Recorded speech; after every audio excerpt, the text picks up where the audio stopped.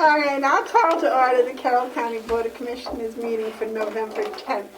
Would you join me in the pledge, please?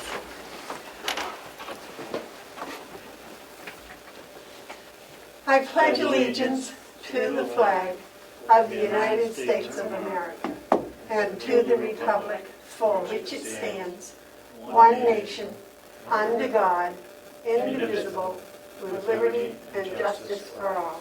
Thank you.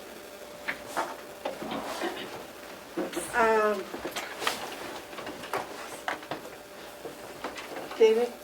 Yes. Yes. Thank you, Carrie. Thank you. At the end of the meeting, I'd like to add a non-public. Let's see, is there any other additions to the agenda? I don't think so. I'd like a motion for the approval of the minutes for November 4th. So moved. One second. All those in favor? Are there any additions or corrections? If not, all those in favor say aye. Aye. Aye. Those approved? Those opposed? Okay. I also didn't bring the signed copy for last week, Okay. so if you wouldn't mind signing the October 28th, you did approve it. Oh, you are just reaching. You can reach. Today is the, what is it, the 10th? Today is the 10th. It is. So this is the one from last week that has to be signed? Yes, please. Yes, yes. You know, I think I was rereading that one last night. Here we go.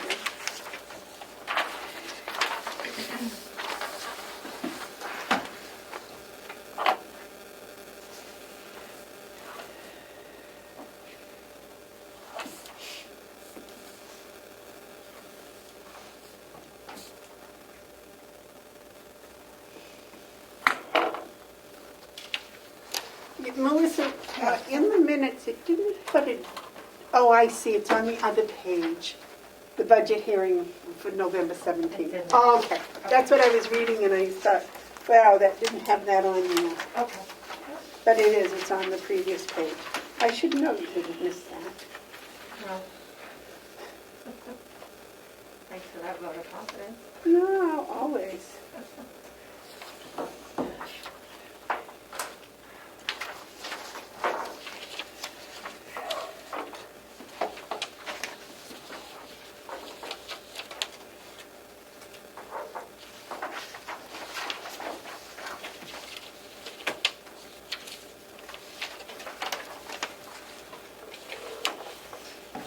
This is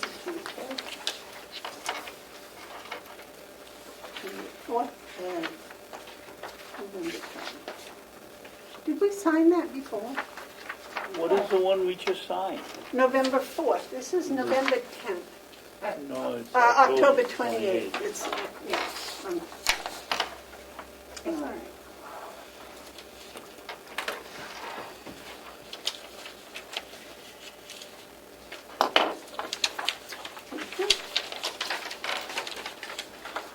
Thank you. Okay, are there any media questions? Damon's on. Yes. Yes, Damon. Would you state your name and where you're from and the fact that you are on Zoom? Hi, this is David Steer from the Comeau Daily Sun, and I'm on Zoom. And my question is, if the commissioners and Fergus can get done at a reasonable hour, sometime well before 3, then I'd like to see if we could maybe just Amanda and Fergus and I, or whomever else, we could talk about the budget. I can't stick around all day, but I think we had talked about maybe talking about the budget today. It's just that I have a supplements meeting at 4 o'clock, so that's what I'm running into.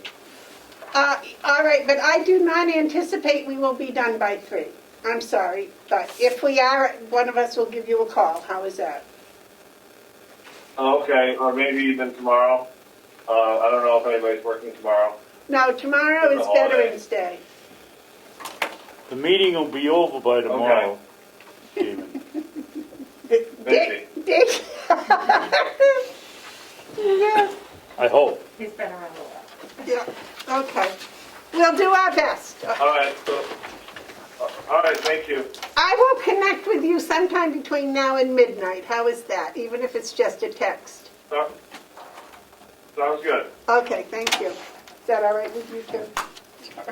Better you than me. Well, no, I'll just tell them we're done. Whatever time that is. Okay, is there any public input? No? If not, the manifest approval for the week ending November 6th was $54,322.17. And our first budget presentation. Madam Chairman? Yes, sir. I believe there's one check in there I didn't sign. I don't remember why, but I questioned it. So if you signed the Yes, others. well, I pulled it out because I didn't see, you said. I signed it after you, so. You signed them and I signed them the next day. Oh, okay. So we ought to check Because I it. saw a little yellow sticky you put on it that Yes, I said did. questioning about something, and I thought you had already answered your question. I don't think I did. Okay. But I don't remember how much the check was for. But it doesn't make any difference. That We'll may get it not be straightened out. the complete accurate figure. Okay, the first budget presentation is the Sheriff's Department. Not here yet. 9:15. Here he is, right on time. Yep. Would you come and sit up here and join us, sir?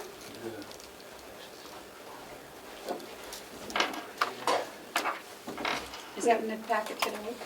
Yes, it is. Yeah. I didn't want to touch it, it was so neat and okay. So we have This this, in this bag. And then in the figured that back out of the yet? packet are two grants. okay. Okay. Usually the outlaw is wearing the mask. Yes, you are. Oh, that's what you Yeah. guys Good one, Dominic. Okay. Oh, it's going to be a good day. How are you this morning, sir? Good morning, pretty good. Yes. Nice day out there today. My chair is always so low. Well, crank it up. What is the number for the sheriff? 41, I just went lower. 4140 and 4142. I'm going lower. 4140. Got it. Here, small technical Where is difference. sheriff's budget? Usually happens here. Ah. Make sure it's tight before you sit, though. Oh, that's so much better. Well, there, you're coming up in the world. Where is the sheriff's budget? Oh, here it is, here. It's in the You can packet. tell, we haven't had much sleep over I'm the right. So long week, yeah? I believe that it is the last two ones on The last two in your packet are his grants. And then the sheriff and dispatch budget are in your packet. Near the beginning. I haven't touched this. I have finance, Yeah, county attorney, yeah. The sheriff is in there. registry of deeds. Should be right after that. Somewhere. Well, one's upside down. That's the registry. Ah, there's the sheriff. Okay. That's unlike you. You usually have everything like in order. I'm getting spoiled. All right, everybody on the same page? I hope you've all got the sheriff's. Yeah, I'm putting it in the book right now. Oh, she's so good. You off that, David? Yep, I'm just getting my calculator out here in case I need it. Well, I must say that I looked at it and I thought it looked like it's a 2% increase. Is that right, Don? That looks about right. Okay. I'd like to know the overall picture before we start. Madam Chair, can I remind everybody to please speak up? You have masks on. Speak from the core. I thought you were going to say, speak from the heart. Okay. We don't have, Okay, can we start with details?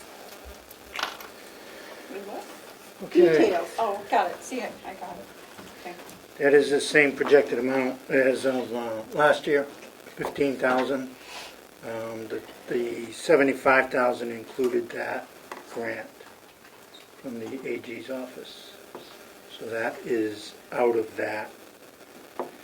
It can go back in later, as we know with the finance department. That was one of the things that we need to look at, is where to put that grant in. That was that special grant, right? Yes, Has that been continued for this year? yes. And where did you put it? You're gonna, right now, find it, most of it in the salary for deputies, which Okay. I don't believe it. Okay. We'll have to look at that. Okay, that's kind of a pass-through thing, right? What comes in, we give out. What we spend, we get reimbursed for. Yes, I mean, it's based on the salary of the individual that's Yeah. assigned, which, the salary is over and above the grant, so. Tickle. We have collected this full 60,000 for the last couple of years. And it's the same continuing grant. Yes. I believe it was 2018? Since we've been doing it? No, before that. 2017? Was it 2/27? Yeah, I think so. Okay, I'm sorry to interrupt, go ahead. Your details, so Okay. that is now. So that going is to be- basically commercial details. Okay. If we work on Coleman's, New England, or Communications, Consolidated, on the road, which we don't get much of, but that's what that's for.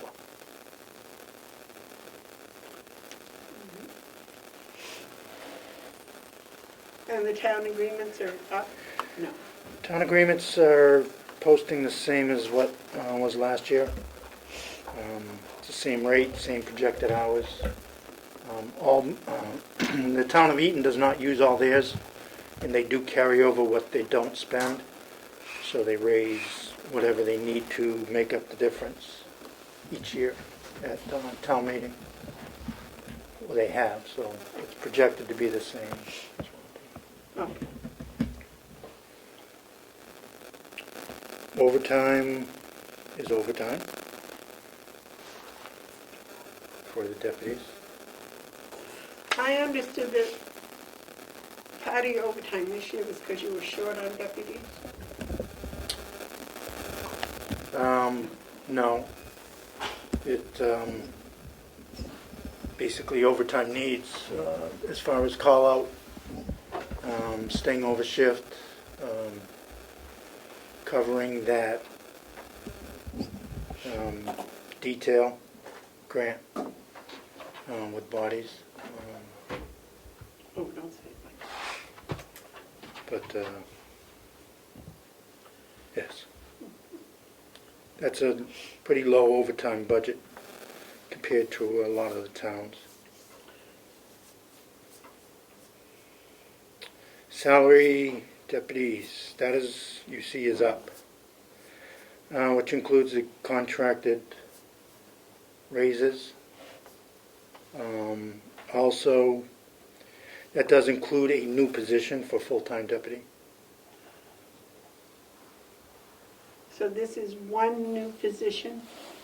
Which I would look to offset by that grant. Well, it's up 300,000, so.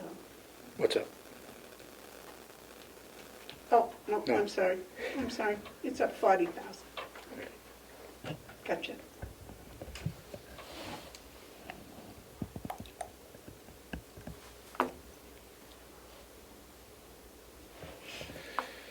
Any Salary, questions on that? You guys all set? Okay.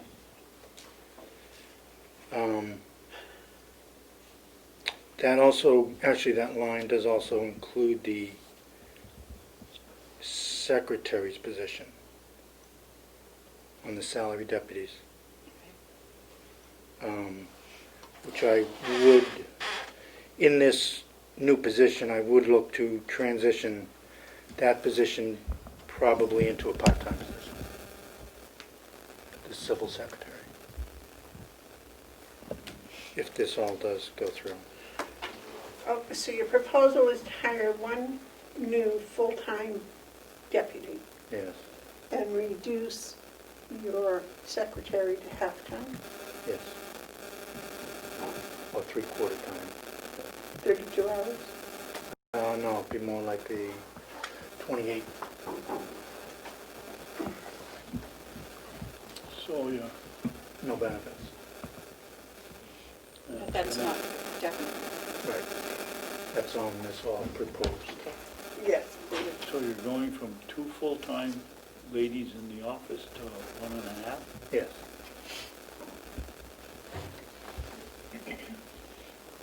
I guess I'd have to ask, Matt, Yes, please. why have we been carrying 2 all of this time if we only needed 1.5? Well, times have changed since Yes, COVID. 2020. And courts have done their business different. A lot of it has gone online.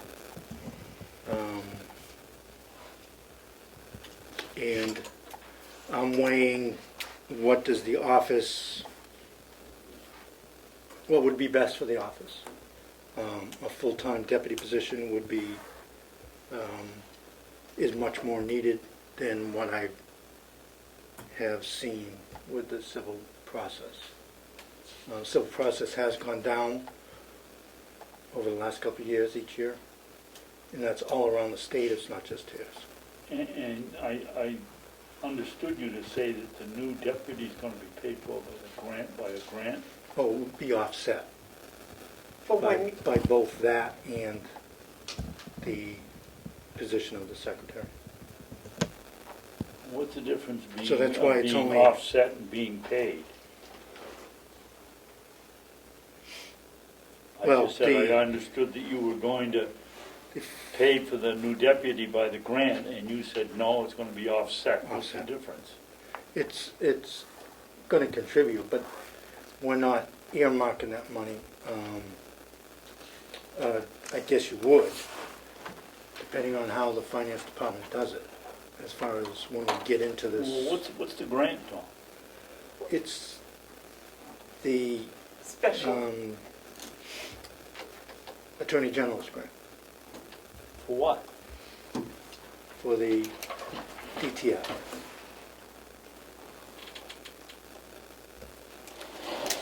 You going to medical school? I can't read that.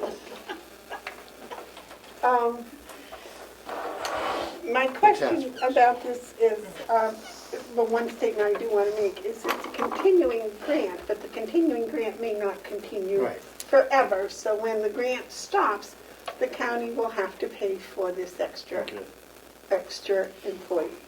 Or they have the option to. Was that what you attempted to write? Okay, that's close enough.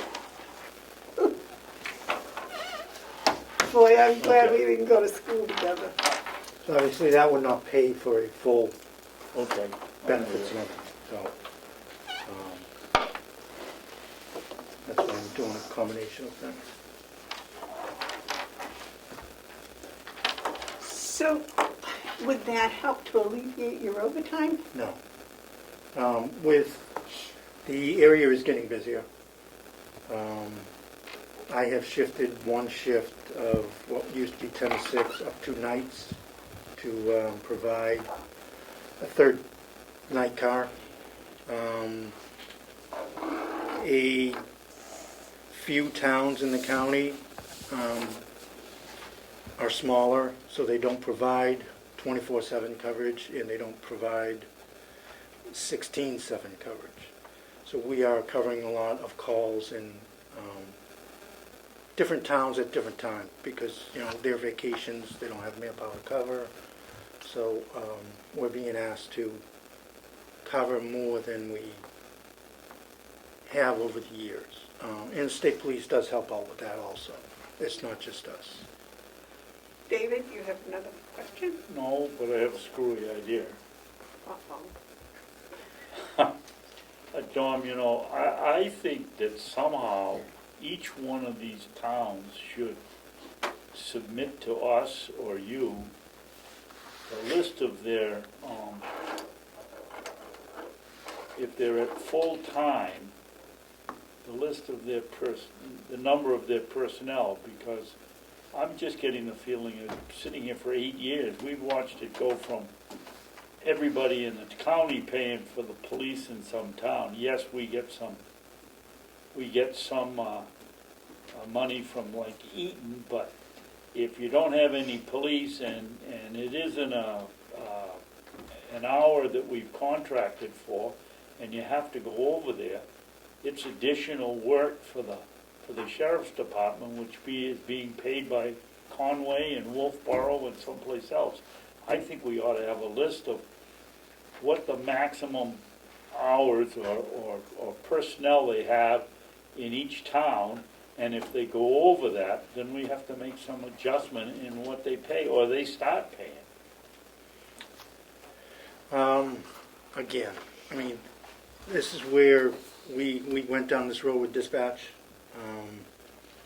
that certain towns wanted to pay a fair share of non-use or use. I'm against that idea. We're here for the county, and the county needs. And it's not just nighttime, it's daytime. The area is just, if you haven't noticed, it's getting flooded with population.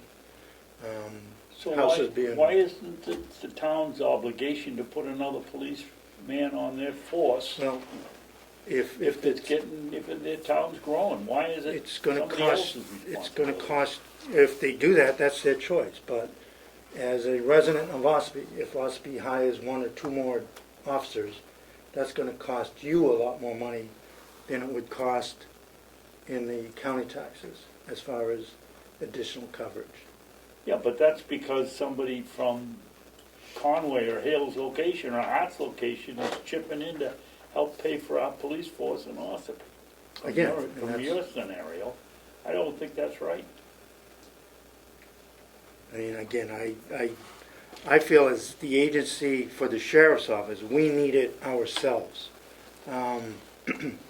Guys are working a lot of overtime, to include dispatch, as you've seen by the budget. So there does become a burnout issue. And just if someone takes a vacation, I have to fill it with overtime. Or shift someone. So there's not enough pieces in the puzzle to continue to do that sufficiently without the burnout of the individuals. Well, I must say, David, one time I saw a sheriff's car go zooming down the road, so I went and followed it to see where it was going, what was going on. And it went to a call in Ossipee, and so I said, well, how come Ossipee isn't here? Well, because Ossipee had previously gone to assist Wolfboro in a Wolfboro call, and so there wasn't anyone available, so the sheriff covered it, and then after a few minutes, the state police showed up, and but the sheriff was the one that got there on the scene and stopped the problem that was happening. So I can see, when people, because I know that Wakefield sometimes responds and helps somebody in Ossipee, or Wolfboro helps in Wakefield. So sometimes our towns are so big that if the town police officer is in the northern part and there's an issue in the southern part, the sheriff can be closer and faster. And the state troopers, they cover miles. Yeah, same as that. So I can see why an extra person with the population growth is increasing. But I do expect that 16 probably gets a bigger share of the sheriff's extra time although I don't know, individual towns now are having a lot of problems with domestic violence and other issues, so I can see that. Yes, Terry? So, Dominic, do you need more? I mean, Oh. what you're, I mean, Don't I'm ask just, I don't want, I'm looking at this and you're saying how, you know, you need more deputies or more staff. We don't want you guys to be, and burnout is not, you know, out of the question. Yeah, I mean, I What- think, what do I we mean, need? I'm always the one that has, through the experience, looked at the budget, and I'm not gonna submit something that I know won't get through. I think another key factor that I've forgotten to share with you is that we used to have a chief deputy. He departed and then came back full-time as a full-time deputy on the road. So we lost a half a position, basically. So we are down a half a body from what we had a year ago, a year and a half ago. So basically, we're only gaining a half a body. Santuccio has taken over that number 2 position, not as a chief deputy, but as a working lieutenant. So he is a 40-hour person, and his duties are shared by another deputy in the office. So we did lose a work of a half a position, basically. So we're only gaining a half in the end. Well, and you're And- losing half a secretary, so. Yes, but through So the it's courts almost- and the work and what I'm seeing, I would be okay with that exchange. So what you're saying is by hiring a one full-time person, you're actually filling in the half that was missing, and you're getting another half from the secretary. So a half and a half is almost a whole. It's not in this case, but it's Right. close. And the benefits you're giving up on the secretary end would come over to the deputy. So that's why, I mean, for the dollar, for the minimal cost it is, I think it far outweighs the use of it. I have no problem with you hiring another full-time deputy. Do you, Terry? No, not at all. Do you, David? No? I think David's most objection was about losing half a secretary. Is that right? Yes. Wondering why, and he explained it, why all these years we've had 2 and now we only need 1.5. But he explained it very nicely.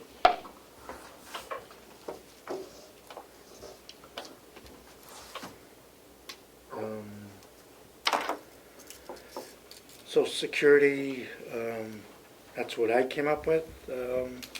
When the numbers get hardened by the subcommittee, I'm not sure if that will change or not.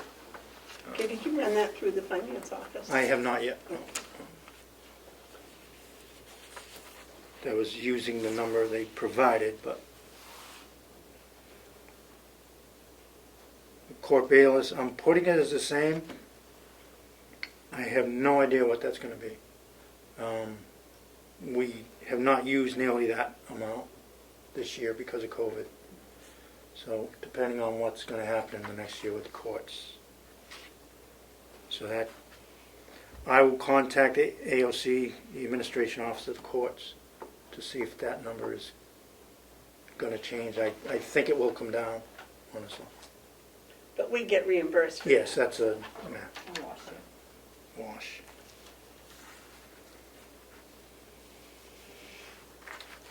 Retirement, that is the number I came up with using the new numbers that are going to be changing in July. So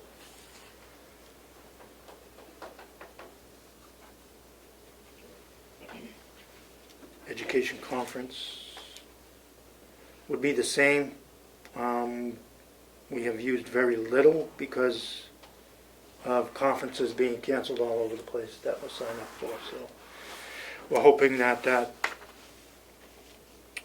is relieved next year. But if not, then we probably will be paying for some education through webinars or whatever. And as you know, the Academy has had to make, or will be making, a large amount of changes in how they operate. So that's yet to be seen.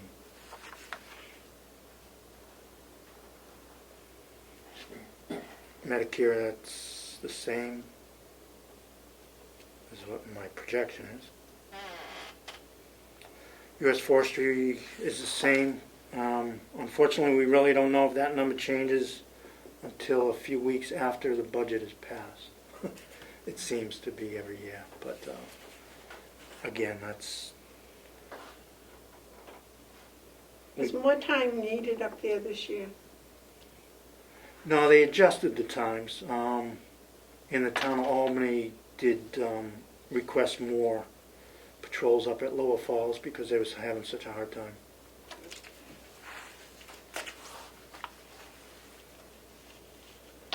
Madam Chair, Yes, sir.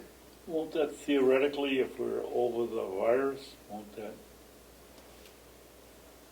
maybe decrease because people will not be home and looking for something to do?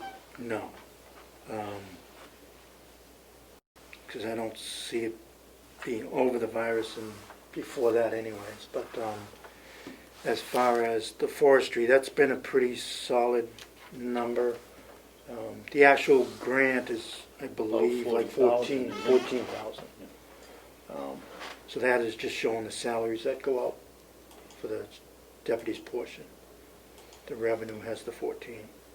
And we did get an extra 2,500 a few weeks ago, last month, that we've begun to continue to work. That is mainly looking for illegal campfires up in all the side roads of the forestry, is what they want to use that for.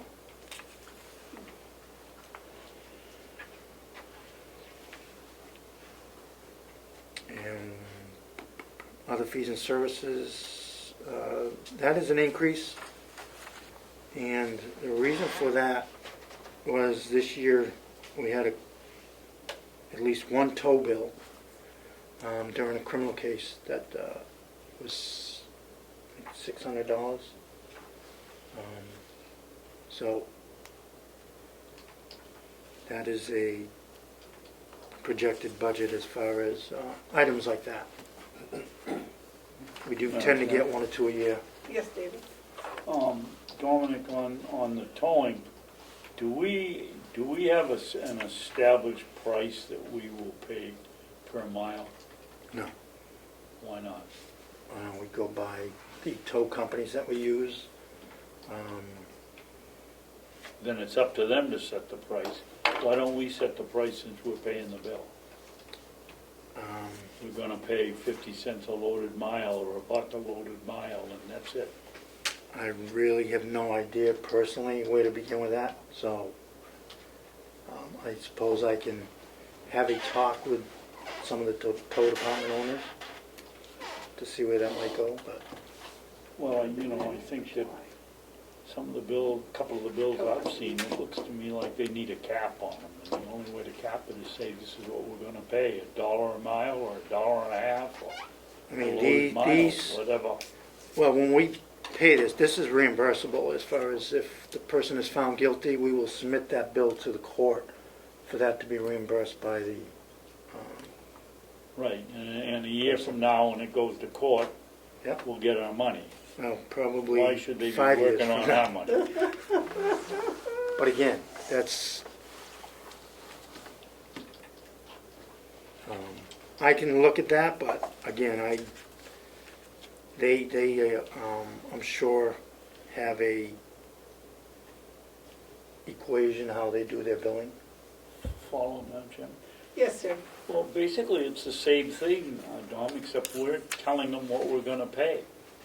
And they don't have to take the trip if they don't wanna pay for it. The court's gonna say, yeah, you reimburse the county in a year and a half when you get it settled, but there's nothing that prevents them to saying, oh, well, we spent $1,000 on this tow, and we don't know. I know that if there's an accident, I don't think I see tow trucks racing to get there, so I don't think there's anything established who gets the tow out of it, or any time to check to see if each one of them is going to, where they want the car towed, or what the lowest rate's going to be. No, I mean, most towns have a rotating call for tow companies. That's how their accidents are handled. So we don't call them?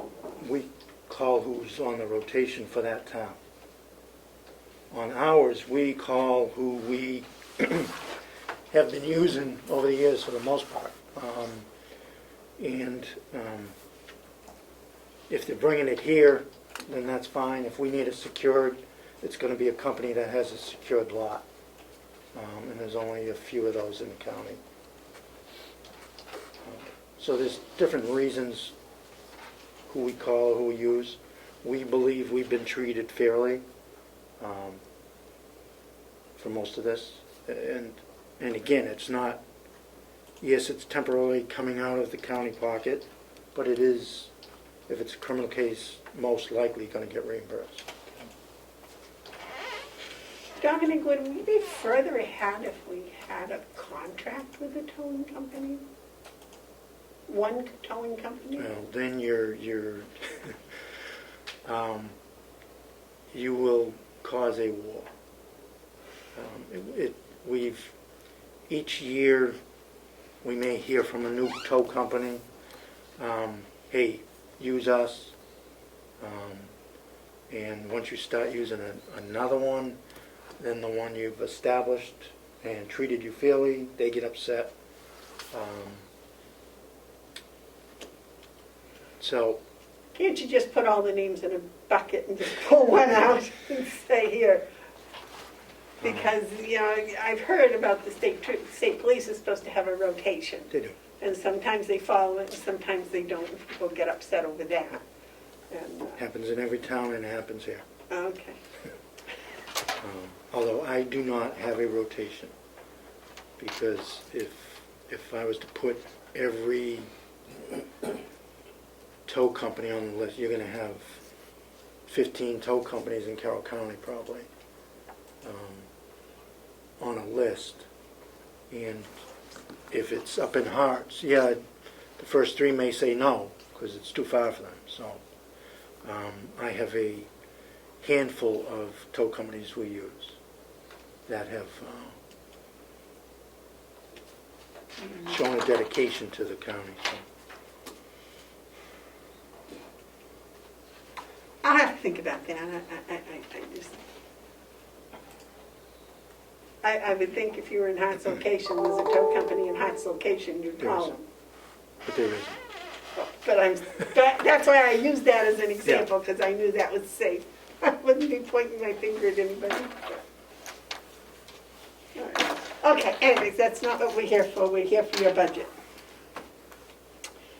Office supplies, how much of that is copying? None. None, and it has its own line. Okay. Dues license, that's the same. Canine expense, the same. Investigative supplies is down 500. Uniform expense, the same. If you hire another officer, will that go up? No. At least not the first year. Madam Chairman? I don't, Yes, I David. don't see it. David? Dominic, what does it say in the contract about uniform expenses? Is it just cleaning, or is it? No, it's cleaning, provide the purchasing, uniform. Tailoring? yes. Cleaning, purchasing. Does it Anything that specifically gets say done. tailoring? No, but that's part of the uniform when you buy it, and if they pull a pair of pants that or the hem falls, then it has to get restitched. Yes, we pay for that. So it's upkeep and it's maintenance and providing uniforms Okay. is what it is.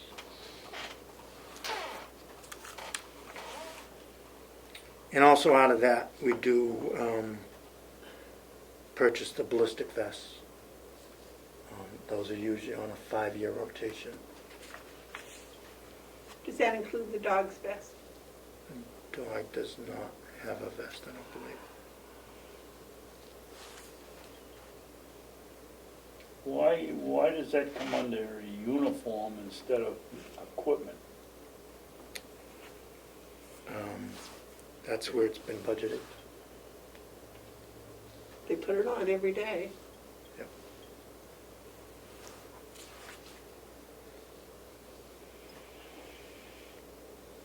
Radio communication the same. Vehicle lease went down. That is your last lease purchase. So after that payment, you will have no more leases. Madam Chairman? Yes, David? We kind of skipped over radio and communications. Yep. Does That number's Ossipee Mountain still have the Motorola? Are they the exclusive Yes. Motorola for this area. repairer or installer? So we're tied to that. Yes. Thank you. So the 8,100 pays off the lease on the last car, Yes. and you're not buying a new car this year? That would be in capital. Okay. Sorry. Vehicle expense is down 52.50. Hoping the gas prices don't double.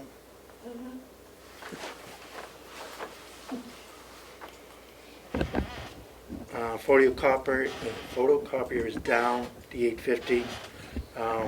Those were also on lease, so that lease is complete on the copiers for our office, so we own them. So that's just maintenance and paper or maintenance and paper. The ink is part of the maintenance. They were on lease. Yes, lease to own.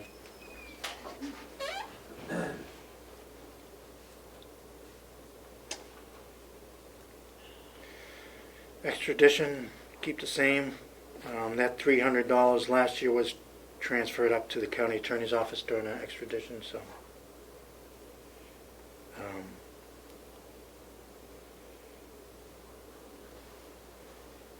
Firearm training down 500. Is that ammunition? Yes. All anything to do with firearms, handcuffs, tasers, things of that nature. You have to replace your tasers every year. Yeah, we're actually in the process of turning over the tasers because they don't make the model anymore, and they're finishing not repairing them anymore. So we are in the process of turning those over. Wasn't To the there a newer problem model. with battery life on the ones we had before? Seemed like we were all, you came in a couple of years Yeah, we buying purchased new batteries. for the but- tasers. Yeah, they don't last forever. Yep. And they don't. Even if you don't use them. Yep.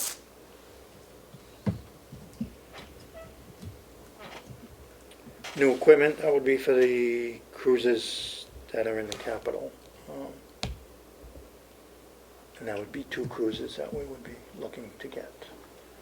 And we still don't have we still have not ordered the 2 cruisers from 2020 because the state bid has not happened yet, which is ridiculous. Is that anticipated to be done before the first of the year? They have pushed the state bid closing date up 3 times. Out further, and it's now, I think it's opened again till now, the November 13th. That's the close of the bid, and then they have to award it. So So it's you really causing, need to encumber that. if possible, yes. I mean, we're hoping to get them ordered by December. And then it's a guess on, we may see them late spring because there's going to be a ton of orders being put in once that state bid comes out. Well, if they do it alphabetically, we'll be at the first. I'm sure the state will be the first in line.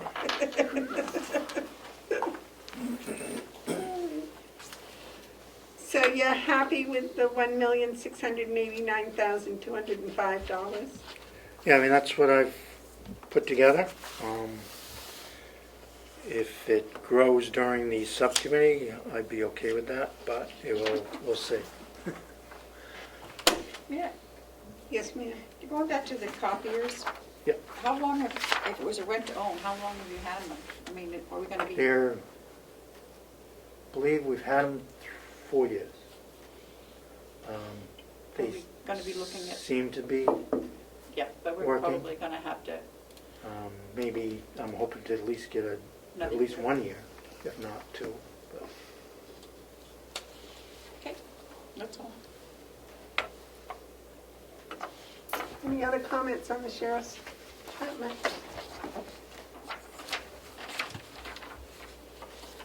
In that, were there any raises for your non-union people?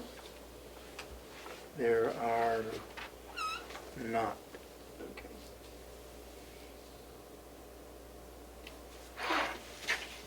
I mean, typically, if I give part-timers a raise, it's within the budget. I know, That's set. typically, everything you do within your budget. So it would just mean less hours available. What employees would he have that in the union? Part-time deputies and, Part-time deputies are not in the union? no.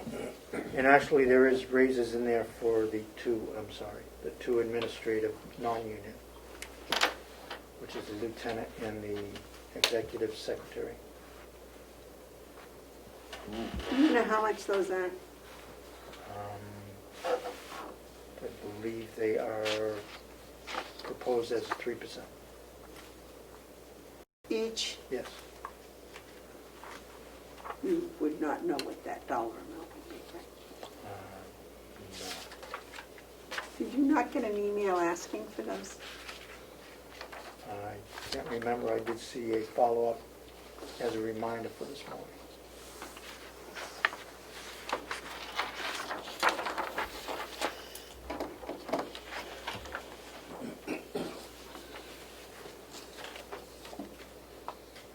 So we're going to need an amount for the lieutenant's increase and for the executive secretary's increase.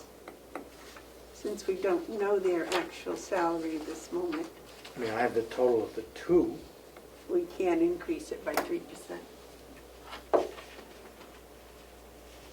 That's what you wanted, right? Both of you wanted the individuals, correct? The positions. Yes, Dave? Is that what you wanted, David? What? The individual positions increases? When, my question right now? No. Last week, when you were talking about salary increases, you wanted the individual's increase, each individual's increase. Well, no, not particularly. I wanted to know what the increase we were going to give the non-union people that work here. Right, that's what I just asked you. I was And just, and he gave it to us. He said 2%. 3%. He 2 or said- 3? 3. Oh, I'm sorry, I thought you said 2. Thank you. Yes, that's what I wanted. Okay, so I just want to make sure that I was requesting what you two wanted, make Yeah. sure we were all on the same page. Okay.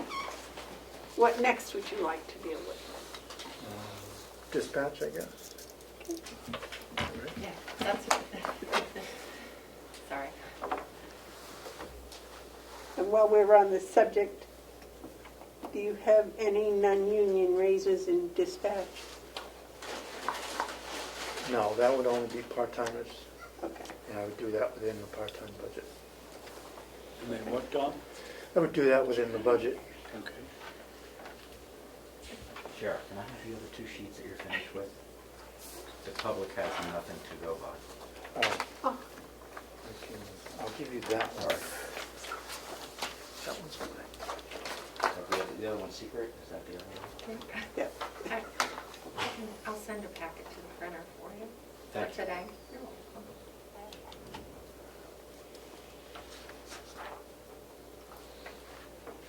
Can Laura get that up here to him before we start the budget?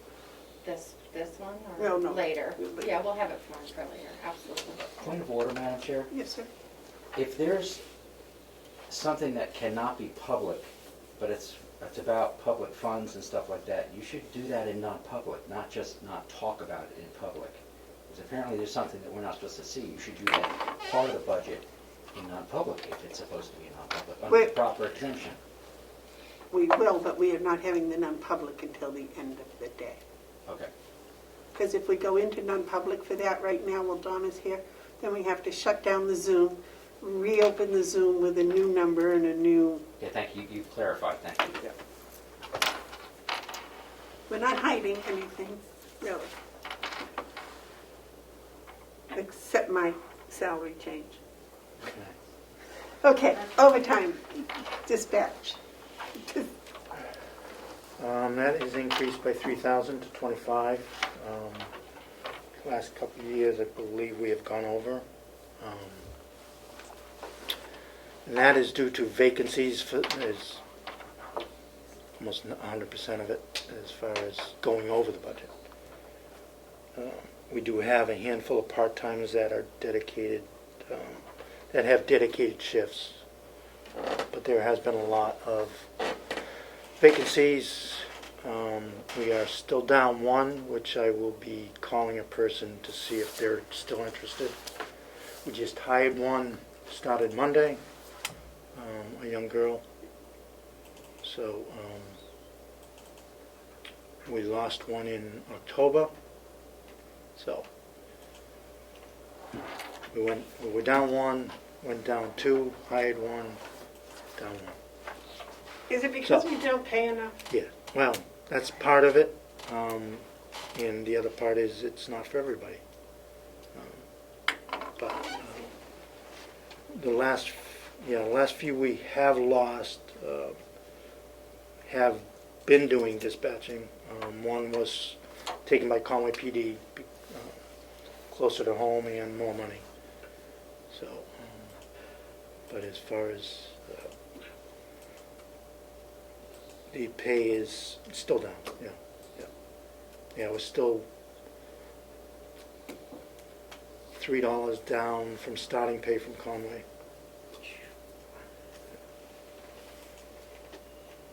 And The I union- dare say that, not belittling Conway's dispatch or Wolfborough's or anyone else's, but the amount of work is hugely different. So, Is that something in the future we should look at for a market adjustment just for the dispatchers? yeah. Can we do that without upsetting the whole union? Yep, I have no problem, Lynn. We'll be up for a contract next year, so, Yeah, but that's the union Coming fall, contract, right. that's not the... which it can be done in that also, so if the union's in agreement. But I have no problem bringing that up then. Full-time dispatchers do you We have? have 12 positions, Are those all full-time? all full-time.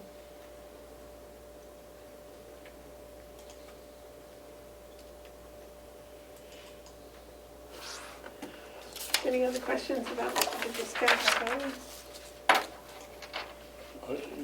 We're gonna get a line item transfer for overtime pretty soon? Do we want to do it now or in December, or, Well, 'cause it's not done? We're not done, so, and we're over, why don't we do it now and put enough in there that we're sure will cover it? All right, I can look at that for Well, that's my, a meeting coming up. I was thought legally we can't overspend a line. you can't. Well, it looks like you already have. Yep. Well, I don't think we can legally do that. So probably a line item transfer Right away. might be something you want to do so that you're Yep. not breaking the law. I kind of like following the law, especially by our law enforcement agency. And it would be expensive to put bars on the windows of the vehicle you drive. We will, Do you think that you're,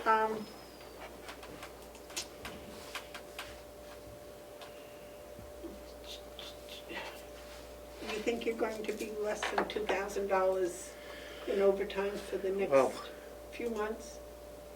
2 months? I would have to look at that. Yeah. To before see I if- answer that.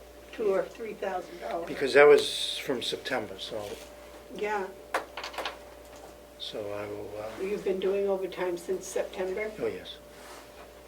No one notified you that this was over?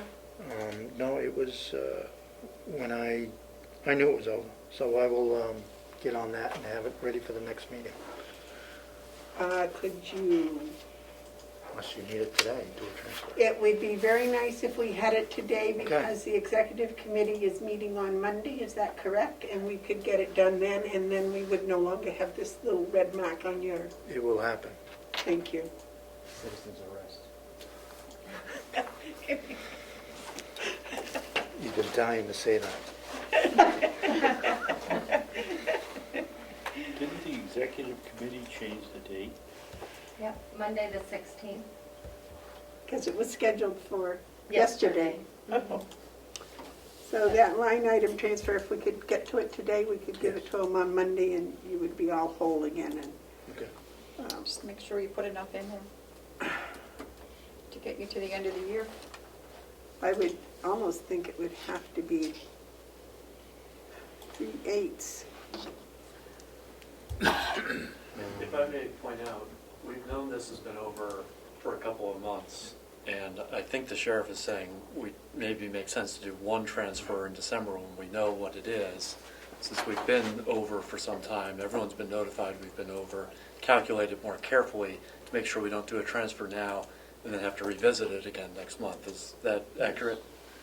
The only problem is that's against the law. So is it? I think it's gray about when you can go over. Obviously, we need to do a transfer before the end of the year, but it doesn't specify whether you can go over and then adjust it after the fact. No, the law says that no employee or, I guess, employee or county or anybody will overspend a line item that's not appropriate. And that may mean within the annual budget year. As far as by the end of the year, if it's all washed out, then you should be fine. Well, I think that's why the delegation insisted on line item transfers, was so that we didn't go over the line within the year, even if it meant revisiting it several times during the course of the year. I did read the statute, and it is ambiguous. Oh, They all. And because, we sometimes go over, and, but we track it, we document it, we do a transfer to adjust it. well, the standard operation and procedure that has been around here has always been to not allow the lines to be overspent. Yeah. So, Yeah, I don't think it would be tough to be black and white on that as far as, because if you zero out a budget, and then a bill comes in or something comes up tomorrow that once you pay it, it's over, you can't do a transfer before you pay it. but you're supposed to be aware that you've already spent, or said you're going to spend this money and respond to it. That's been one of the issues for the past several years. I don't know about the other two commissioners, but I, for one, would prefer you do a line item transfer today so we can give it to the executive commission. What do you And think, Gary? I'll project out December. Okay. I don't want to be in trouble the last 6 weeks I'm here. Thank you. You're gonna get blamed for everything. I know it the minute I walk out the door. That's okay. David too. David's been here longer. He'll get more blame, so. Okay. Okay, on to salaries. So that is up, contracted items, there's no new positions there. And that is projected with a full slate of dispatchers.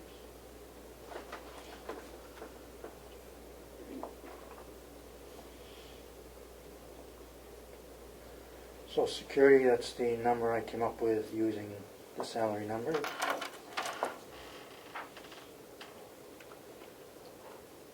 Retirement, there is also, goes up in July.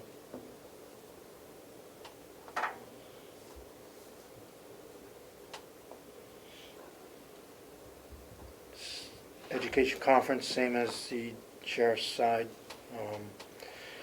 Even though not much has been used this year, we hope to get back to it next year. Medicare, that's a projected number using the equation.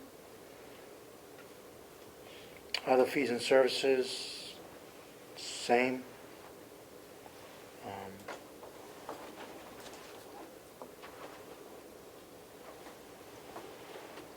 Office supplies the same. NCIC terminal, I guess hold that dollar. We have not heard anything from the state Really? going back to a fee. I think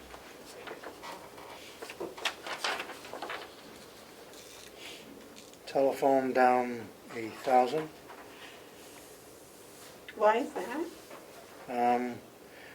Last year was I think a new, if I remember right, it was a new change in the telephone line items between the sheriffs and the dispatch to try and tighten it up. So after seeing it for the full year, that's a new number. Well, that's good. Radio communication down 1,000. Travel expense, basically that's a whole 200, just in case. Photocopier expense, same as the sheriff's side, that the lease purchase is over. Do they use the same photocopier? No. they So have that's one in a dispatch. second photocopier. Yes.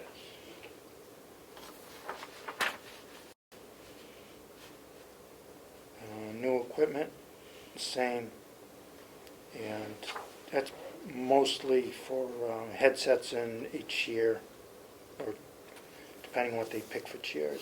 We've been purchasing a few a year, but they don't hold up as 24/7. So,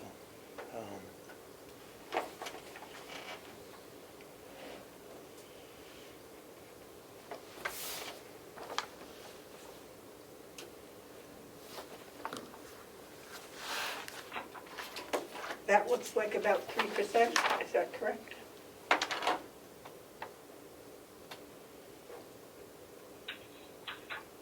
Two and a half maybe.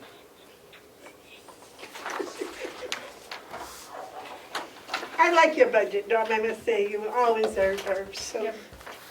tight and close and so, Yep. well done. Any questions for Dawn? Excuse me, any questions for the sheriff? All right, He also has 2 grant packets. yeah, got them right here. All right.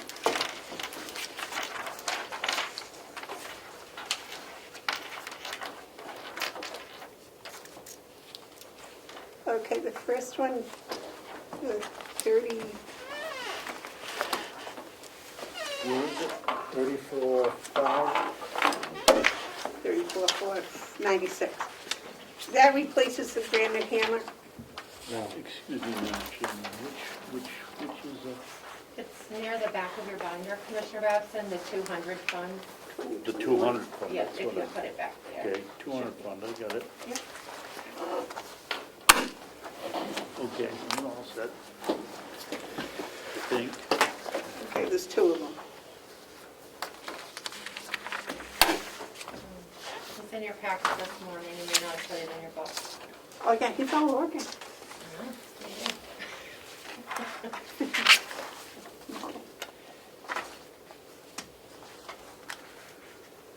Which one would you like? What do you have, 34, 495? 196. 496, okay, let's just round it up. Okay, I don't know what I'm missing. okay. That is the new MDT grant.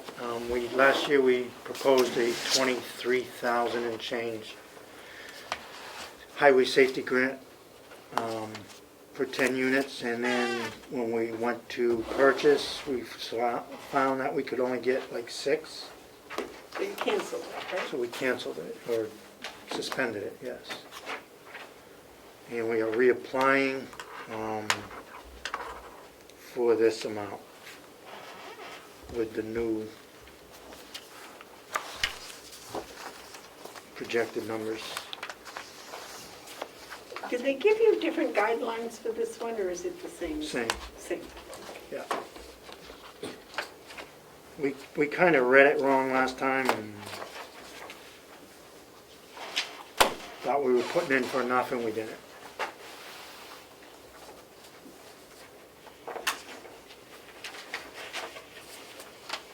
And that would include, the hope is for 10 MDTs, mobile data terminals, and 5 printers that would go in the cruises.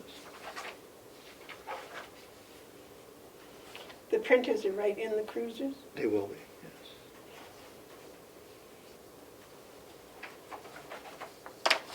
I should get one of those for my truck. So I will be bringing this application to you, hopefully next commissioners meeting, to sign. Okay, do you need that front page with the questions on it? Do you need another one? No, I will fill that out. Okay, thank you.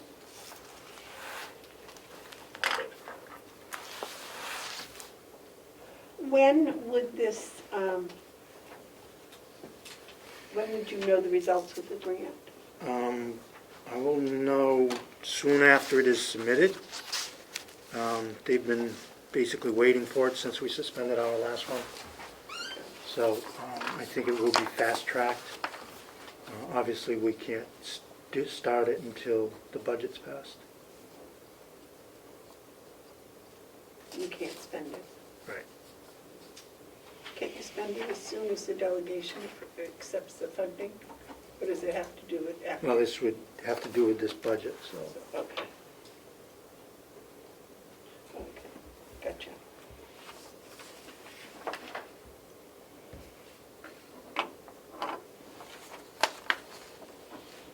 Madam Chair, can I ask a question about that?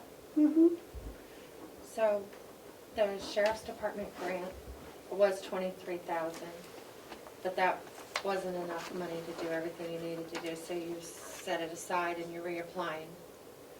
But you've already appropriated 23,000. If you're awarded the grant in December, could you encumber this over and start, or is it an all one thing? That would be, oh.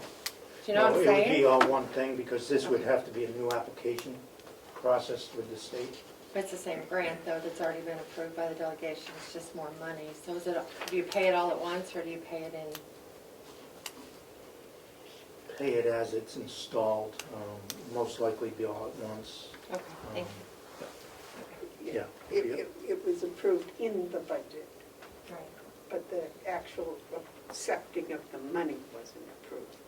So my take on it would be the 23,000 that was approved wasn't spent, so that would go into the general fund unless they uncover the grant. And then they would only have to raise. 11,000. Right. Okay, thank you for that. This And is then- one of those things, we spend it before we get reimbursed. Yeah. And it's not a full match, just so you know, if you didn't know. Yeah. 18,287 basically would be reimbursed.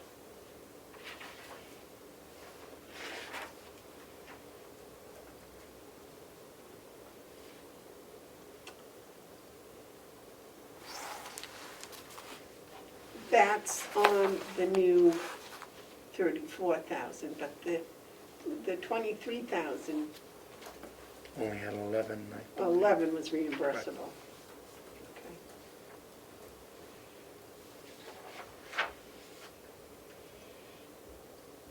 Okay. Good. You have the application all ready to go? No, do it at the next meeting.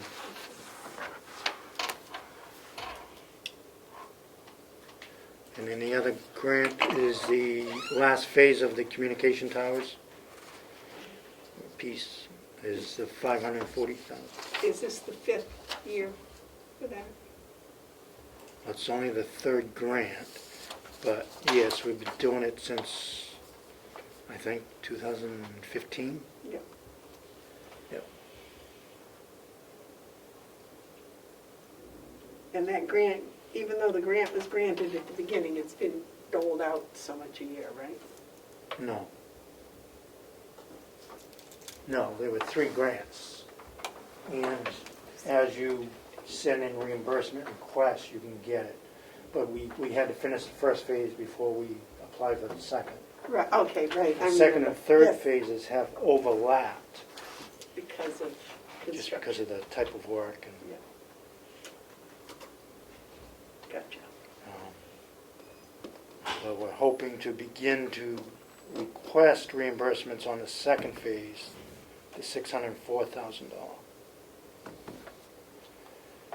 Are they about So- finished?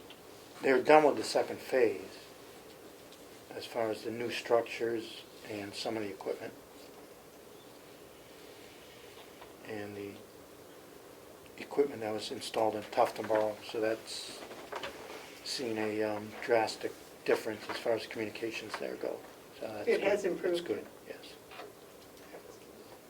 Now, our tower out here is all finished, right?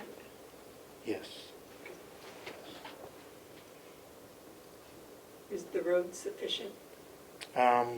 We've talked to Will, I mean, we'll keep it up. We'll see how this winter takes with it. Didn't they rebuild the road up there a couple of years ago when you started They all did this? some work, I mean, and then this excavation company did a lot of work prior to the tower. Any other questions about the towers? David? No. Okay. So the last one is the 540, and that is 100% reimbursable. And that'll be mostly equipment, well, be equipment all to fill in some voids around the county.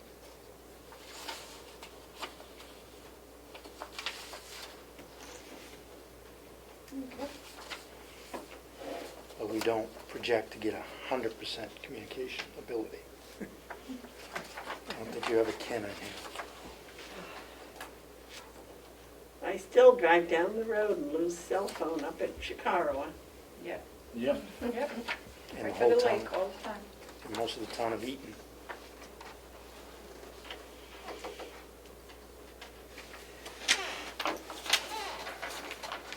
Okay. Anything else?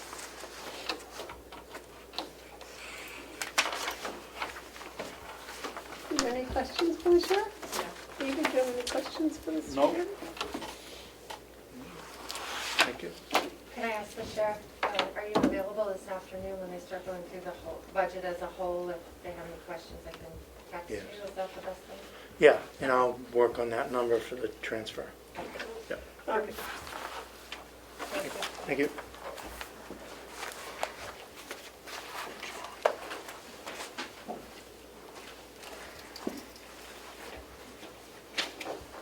Dominic, your radio. Oh, As long as it wasn't your fire alarm. He wouldn't have told you that. All right. I believe the next is IT. and With, that budget's in your packet this morning, as well as a breakdown by department. well, wait just a minute because on I'm like, David, I'm not gonna. I didn't put everything away. And if you put it in your binder, it's 8,000.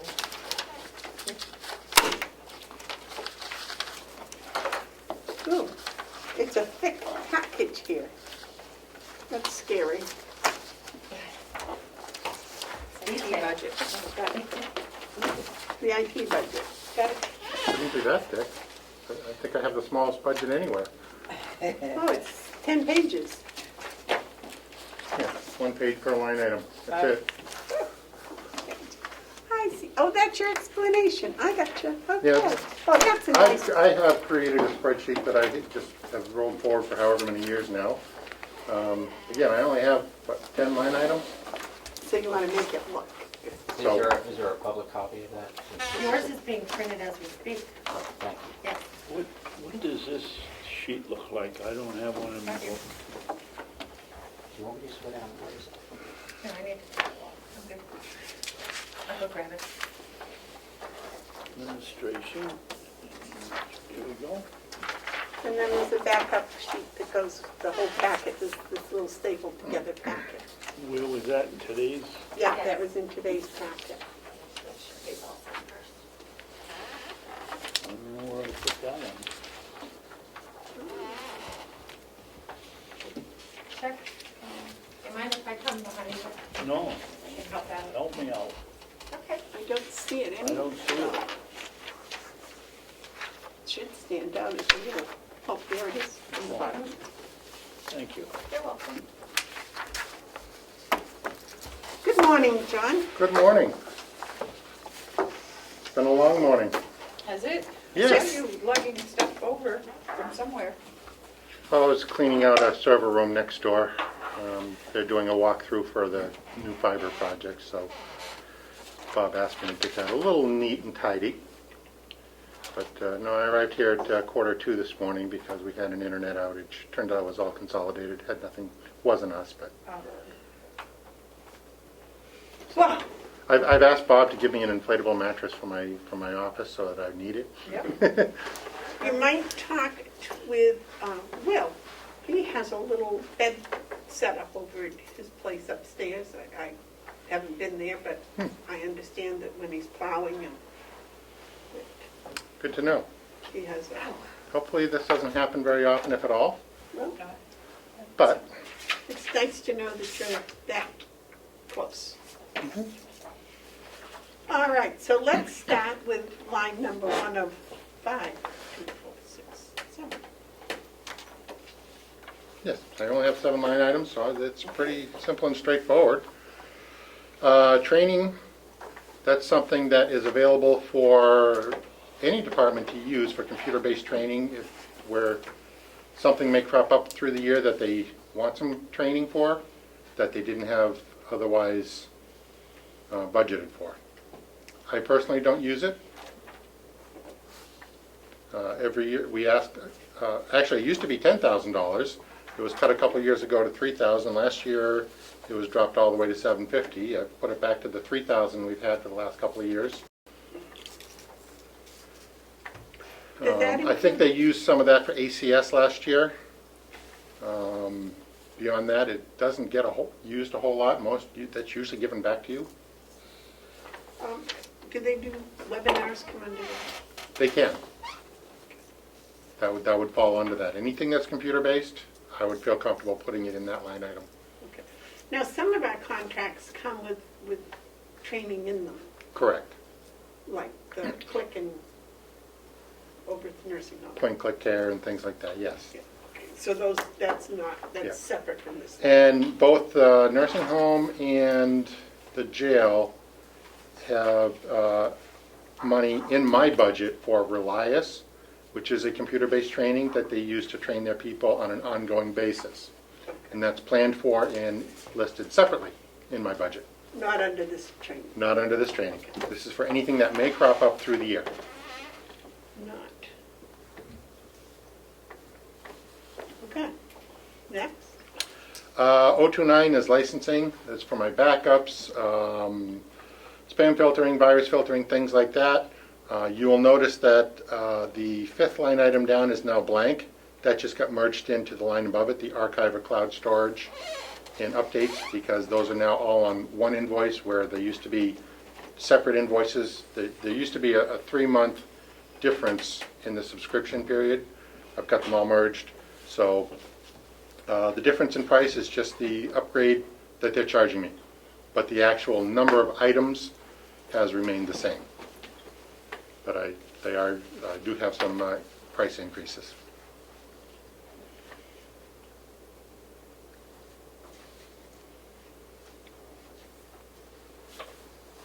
Oh, I see, you did 2020 after 2021 on your little sheet. Yeah, that shows you the previous year. Yeah, okay.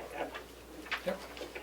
Yep, Every year I just move it over and then gotcha. fill in my new amounts. So it's basically a $3,000 increase. Correct.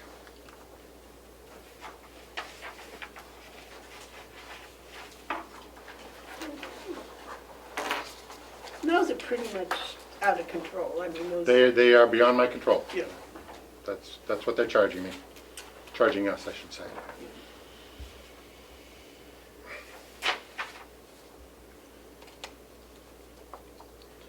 Uh, 036 is just my supplies and repairs, and those are all the things that I purchased throughout the course of the year to do what I do.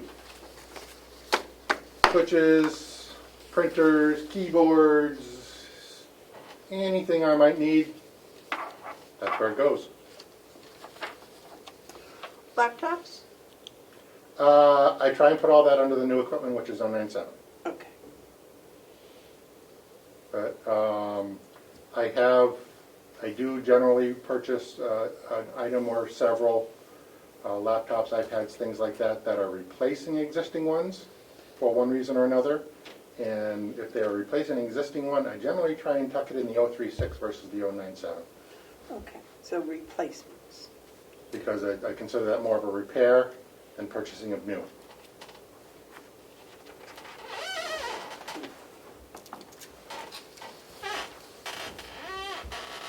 Well, if they're they outdate, I suppose it is.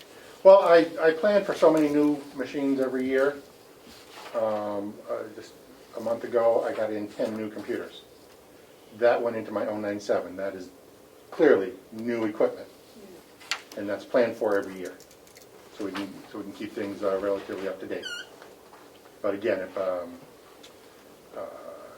think one of the county attorneys dropped his tablet, and so I had to buy a replacement because it was damaged beyond repair. And so I put that in the 036 because I consider that a repair. Do we have insurance for those? It's not worth it. Okay. They don't cost that much. And all the labor is covered by your contract. Any questions? No. Any questions, David? Okay, next. Let's see, computer expense contracts. Those are contracts that are for specific departments. For instance, the nursing home has point-click care. They have Relias. Jail has Relias, and Westlaw, which is their law library. County attorney also has a Westlaw contract, and their PBK. All those contracts come into computer expense contracts, and this reflects a small increase, expected increase from those vendors. But I don't believe there's anything new this year. So the jail doesn't have a line for Westlaw? They do not. It's covered under my budget because it is software. And I've tried to absorb, since I've had a budget, I've tried to absorb all the other departments' individual software contracts. The sheriff has their IMC is another one. And if you go through the pages of it, the support pages I have, I list out each individual contract by department and the amount that I have budgeted for that particular contract. It's all in my spreadsheet. But not the finance office? Finance office does not have a software that is specific to the finance office. They have a software which is really considered countywide, and that goes down under my 098, which we'll get to when we get down there. Would that include the software in the deeds office? I don't have any software for deeds at this point. That answered my question. Anything about software? David? Okay. Communications, that is phone and internet service. Based upon this usage, I've added an extra $250 for next year. Now, we just got information, Melissa? Yes. What was it that Dominic is going to be, he added in that's going under my communications budget now? Is that the server? No, not the No. server. There was something that just came in yesterday, I believe. Oh, I don't have it, I'm sorry.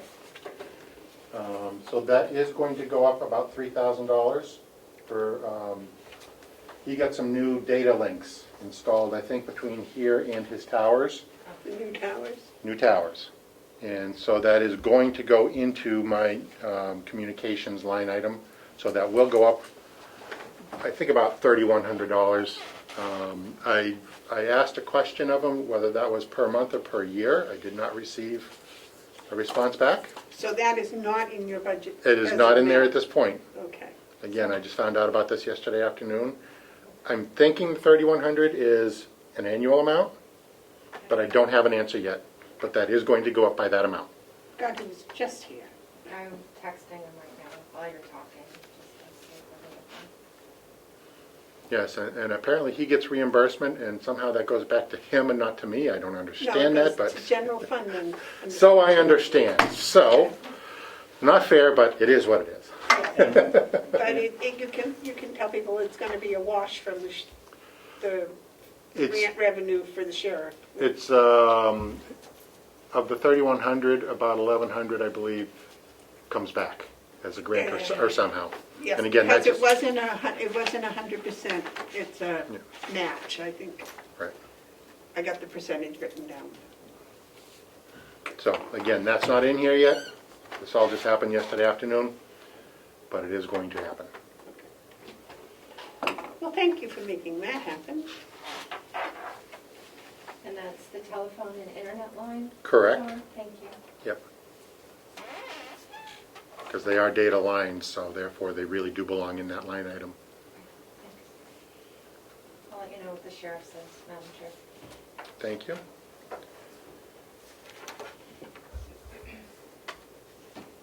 Okay, telephone and internet will go up.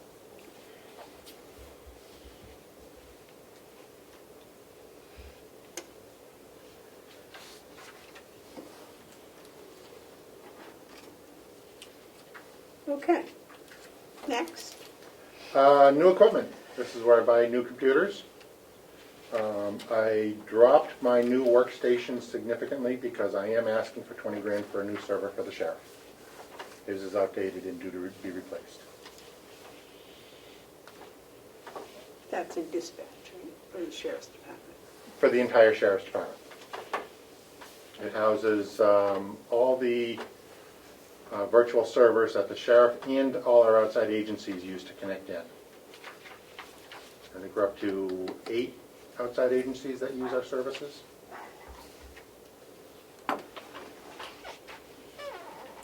Okay, this is probably not an intelligent question, Mhm. but why isn't it on this cloud? We don't want information like that on the cloud to begin with. And everything remains here in-house under our control. Because of the sensitivity of it? Absolutely. Okay. Madam Chair, can I ask a question? Sure. About the server? Given that it's the life of a server and the cost of a server, is that better for under capital rather than in the IT budget? Actually, Fergus asked me that question. Historically, I have absorbed the cost in my budget. I think 1 year is, I think there's only the second time I've asked for a server since I've had my own budget. Prior to that, I honestly don't know whether it came in as capital or general budget. How long do you expect the server to last? I get good 6 years out of them as primary use, and then they become my emergency backups for at least another 3 or 4. So the one I'm replacing does not go away. It becomes my emergency backup server for many of those virtual servers. I think we established that for capital, if it was 3 years or more, it could go into capital. Didn't we discuss that? It was 3 or 5. I don't remember. But in either case, this is more than either 3 or 5. Mhm. So I'm thinking that Melissa may be on target here about seeing about putting it in capital. Fergus, what's your opinion? Yes, I think it's a capital item. Well, that fixed your budget nicely.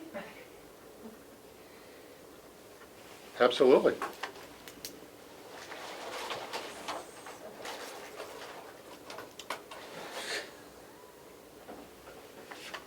So we'll just move that right over to capital.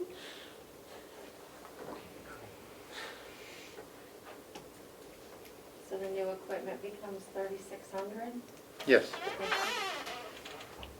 3,800, yeah, that's an it. 3,800. Oh, I have 36, okay, thank you. Mine says 38. Yes, so does ours. Come on, I don't know what I'm looking at. Who typed this thing? Thank you. So we just eliminate the little 2 out in front. There we go. That's one way to balance the budget. Mhm. Okay, next. Is there any other new equipment you're asking for? No. No, I'll have a limited amount of new PCs. Probably reserve most of that in case we have new positions. That we've had a lot of that this year. Yeah. Hopefully that'll be a little quieter for the next few years. Well, depending on what happens, if you move over people into the annex and things like that, I may have new spots. I don't know, but you know, we're in good shape here, computer-wise. The life expectancy of a PC is as long now as it ever has been, with the advent of solid-state technology. Has anyone asked you about the, some sort of estimate as to what it would cost to activate those offices in nursing home annex? No, until I actually have some sort of drawings as to where you want people and things like that, I can't begin to give you any kind of an estimate. Okay. I need to know where people are going to be, including where you're going to stick me. Well, Be nice.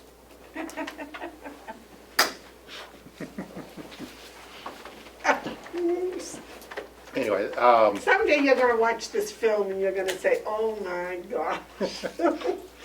now keep in mind that I do have an office over in the annex now. Doesn't have to be right exactly where it is. I can be in one of the former resident rooms. I really don't care, but it will have to be wired up for what I do as well. And painted. Sure. I'm not picky about that. Okay, next. Finally, our countywide contracts, and those are software contracts that really don't belong to a specific department, but service the entire county. The top and most expensive, of course, is for me. And as you know, that my contract has remained static for the next 5 years. I did include 2 months' worth of support for Registry of Deeds, because the tentative game plan is to have me start supporting them in November. Oh, not till then? Not till then, because they're good they're good till throughout 2021. That's when their contract ends. Exactly, and then they're going to bring me in so that there's a 2-month overlap,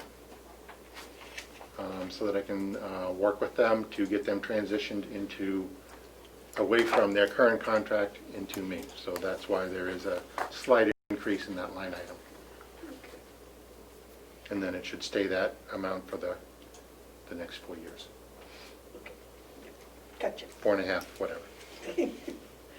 Okay. ACS is our accounting software.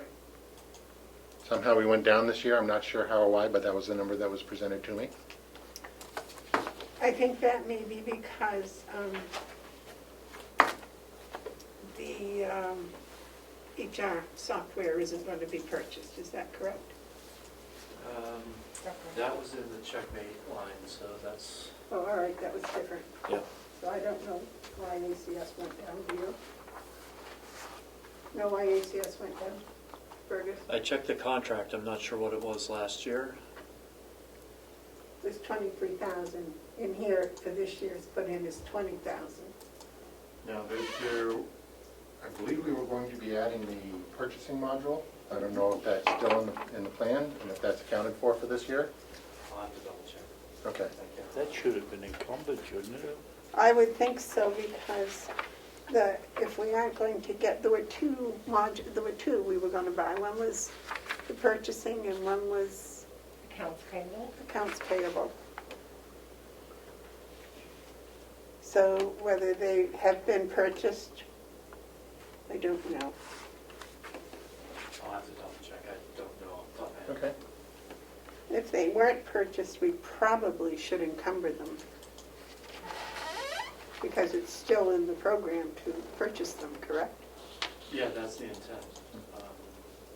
I'll follow up. Okay. Make sure I have enough money in my budget for ACS for all the modules, please. Yep.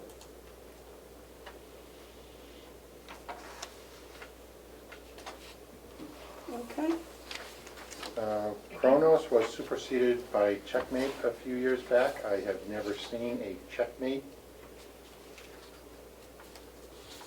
invoice of anything in my budget. I don't know if that really belongs in my budget.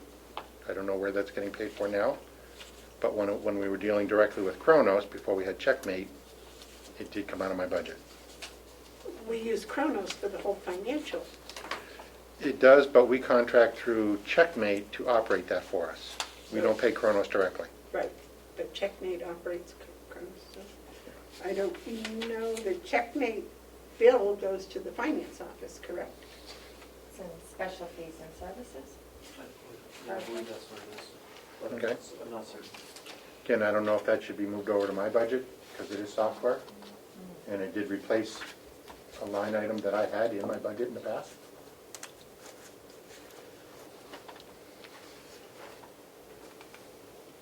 Well, the special fees and services has kind of been a basket to catch things in. So,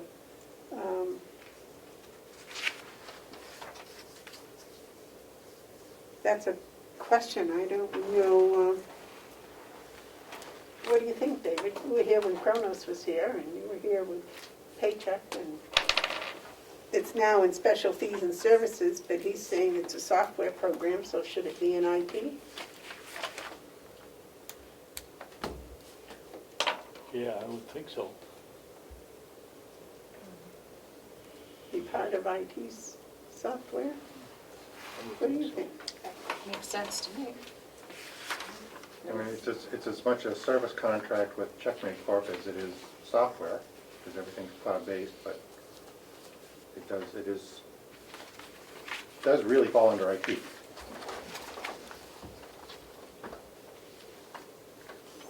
You've read the contract quite thoroughly.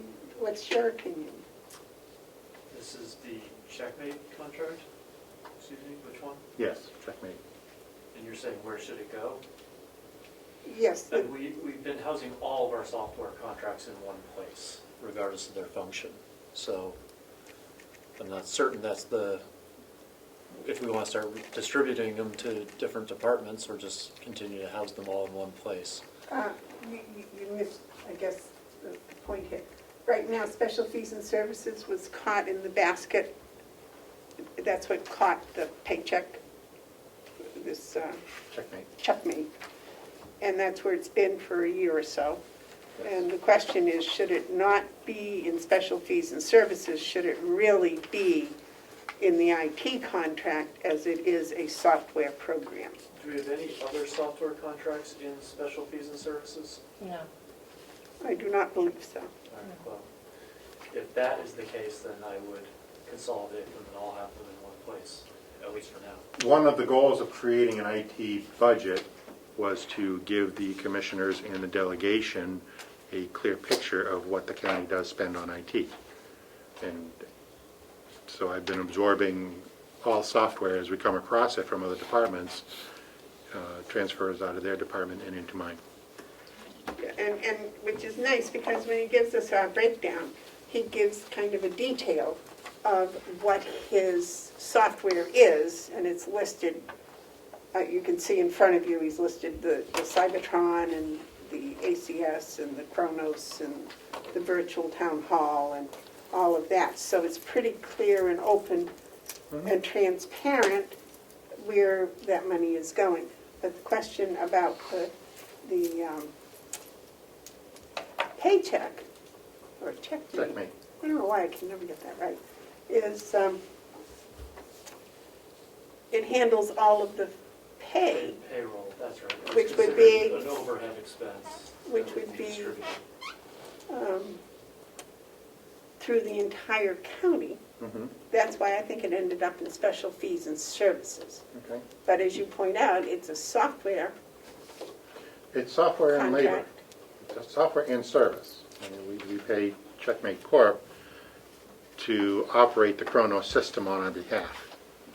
Yes, it is the Kronos system, Right. supposedly updated. So that adds 89,000 to the IT budget and takes it out of special fees. How much? 89,000. Holy. Well, that ruined your budget. Well, I don't know. I think- As long as the general fund is offset by that same amount, then ultimately it doesn't. Well, I think, I don't know. We do have other countywide things under his budget, for example, ACS, Yeah, so. so, you know, and his Cybertron contract is countywide. Yeah. I mean, that is for everybody, all departments. So I don't know. I would tend to probably go with the experts' opinions. Madam Chair, it seems like it was put under special fees and services because it was a new idea, contracting out for payroll services, and a lot of times when it's a new idea, it starts out here and then ends up where it's supposed to go eventually. If I remember correctly, that was so it would stick out. I think it was put there for just the opposite reason, but that's fine. Oh, okay. Well, you all make a decision as to whether you want me to absorb that or not. It doesn't really matter to me. Again, I'm just offsetting somebody else's funding, so. Right, it's all going to stay. I don't know. You're going to have to live with it. What do you think? I think we should put it in IT. You agree, David? Yes. Okay. If there's no objection from the experts, then let's put it in IT. And what was that horrible number? 89,000. Is that an even number, 89 even? Fergus, is that right, 89? I think that's what we're using, yes. Okay. 89. Okay. So consequently, the IT budget is way up. Let me see what we can do to slash it. Well, we saved 20,000, moved that to capital. That's right. So actually, it's only up 69,000 plus 71,000.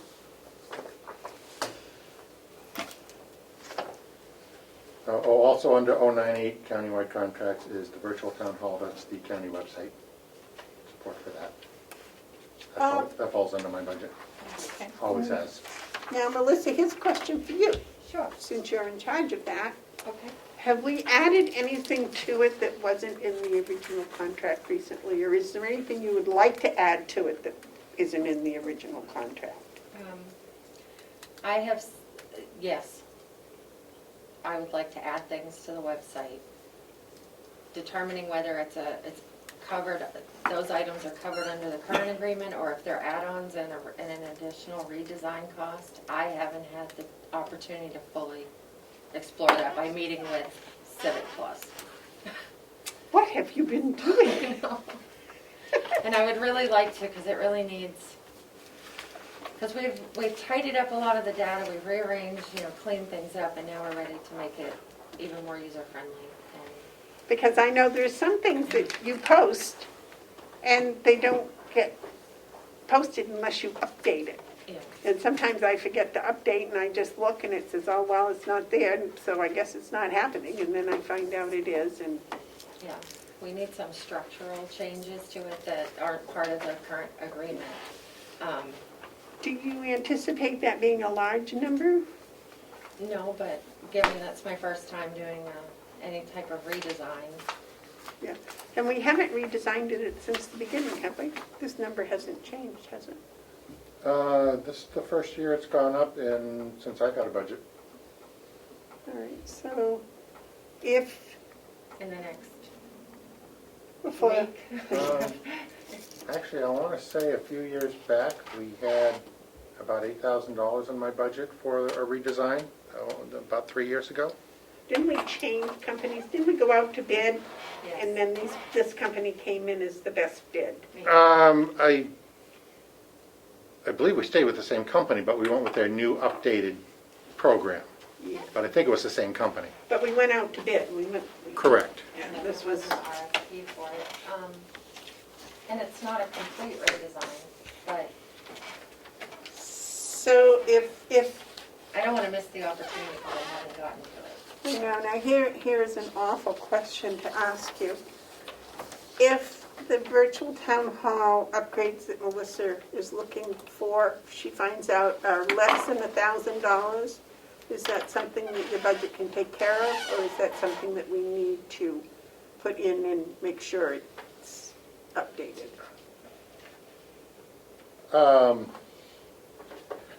I would rather add it in at the beginning. Okay. I know I got hit really hard with COVID this year, because I had $3,800 worth of stuff I ordered that was directly COVID related that I didn't get reimbursed. Why? Ran out of money. We maxed out on the. Oh, on the refundable, yes. Yep. Okay. Fergus, would you follow that up and see? I think someplace I had heard that they were going to do another round of that, and some of that was going to be cleanup from the previous round. They've done how many rounds of Gopher now? It's like, but follow up and see if there's any way to get refunded for his COVID purchases. We have already distributed our COVID round 2 gopher money, so that, unless there's a round 3.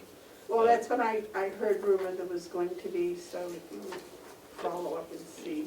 Yeah, I mean, that, we'll all find out about that together if there were, but I don't think we should anticipate that there's going to be a round 3 in this fiscal year.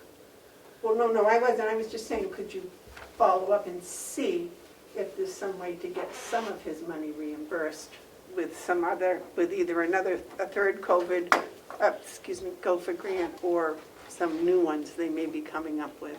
We've already looked into this, and as of this time, we should not expect any further funding. That could change, in which case John's items would be on that list, but. Okay, that's all I was asking. Yep. Okay. Madam Chair, have we gotten the FEMA money yet?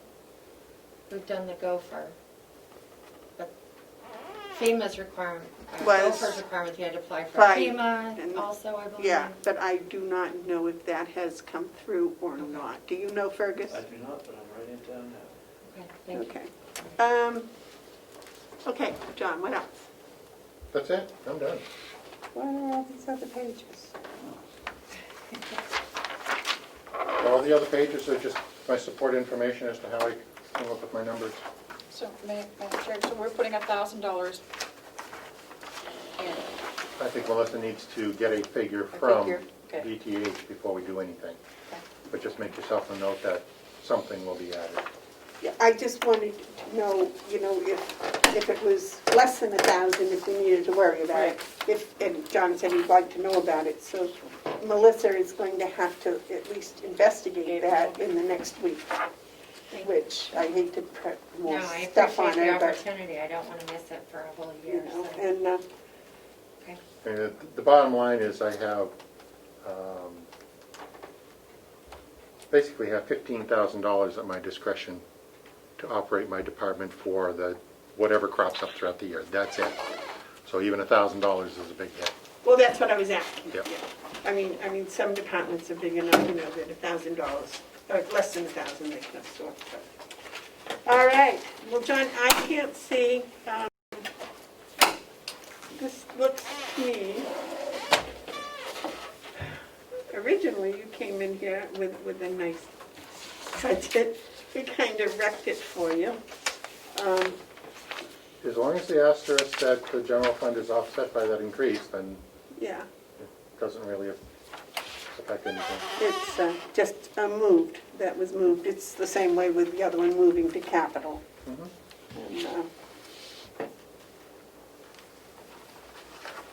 but what I was trying to get at was, I wanted to say that I appreciated the fact that originally you walked in here with a budget that had only increased by $11,000, which is appreciable in the world we live in today. Thank you. Now, does this include Zooms for everybody, or are they in each department? I provide the Zoom that you use in here. I have not provided Zoom accounts to anybody else. Okay, so the jail and the registry, their Zoom accounts are theirs? Correct. Okay. I think the attorneys have a Zoom account. Madam Chair, I have a question on, Yes, Bob? Bob? Hi, thank you. I was not here for the conversation that about the telephone and the internet portion. Did the Sheriff's Department addition make it in? Yes, it did. $13,000. Okay. Do you know if that was per month or No. per year? 3,000. No, $3,360. And it looks like that's an annual expense, not a monthly expense. Okay, well, that was, I had 3,100. yes, I did I too. went off the top of my head, I thought it was 31, but apparently it's 33. I'm sorry, what was the Change. exact number, Bob? The number that I got from the sheriff is $3,360. Okay. Now, Bob, just curiosity, why did you get that number from the sheriff? Did he want it in one of your budgets? He asked me if this is a new expense because of the E-lines for the Tufton Borough Fire Police and the Sheriff's Department. It's an additional expense above and beyond our consolidated contract. And we discussed it. It just made sense to put it in with the telephone budget. Have it come out of one place. $1,085 is going to be returned to us from Tufton Borough, which is going to go back into revenue, dispatch income. 1181. But we have to put that 3,000. We have to put that 3,360 somewhere, and it just made sense. If it's going to come in on the phone bill, just keep it there. Okay. All right, so we got that one, it's 3,360 versus 3,100, which I flipped the numbers, I'm sorry. No, that We was get the 13. number that I had recalled off the top of my head. That 3,100 came from me. That's why we have more than one person look at all of this. Yes. Thank you, Bob, for that. Okay. I know I have some other discussions with the commissioners later on, but I have to depart for 45 minutes to an hour to meet with the vendor. So I'm going to zoom in as soon as I'm done. Okay, we're going to break for lunch from 12:30 to 1. Okay. I don't know, some All right, people around maybe I'll here catch want you to eat. I don't know why. Yeah, I don't know. Well, anyways, I'll check in as soon as I'm done. All Thank right, you. thank So, you. so Bob, you're about to start the walkthrough now? You muted yourself, Bob.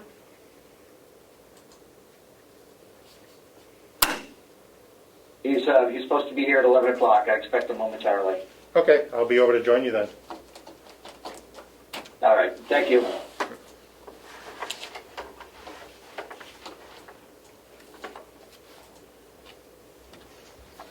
You might come up with numbers then?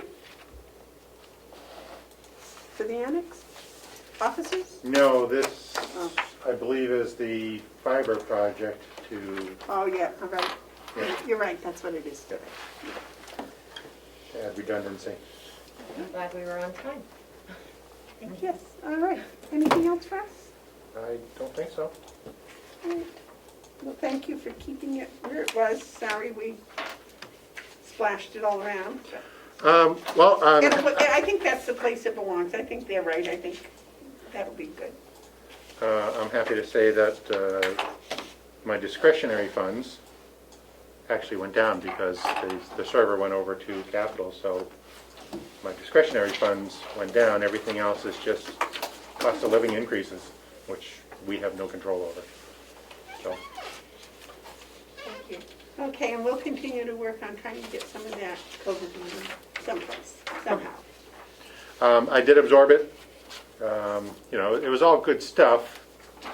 Wouldn't necessarily have been my first choice of how to spend it, but we have a lovely room here now. Are you kidding? I have to come all the way upstairs to get sugar to put in my coffee. John wasn't responsible for that part. Okay. Okay, thank you, Thank you Commissioners. very much, John, for everything.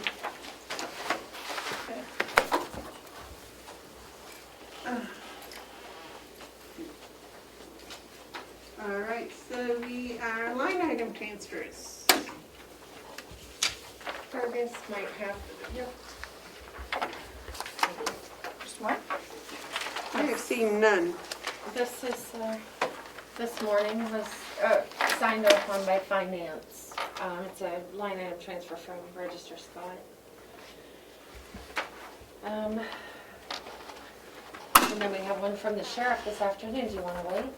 No, No? we'll do them when they come. Okay. Thank you.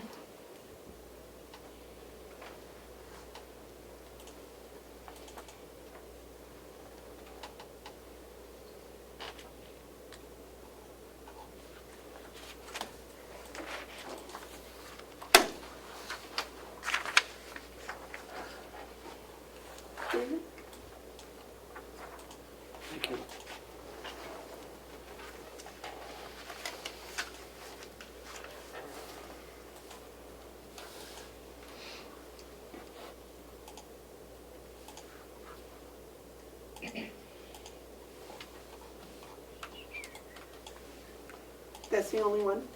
Yes.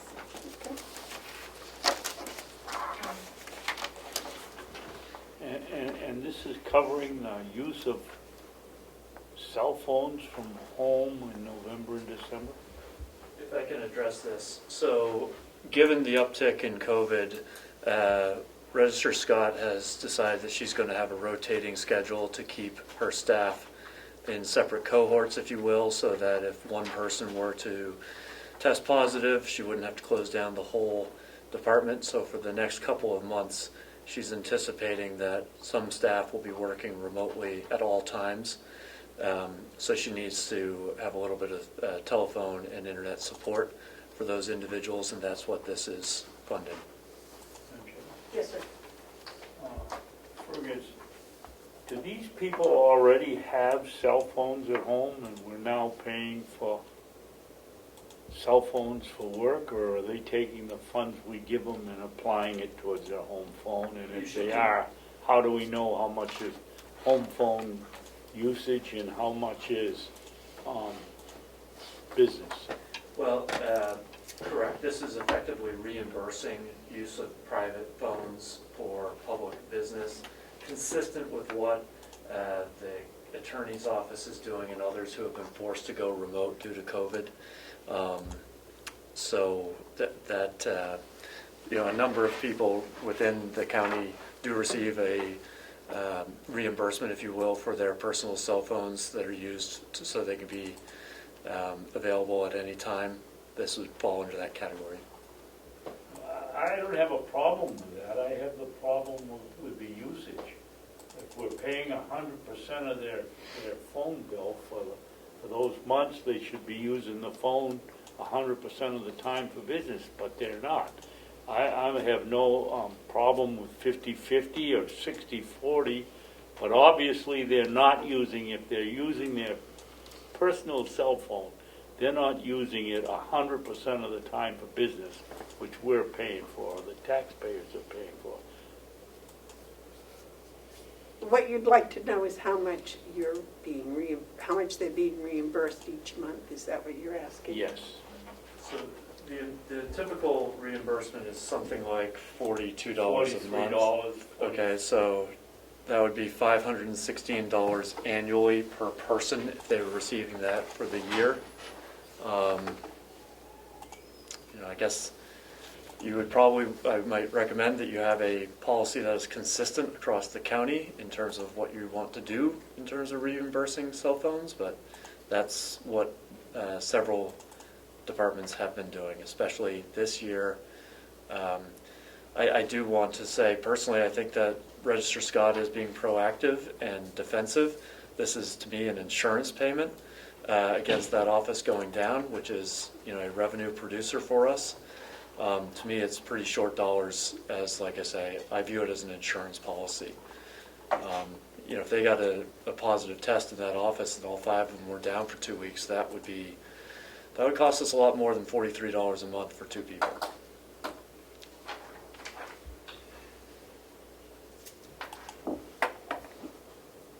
I don't believe we're paying their entire phone bill. I think Fergus is right. I think we're probably paying $43 a month. That is what we pay. That's the entire phone bill that we get and you sign every month. But I'm sure it's not their entire phone bill. Their personal phone bill, I'm sure, is much more than $43 a month. Very good point. They're probably paying more. I would think mine's closer to 200. That's a very good point. That changes my mind right now. Would you like to make a motion on that? No, but I'll vote for it. I'll make a motion that we approve request 2020 number what? Does anyone know what this number is? 1 second, please. It is number 16. Okay. To transfer $172 from the education and conference account to the telephone account in the registry of deeds. I'll second. All those in favor say aye. Aye. Aye. Those opposed?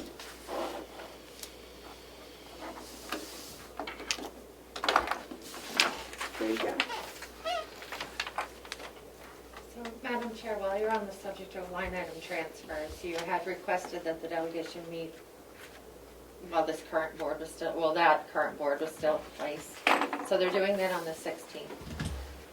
It's my understanding that the superintendent at the jail has 2 line item transfers that were not ready for today. They're in the works.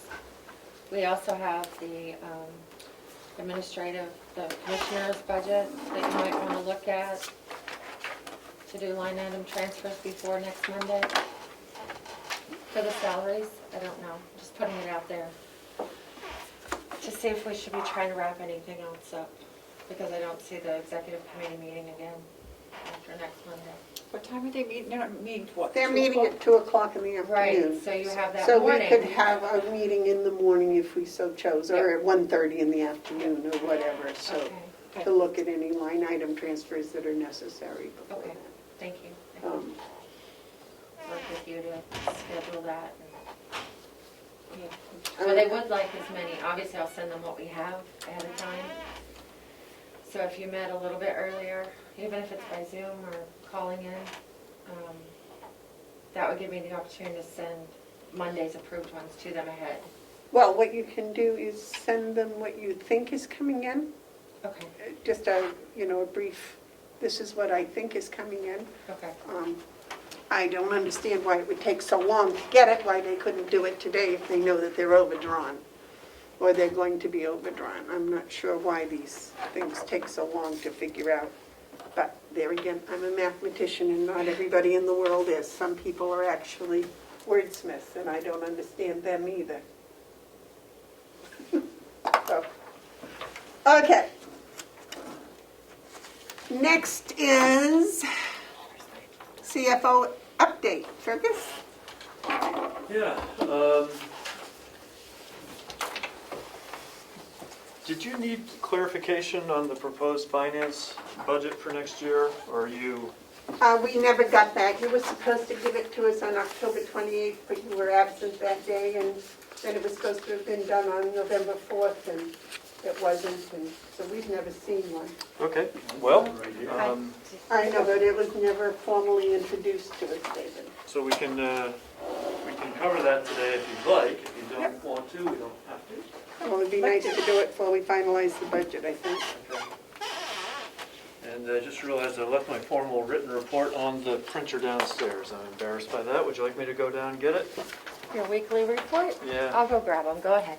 You sure? Yeah, I think I it's got on. it. I think it's on the printer. Yep, no problem. All right. And you do have my budget material. Melissa, is that in the packet? I think I gave you an updated one today that brings in the photocopier expense and another line, I can't remember. It was in our packet today? I believe I so. only have one page though, it's revised 11.9, Yep, that would be it. That would be it. but I don't have any other pages. All right, don't well, have I it guess in my I've got packet. one for backup for the salary lines. I saw it on the computer last night. Yeah, but this has nothing filled in from, It's a new budget this year, so we're gonna have. Oh, okay. It's because it's a new budget this year, so it doesn't. I understand that, but there are things Oh, in nothing. here. And the salaries, we need a breakdown on the Got salaries. them right here. Yep. Okay, that's what I'm Need more copies, you guys? This is Okay. kept down. Yep, please, thank you. Oh, okay.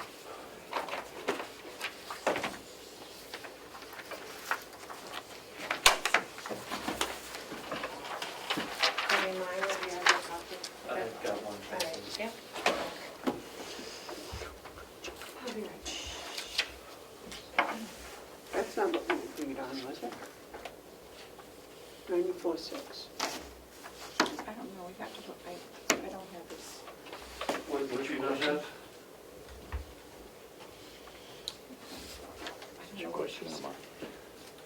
The 94.6. 94.6, yeah. So the Yep. things that are highlighted on the smaller Excel spreadsheet, that's what feeds in Okay. to the other thing. And so one of the things that I'm going to insist upon, at least before we go to the delegation, is that we've got a staff schedule for every department, so you can see, what these raises are, what the personnel Right, costs. that's what we need.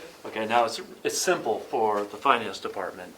It's more complicated for the jail. I worked with Okay, the superintendent on theirs. if I may, putting people's names in is probably not as acceptable, especially if it's going to go beyond a closed meeting. This is an open meeting. If you could put in the positions instead of people's names, Sure. I think that would be more appropriate. Madam Chairman, I believe that anything paid to an employee is public knowledge. It certainly is public information. I agree that perhaps for purposes of budget presentations, we can leave names out and go by position, as long as everybody understands that it is public information and anyone can get. Well, it's not very hard to figure out who's in what position, I think.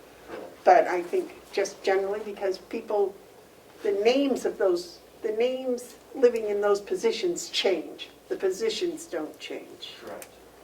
Does that make sense, David?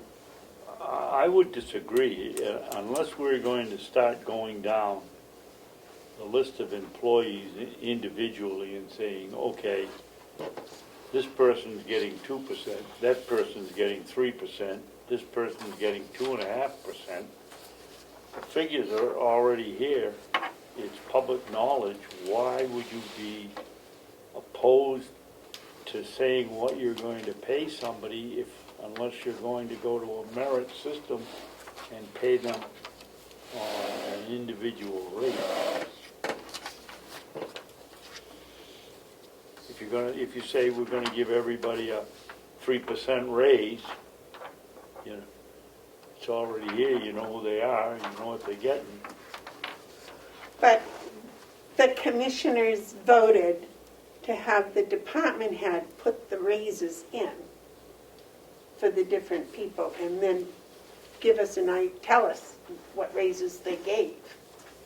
And then it was up to us to approve or disapprove of those raises, not because the commissioners felt that the department heads knew each individual better and knew their work better and could actually give a better response to their work abilities with a raise. My response to that would be, then we're basically going back to a merit system. If the, Well, if the that's what, department head can give individual raises or amounts to the work, to several workers, and they're not all the same. I can remember that Representative Avellino way back was pushing for a merit system, and we went to it, and then we got away from it, and I never knew why. well, David, I believe there was a motion made 2 or maybe 3 weeks ago by the commissioners to have the department heads include raises in their salary line That's correct. and then have a detail of who got what for a raise. I don't remember that part of it, but I certainly remember that we voted to include whatever salaries they were going to propose. I was assuming it was, if you're non-union and raises 3%, that everybody's, I didn't have to know everybody's name. I thought we were just making sure that when the department head says it's $100,000 for all his employees or her employees, that included this year's raise, whatever now they may want to put in 2% for everybody or 3%, but that's what I thought we were doing. I didn't think we were doing it on an individual basis. I believe at the very beginning of this meeting, I rechecked to make sure we were on the same page, that you wanted to know what each employee was getting for a raise. And you said yes, and Terry said yes.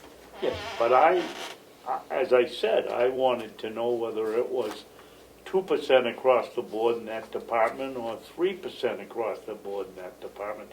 I didn't realize we were going to say, okay, individual A is going to get a 2% raise because they come in late to work. Employee B is going to get a 3% raise because he stays overtime. I thought what we were going to get was be told whether the salaries include the proposed raises, whatever that total was, not individually. Well, I'm sorry, I misunderstood, because I thought I had asked on numerous occasions if you wanted individual raises, and you said yes, that the department heads knew, and what you're talking about, merit raise type thing, but not based on the merit raise thing that you had when I got here was a long paper where the employee and the department head got together, made a plan for the next year, and then at the end of the year looked at the plan and decided how well they had done or hadn't done or what changes they'd made. And then they got from 1 to 5 for a grade, and that determined their raise. It was long, it was complicated, And I think you're accurate. If they get something like 3 points out of 5, then they get a 1.5% raise. If they get a 4, they got a whatever. And it wasn't working because everybody was just giving everybody a 3, I think, or 5 or 4. Or it was like they all got the same numbers, and I believe that you and Mr. Hounsel both agreed that it wasn't a working system. That's, I think, how come we got away from it. But That's just a little history I remember, which could be I think it's pretty inaccurate. accurate. Okay. So, I don't have So back to the question, could we, when we have these itemized, could we just have the positions and not the names? That's not really confusing, is it? Madam Chairman, I have another request, Mm-hmm. and I've made it all along. All my growing up, we got salaries so much a year, not so much an hour.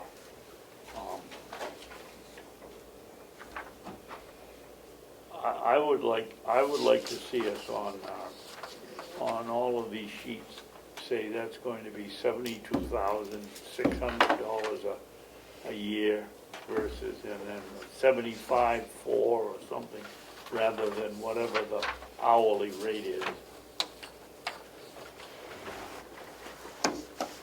I think that you could do that if it's an annual salary, because there are no hours connected with an annual salary. But I don't know how many people are actually on hours or actually on annual salary. I thought that these people were on annual salary. But Fergus, He Looks ran to me down- like he's covered the bases on both of them. Yeah.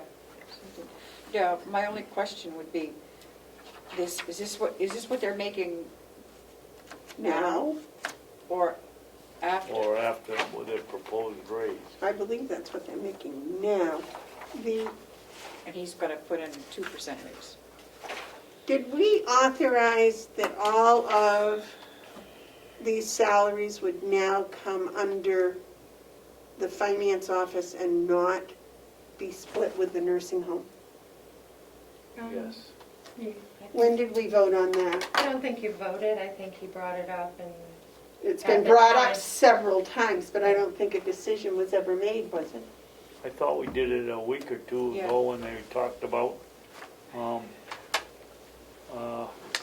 what's her name over there, Lisa? No, what was it? Leslie. Leslie, yeah.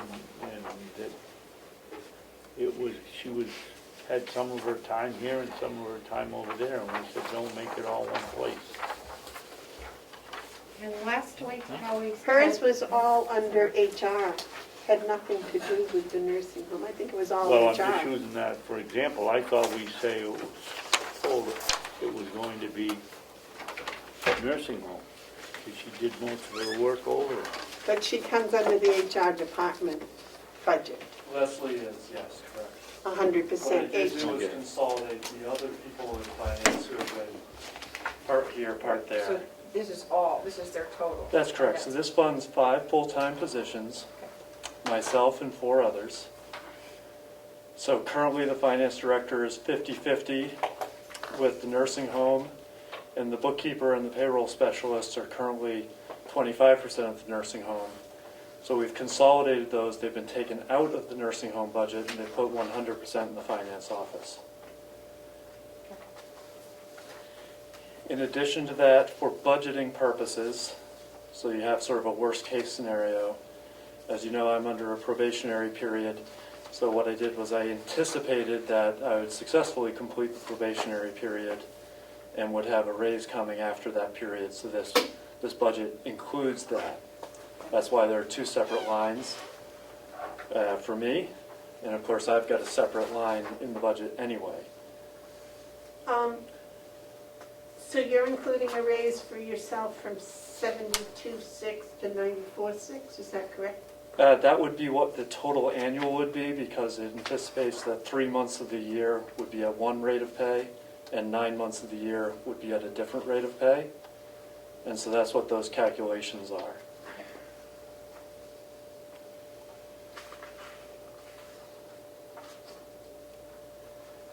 Then, That's a 10% raise over what you were hired at, is that right? that is correct, consistent with the offer letter. And obviously that's something which will be subject to review, but for budgeting purposes, The offer letter said you were going to get 10% at the end of your probation? if it was successful, yes. You know that? Well, we voted up. You voted for it. I thought it was up to 10%. So for budgeting purposes, I did the worst-case scenario Okay. in the budget. I mean, maybe you'll have gotten rid of me by then, and maybe you will not award me a raise. But for budgeting purposes, I did the worst-case scenario. When does your probation period end? It would be on or about April 1st. That would be, so that's when The end of your probation period? correct, that would be, I started in September, and so. Okay, so regardless of the budget, your pay would stay the same for the first 3 months? Correct. Okay, and that's what the 22 is? That's correct, yep. And then the second group, what I did there is I put what their existing rates are, and then down below, there's a line that says this is what a 2% raise would do for everyone in the finance department except for me. Except what? Except for me. Is that your recommendation? Well, when I put this together several weeks ago, there was uncertainty about how we were going to handle raises. So for budgeting purposes, I said, this is what a 2% would look like if that's what the commission decided to do.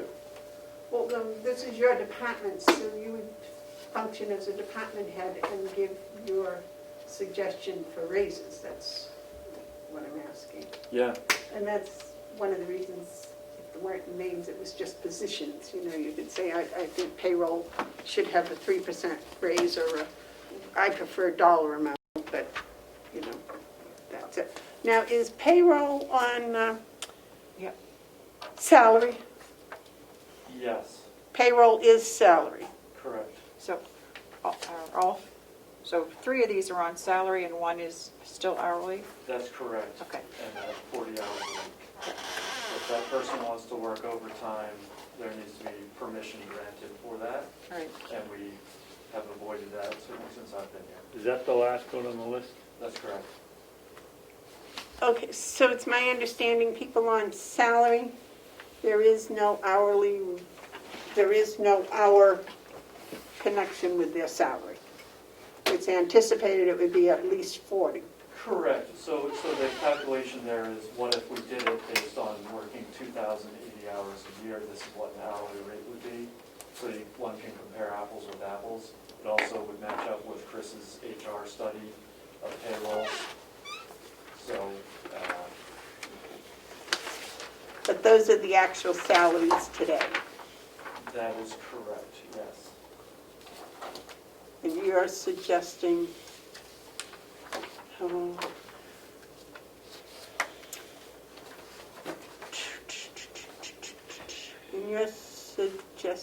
I'm trying to figure out how much an hour it is for the finance director increase. Well, it would be, I'm proposing in here 2%, okay, so you could take that hourly rate, which is what it says, times 1.02. That would be about 48 cents an hour would be what that would be. Okay. Now, as you know, I've expressed before, I think that we should have consistency, for purposes of equity, we should have a consistent policy across the county and not department by department. But that's a policy decision that is for the commission to make. Well, you see, that's very hard to do when each department head is making their own recommendations for salary, and that's being approved on that basis. Last year, I proposed, and the commissioners proposed a 60 cents an hour raise for everybody. And that worked very well, I thought, because a lot of people didn't think that worked well, but.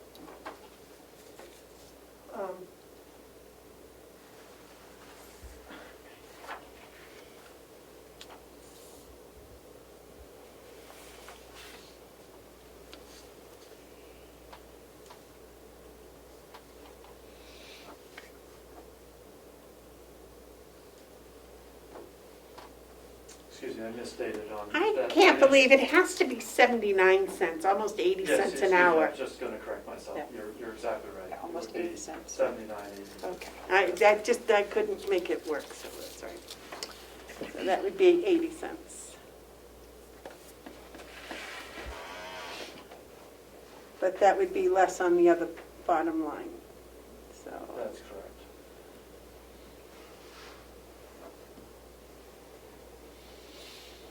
So the net cost of a 2% raise 30. would be some $57,100, excuse me, $5,732, Not counting you. not counting me. Okay. And that would factor into how it hits the Social Security line and Medicare line and the retirement line. It would be what figure?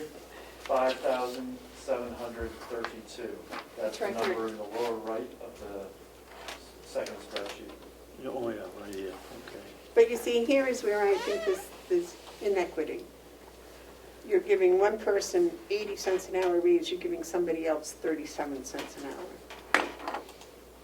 When you do a percentage. That's why I much prefer everyone get 60 cents an hour. Which is also inequitable. That would be regressive. So either way, it has pluses and minuses. So Why would giving everyone the same amount be inequitable? because 60 cents on the dollar for a lower paid employee is a much higher percentage than 60 cents for a higher paid employee. So the person who is on the lower pay scale would get a greater percentage raise. Well, yes, but I don't think percentage is the way, is equitable at all. I think dollars and cents is spendable money is what is more equitable. Because the person making $18 an hour is paying the same price for their groceries as the person making $40 an hour.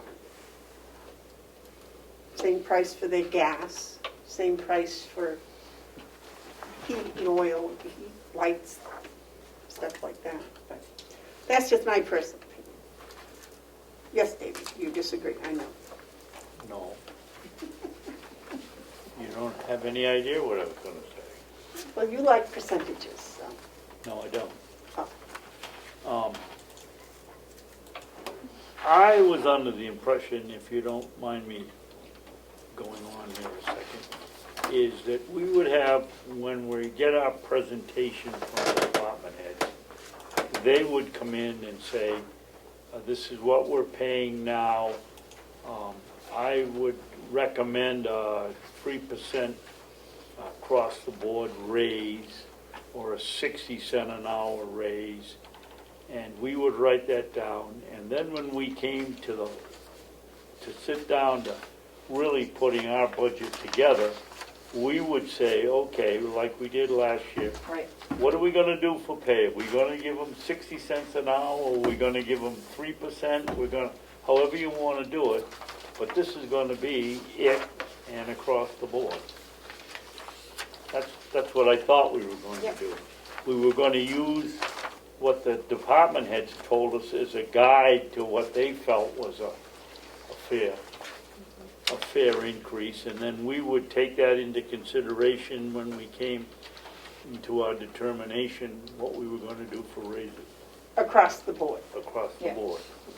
Yeah. For Yeah. non-union workers.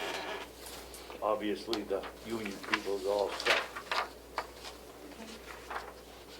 And that's just what I thought we were doing. It could be Well- out in left field. Well, I'm sorry, I just misinterpreted because I've spent 3 weeks trying to ask both of you exactly how that was going to work. And I kept getting the individual, so. But I see why you wanted the individual, so we could figure it up at the end, Right. not somebody else doing it for us. Yeah. Okay, Yeah. I get you, all right. I'm just a little thick, it'll come through eventually. All right. So what I guess we're getting from the finance department head is that you think a 2% raise is good for your department.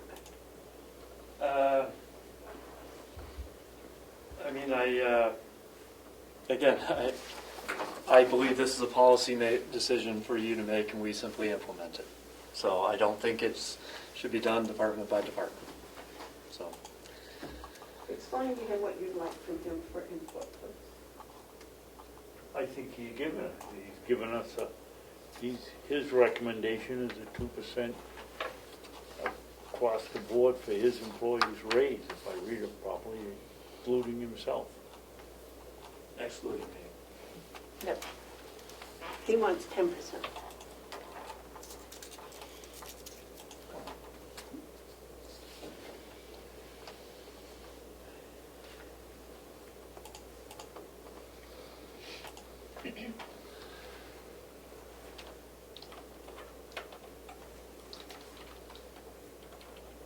Okay, I guess, hopefully we got that somewhat straightened around. Now, the rest of your budget is new, and I don't have mine, so if I could just keep it yours for a second.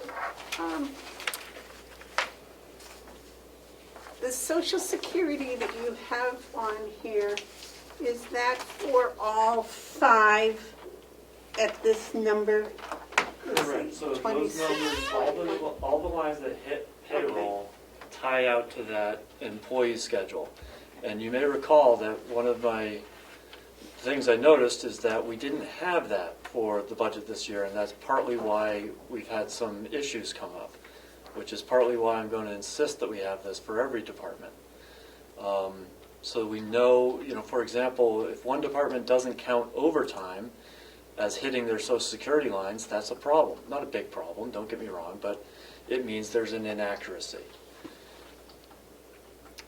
In departments like the jail, where it has some union, some non-union, some group 1, some group 2, you need to make sure all those things hit the right Medicare lines and such.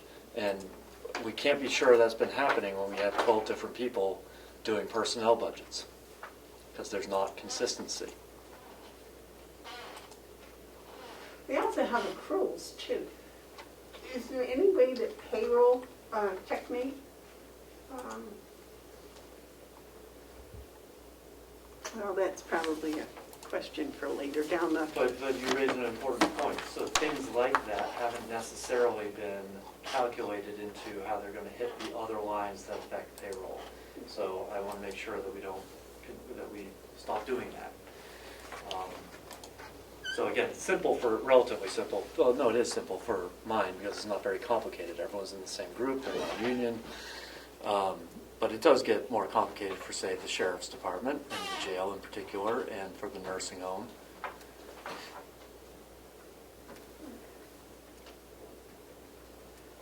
and the only other thing I see on the budget here that might be a little bit is the photocopier expense of $4,500. Is that the contracts we have with the photocopy company? Well, we're really, Melissa, I think you're going to shed light on this? Yeah. The commissioners had discussed consolidating all of the photocopier expenses into the county facilities. So the first thing that needed to happen was for me to get copies of all the agreements. They're not filed in a central location. Some departments aren't able to find their copies of their agreements. So I reached out to Porter. They've provided the first 5. They're working to provide me with the other 19. Well, and the sheriff apparently just finalized paying for their 2 copiers. Right, and so some are lease and maintenance agreements, and some are just maintenance agreements. They all have different expiration dates. So for the time being, if we could just leave photocopiers where they are until we can really take a look at it. Okay, now that includes you using it? Yeah, I just left the $4,500 in the finance with the understanding the commissioners might split part of it out into the commissioners or just leave it in finance Okay, that's for my now. question. That was my question, because it seemed a little high for finance Yeah. until we could decide whether the printing of the budgets for the quarterlies and monthly budget updates, et cetera, go under finance or they go under coordinator, which would be part of the commissioner's budget.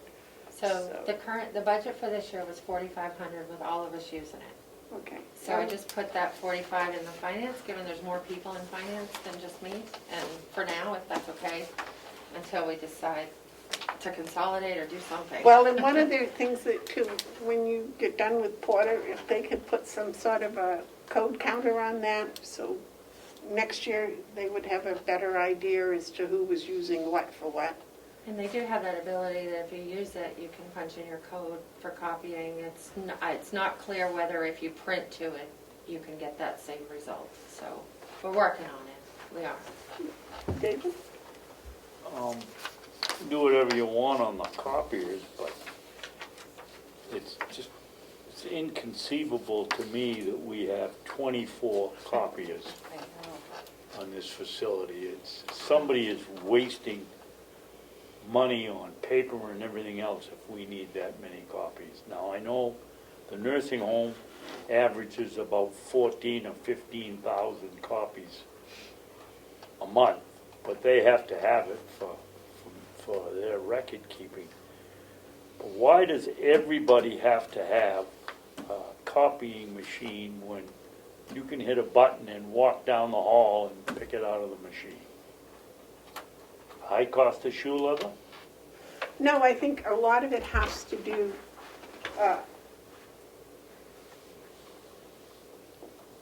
with confidentiality to the department.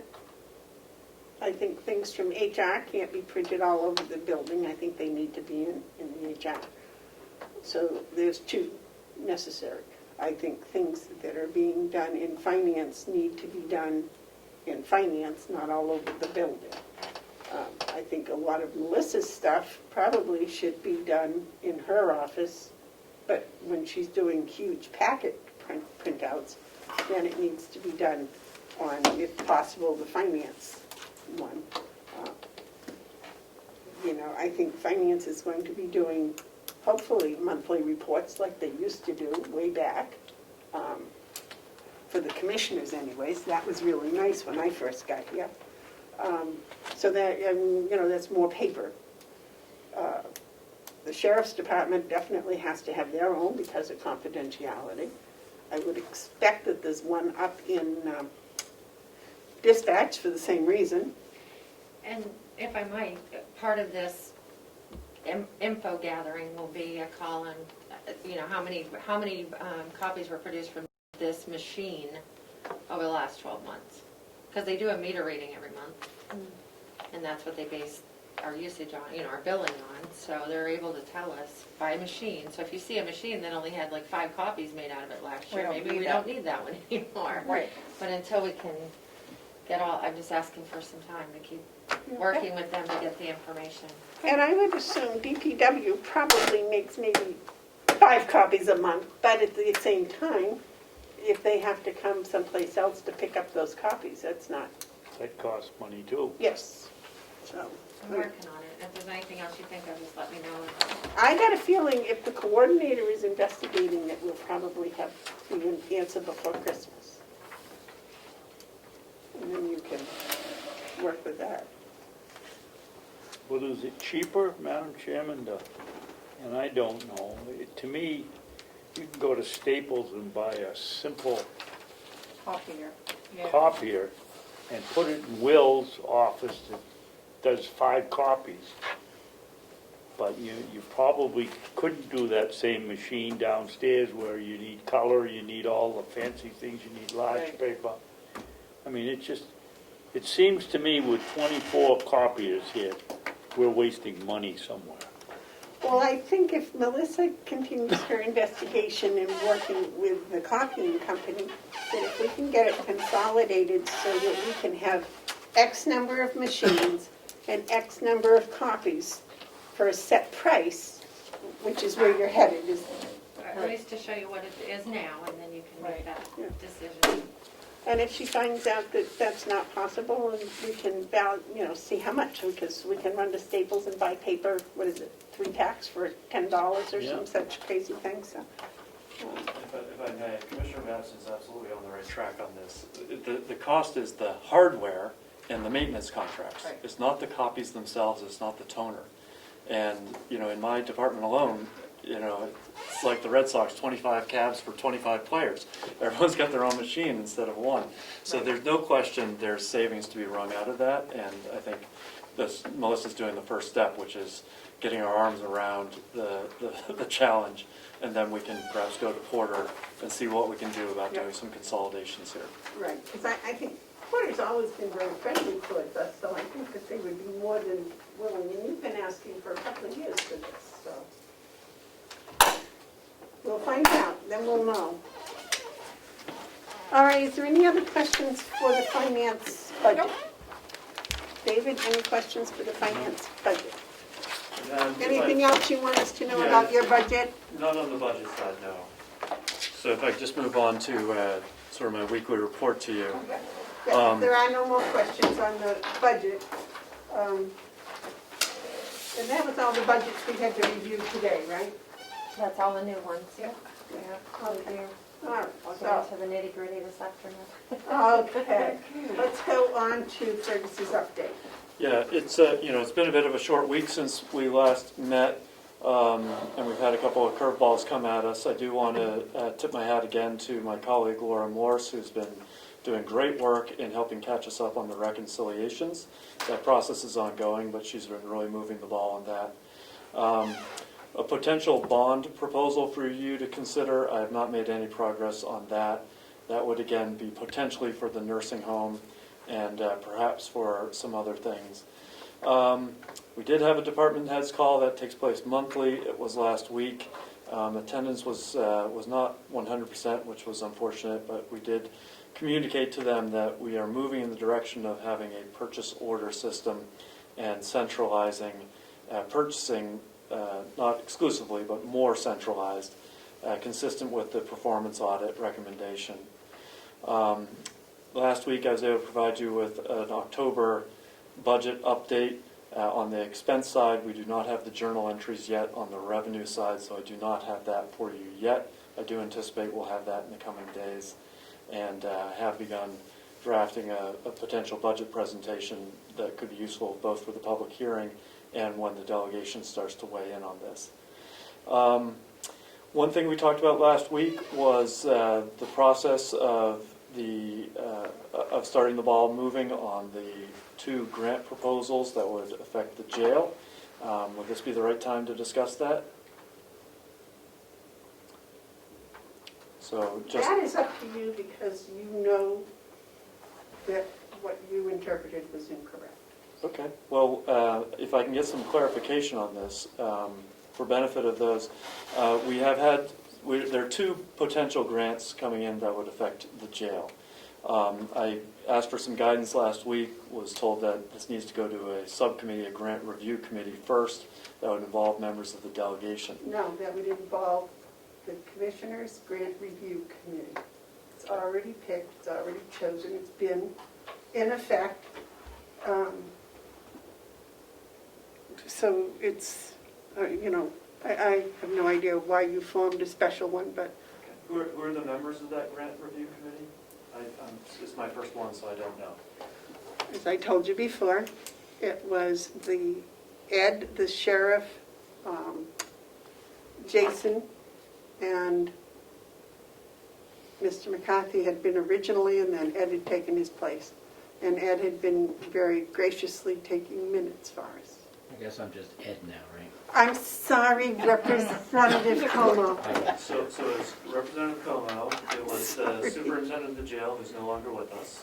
But I would expect Pat would, I would think Pat would be the replacement. yes, because most of the grants come through the jail, the sheriff's department, and then any of the other grants through the other committees or other departments.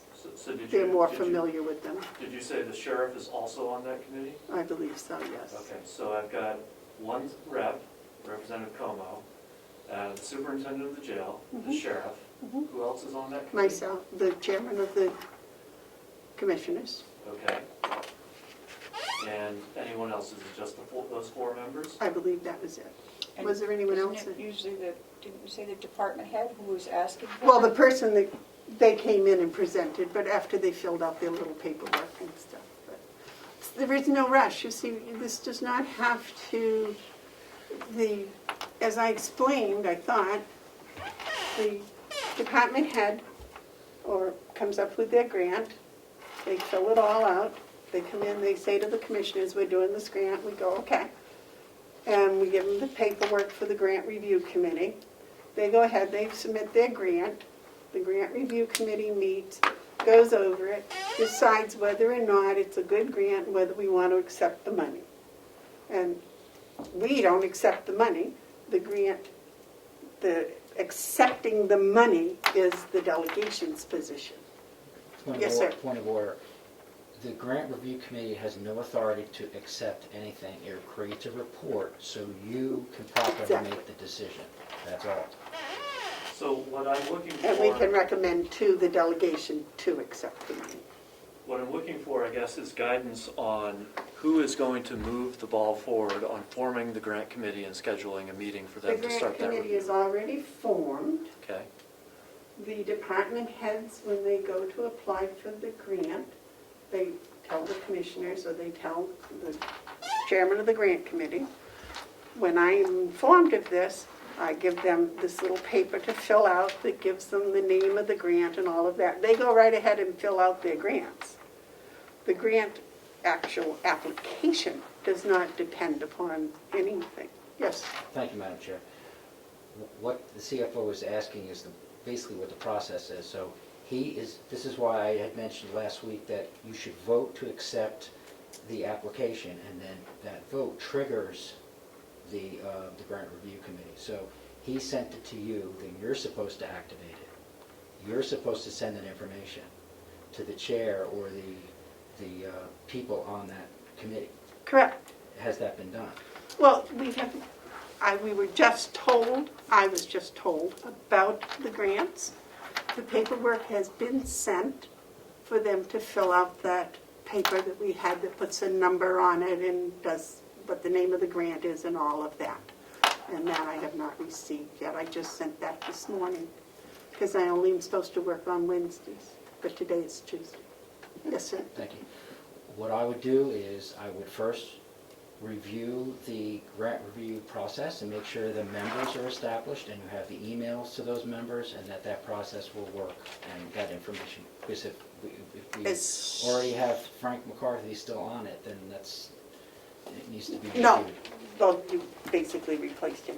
But what I was saying is, when that happens, when I get the name and all of that and a copy of the actual grant, then I forward the copy of the grant to each member on the committee. They review it. We have a grant review committee meeting at that time when everybody has had a chance to digest the grant and see what it is involved with and make their recommendations. Report. Well, they make their recommendations and then we make a report to the commissioners and the delegation. And we were doing that very well so that the delegation would approve the grant, accepting the grant money before the money actually arrived here. And then when the money did arrive, because sometimes when they said, okay, yes, you have the grant, here's the money, you must respond within a short period of time. So if we'd already had it, which we had done in the past, and got to the delegation and it was already approved, that when it came, we could accept it. And they could start spending it. As a matter of fact, with the first tower money, that's exactly what happened. That was approved by the delegation to accept the funding. So when the funding came, the sheriff was able to start dispensing it right away. So I am to understand that you, Commissioner Bivard, are taking the ball on this and will be scheduling the meeting of this grant review committee, contacting those members, and that the ball is in your court on these grants. Yes, that's the procedure. Thank you. Okay. Let's see. So the delegation did receive the October financial update last week on Friday. That was sent to them. We did a one line item transfer. I do need to calculate the other one, which does affect the commissioner's budget. I want to be careful that we have the accurate numbers before we do that line item transfer. That's because we have all those salary issues that still need to be addressed. Line item transfers should be initiated by the department heads. So if the commissioner's department needs a line item transfer, the commissioners need to to Sure. start that. Well, I'm going to. We just need a heads up from you if that happened and we were not aware of it. We haven't done it. I'm going to calculate what monies need to be transferred and maybe make a recommendation to you as to where you find that money. But it's going to need to affect at least 4 lines in the commissioner's budget. The administrative salaries line, the social security line, the retirement line, and the Medicare line.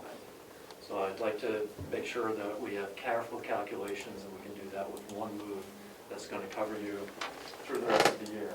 Administrative assistant? The administrative salaries line, this Oh, is, administrative salary. this is where, some calculations were made, perhaps in haste back in March, and, we have to, it's going to require some line item transfers. So I have not done those calculations yet. Let's see, item 10, I want to draw your attention to. In calendar 2000, Excuse me. yes, sir. Before we jump over, number 9, Yeah, what are JEs? journal entries. Okay. Okay, so Thank you. if something is, allocated to the wrong line item to fix that, for example. That'll be an entry into the software system. Have you learned how to do that yet? So I did my first couple over the last week. Excellent, So I had to excellent, get out the manual and figure it out, and excellent. was able to. So it's a baby step, but an important one. Item 10, so this is potentially kind of important. By a quirk of the calendar, there are 53 payrolls in calendar 2020 because January 1st falls on a Friday, which means that payroll is going to have to be run on December 31st, which is a Thursday, which means that this could potentially mean that a lot of lines might trip over whatever their budgeted figure. I think just one of those things that doesn't happen very often and wasn't considered, but that's going to happen this year. Okay. Well, I think if you look at historically Checkmate, they only report the checks that were issued.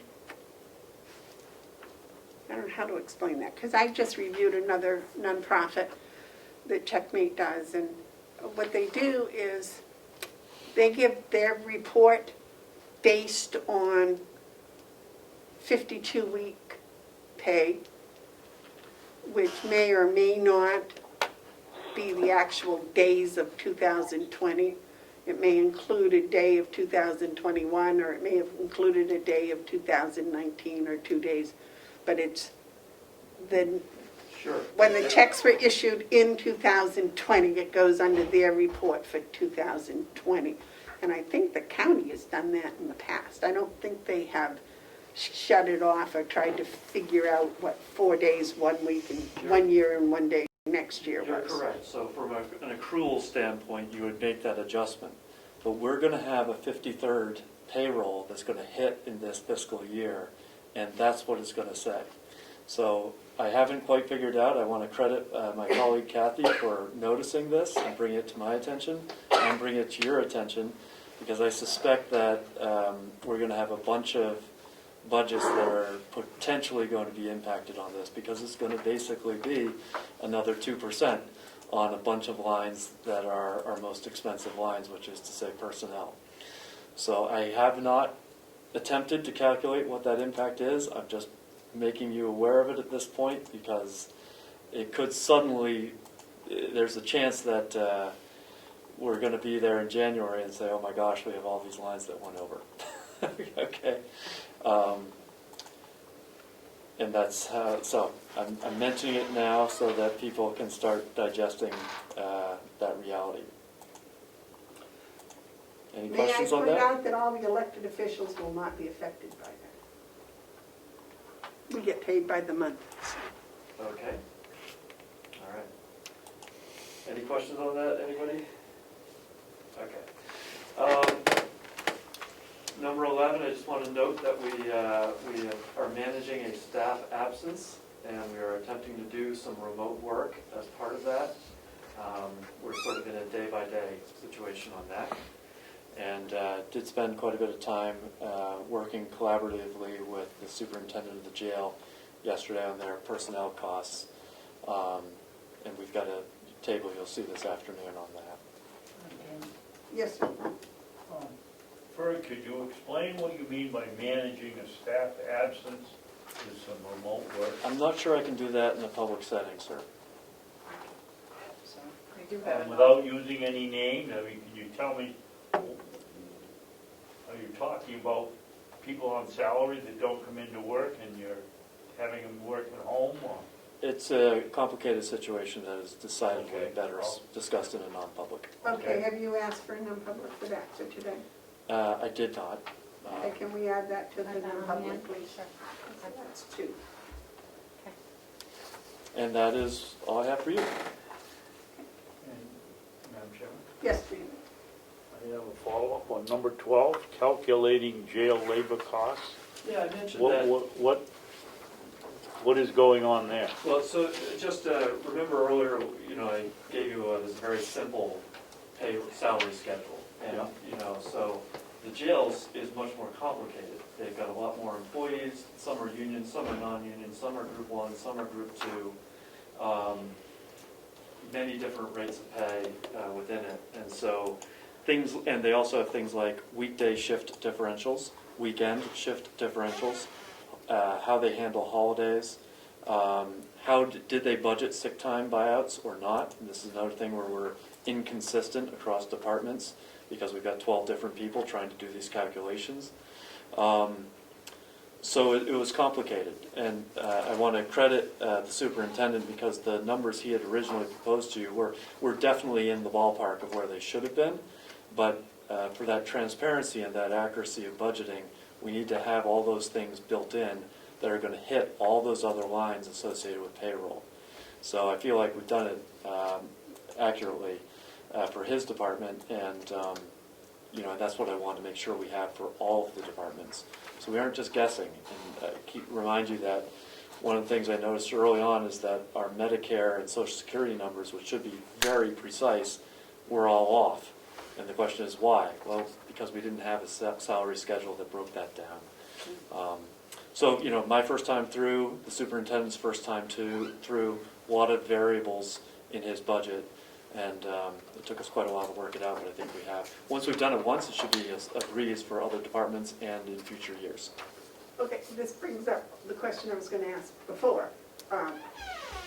Does Checkmate have a program that we could use for doing budget projections? Because their weekly program that they use to do payroll uses all this stuff. But I was wondering if they had a separate program that we could use for budget purposes that would use the accruals, et cetera. The short answer is I don't know, but the reason it's important is because if they've got something that is set up, the numbers that we feed into our budget are not necessarily the same as whatever their formulas are, and they have to be the same. Because they're just going to do what the law requires and whatever we tell them to do. But we have, it seems clear to me that in the past it's been not way off, but just less accurate than it should be for most of these things. Last year specifically. Yeah, okay, that's fair. So I want to make sure that we don't run into the same problems with the 2021 budget that that you've had to deal with this year's budget. Are you in contact with Checkmate to the point where you could ask them if they have such a program we could use for budget? Yeah, certainly, we're in touch with them. I have not asked them that question, but I trust my spreadsheets. Well, no, I someone do else's too, work. but it would just be much simpler for all the other departments if Checkmate gave us something that we could use that was consistent, that used their formulas. That could be. Of course, we also have the union contract issues and things like that, so they just do whatever we would tell them to do. Oh, that's good. Did that answer your question, Dave? Yes.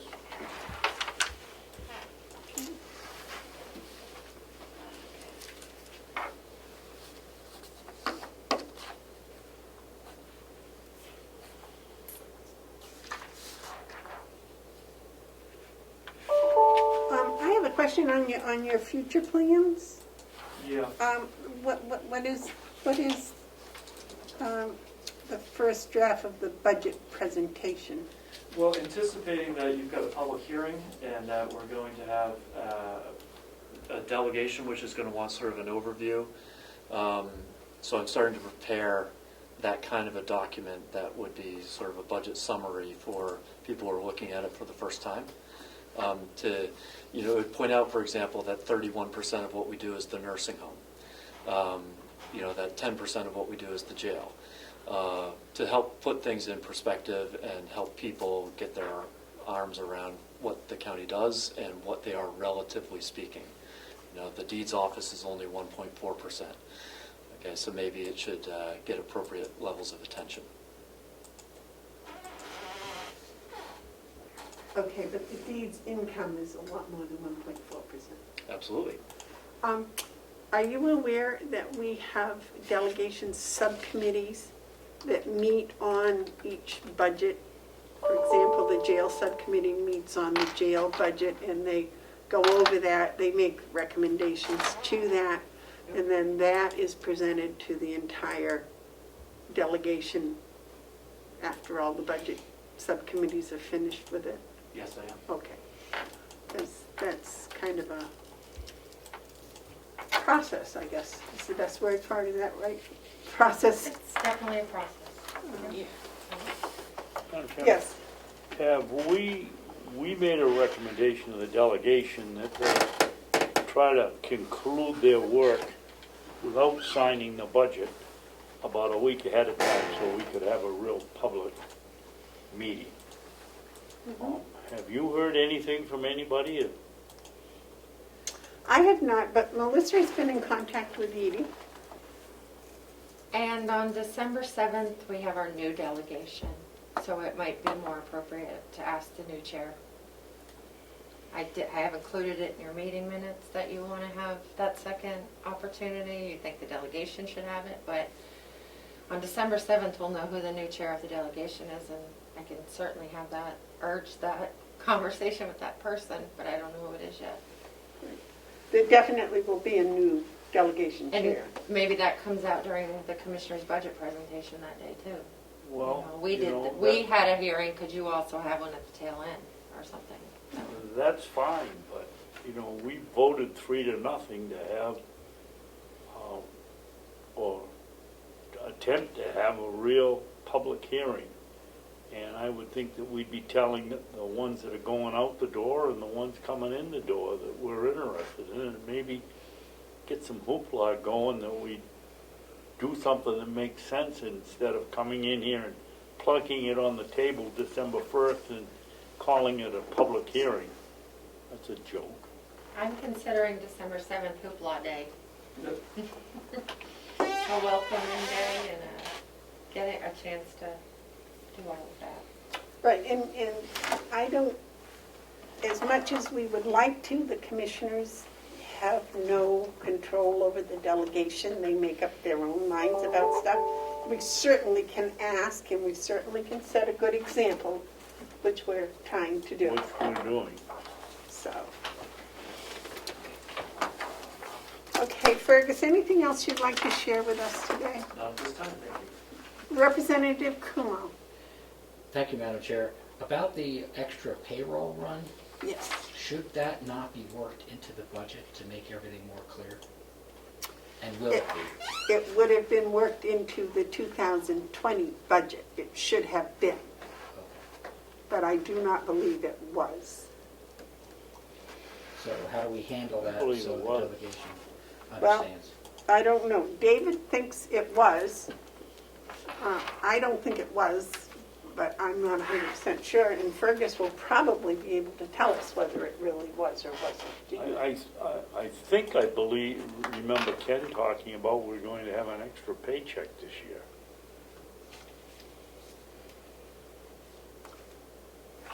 I just brought it up that way the delegation is going to need clarification, so you should be prepared for that.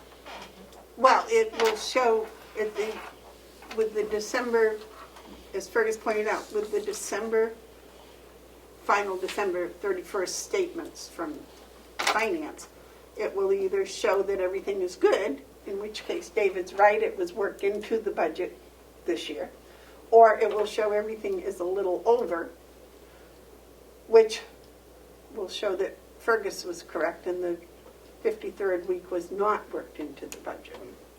So, I mean, we can start now to look ahead and see. I think you can probably see pretty quickly doing a projection as to what December 31st will look like, which I haven't done because I'll worry about that December 1st or 7th maybe. But you're right, I should have been more on top of that.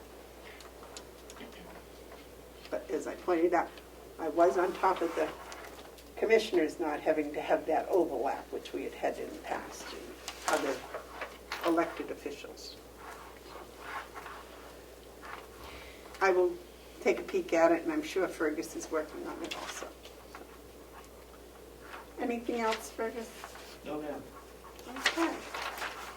So the next thing is executives report.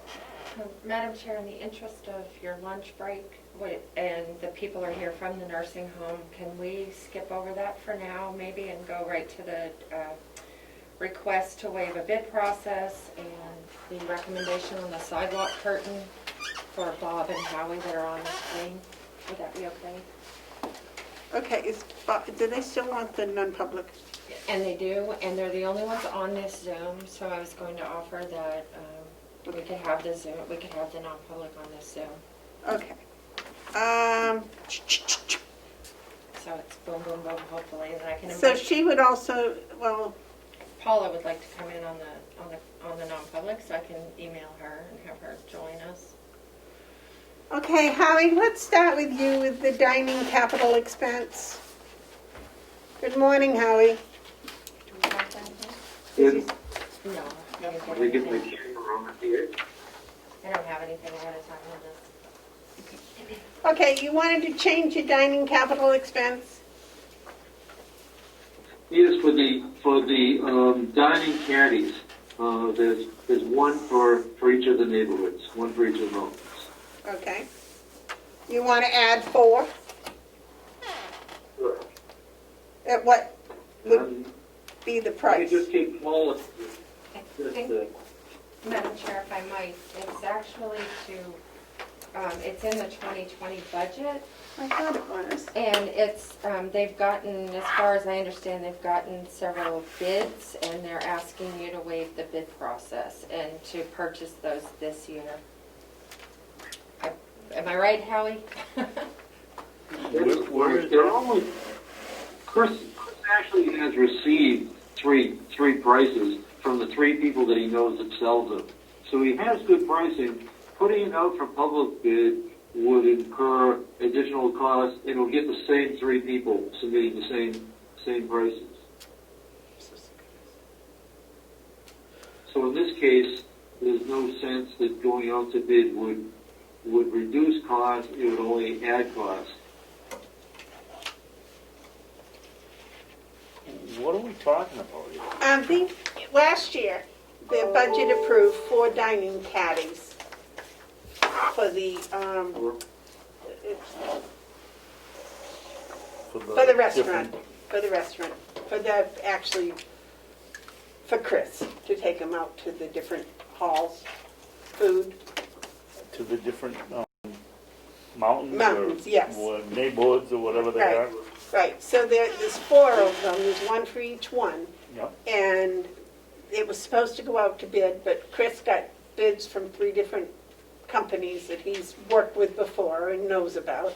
And he would like to not go out to bid, he'd like to choose one of those 3 companies. Am I correct, Howie? Exactly so. This is a replacement of existing equipment. They've passed their useful life. It's now been 10 years, and they're due. And that's why they were in capital, because they have a 10-year life anticipation. Correct.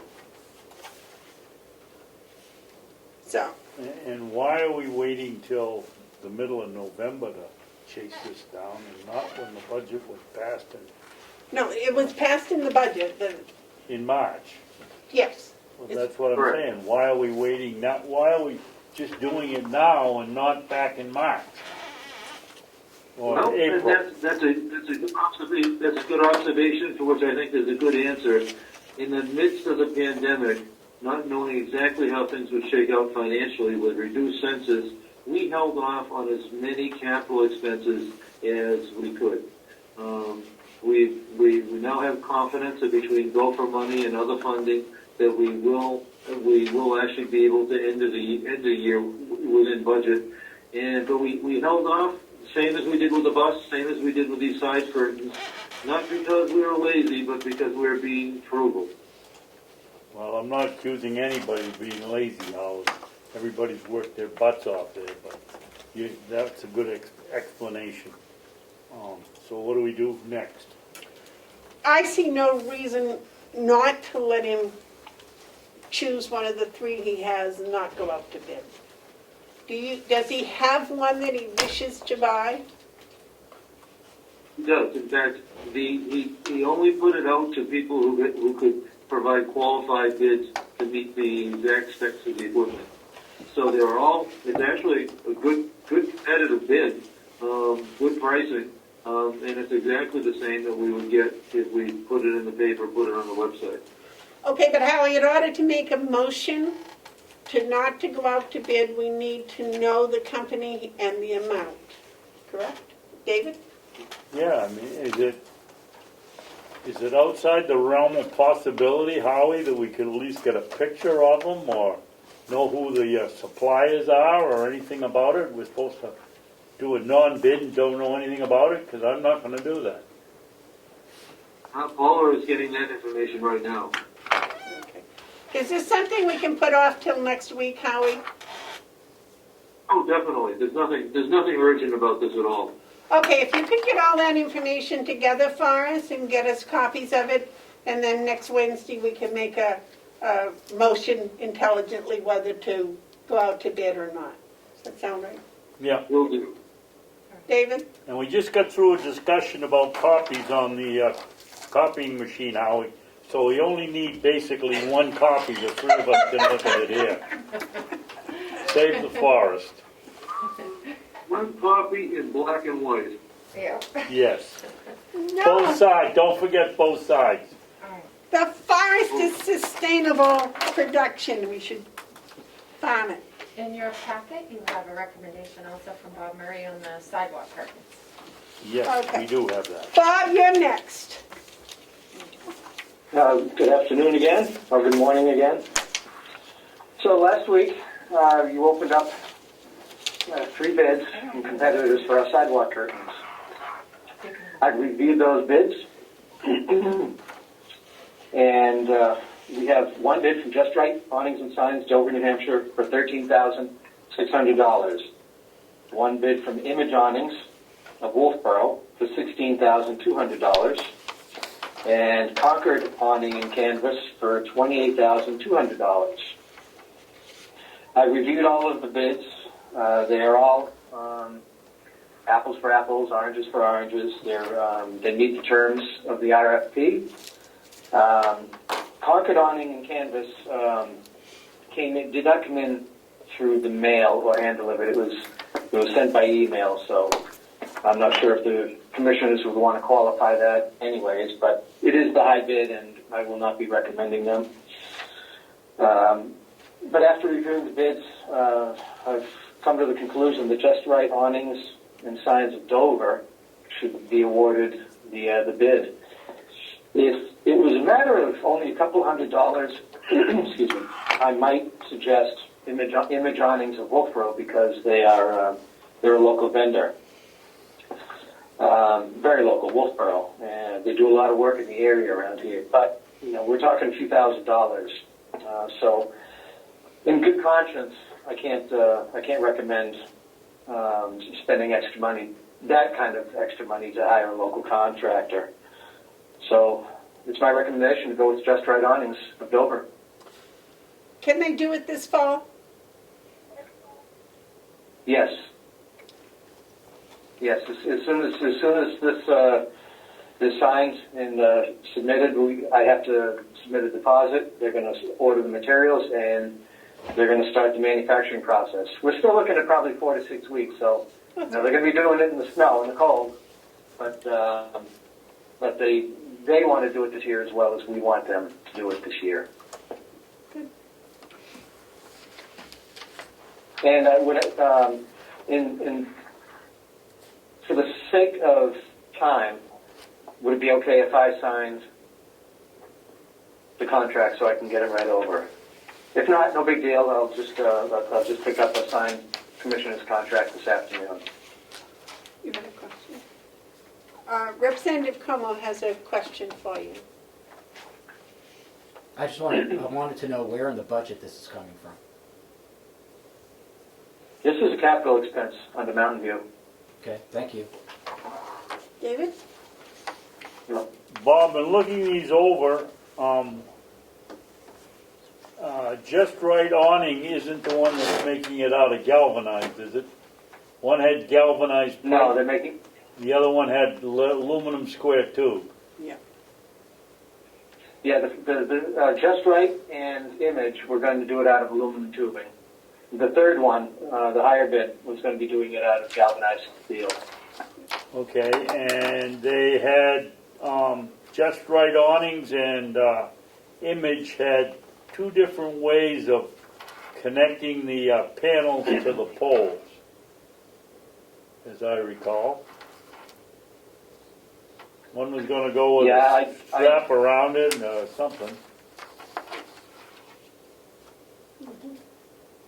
Yeah, I personally don't have a preference. I'm going to leave that to the professionals that manufacture them. If they want to manufacture it a certain way and attach it a certain way, I'm okay with that. The poles we really can't secure to other than wraparound. Wraparound will hold the panels in place, but they're only half-inch thick fiberglass, and I'd be uncomfortable putting screws right into the fiberglass. And they both looked at the job, right? Yes. So Just Right knows that they can't put any screws into the pillars. Yes. And they're going to come out, whoever does this is going to come out for a final inspection and final measurements, and we'll be discussing all the finer details. And Just Right also provided a reference. They use Stratford County. Yep. They've done a lot of work at Stratford County, and I called my peer at Stratford County and confirmed the reference, and he had nothing but good things to say about the work that they've done over the years. And they both have the same mills on the thickness of the plastic. Yeah, the plastic and the fabric is similar. It's both fabric. Well, how about the plastic? Yeah, that's 30 mil clear plastic. Both of them. And both of them. And the colored fabric underneath is a fire retardant, certified fire retardant material. You all set, David? Yeah, well, I got one other question. I'm concerned with how they're going to put up Howie. I have these panels at my house, and there's a screw and a little turn that you can turn 90 degrees after you go through the eyelet on the curtain, and it holds. But if we can't go into the fiberglass pillar, are you sure we're going to get a unit? That's a pretty big space that the wind is going to be able to hit. It isn't like the America Cup in a sail, but it's pretty much a lot of pressure on that.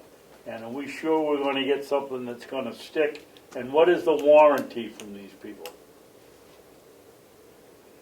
They're warranting the fabric for 10 years. Well, I'm worried about their installation. Are they giving us any kind of a warranty on their installation? I'm sure the fabric's going to hold up and the plastic, but I'm not sure unless they really... lock it down. Well, the fabric is going to, the fabric is going to be secured to the metal frame. Right, The metal frame is going to be secured to the structure. okay. It's going to be anchored with screws at the top, and it's going to be anchored to the concrete with concrete fasteners at the bottom. And then to take into account the wind deflection that you're asking about, they're going to be secured in the middle around the perimeter of that of the column. Oh, so when you the say middle the won't be top, flapping you're not the breeze. talking about the top of the column, you're talking about the roof, the underside of the overhang of the That's- roof. So we're gonna get it locked in Yes. pretty good from the top and the bottom. The Yes. middle one hopefully will hold. Okay. Yes. That's all And right. they're not going to be 100% airtight on the side underneath the columns. It's going to be a little bit of room for I don't want to call it breathing, but maybe an inch or two at the most will be open at either side, and that's going to allow for the wind to move around slightly. Otherwise, you're right; it would blow up like a balloon, and we don't want that. So we want to allow for some kind of relief. Okay. You want to make a motion? I'll make a motion that we give the side panel contract, or I guess we'd call it the MVC walkway weather panel, to Just Right Awnings and Signs, Dover, New Hampshire, for a price not to exceed $13,600, and that we have some sort of guarantee on the installation or warranty on the installation, other than the fabric or the plastic. Would you like to also add that Bob may sign the? And Bob may sign the contract. I'll second that. Thank you. Motion's been made and seconded. Are there any further discussions or questions? Could you read it back, please? To award the MVC weather panel installation to Just Right Awnings and Signs not to exceed $13,600 with some guarantee or warranty on the installation, and permission to Bob Murray to sign the contract. Perfect. Motion's been made and seconded. All those in favor say aye. Aye. Okay, Thank you, Bob. Commissioners. Thank you. So Madam Chair, All right. Bob also wanted to join the non-public, and Paula and Howie, they're all here, and that's all that is here. Well, I had scheduled lunch from 12:30 to 1, but everybody seems to want to have the non-public now. So we can go right ahead, Howie, and do your non-public now if you'd like. Do you care if Fergus is present? No, I don't think that's a problem. Do you, Paula? No. Okay, would you give us about 3 minutes so Ed can shut his camera off and go out in the hall, please? Sure. You want to read us into non-public, David? Some compensation, so I don't think we need it. What? compensation is under A. A? Yes, please. I'll make a motion that we go in, well, wait a minute, somebody else had another one too. That's for after. That's for after. The budget. Yeah, this is just a little quickie one, I'm hoping. I'll make a motion that we go into non-public session under RSA 91-A:3, Roman 2, parentheses A. The dismissal, promotion, or compensation of any public employee or the disciplining of such an employee or the investigation of any charges against him or her unless the employee affected has a right to a meeting and to request the meeting be open, in which case the request will be granted. I'll second that. Roll call, please. Commissioner Babson? Yes. Commissioner Bevard? Yes. Commissioner McCarthy? Yes. Okay, we're in non-public.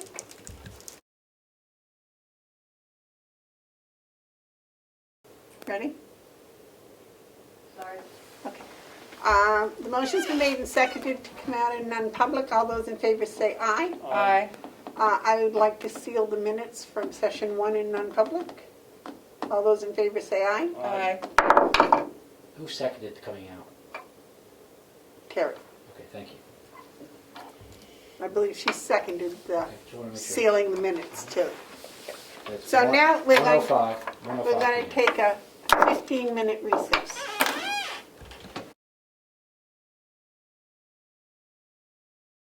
Recess is over. Back to our meeting. We have the administrator's update, the Executive coordinator. coordinator's update.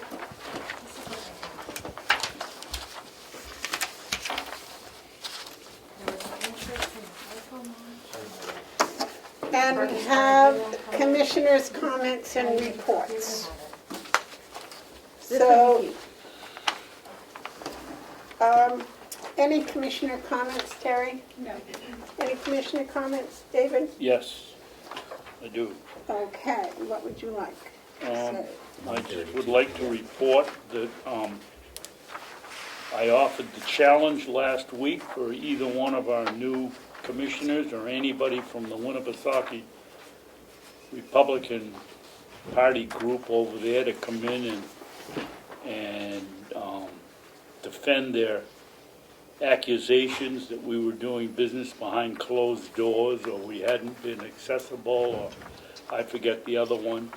And I guess I'm not surprised, but none of them had the courage to do it.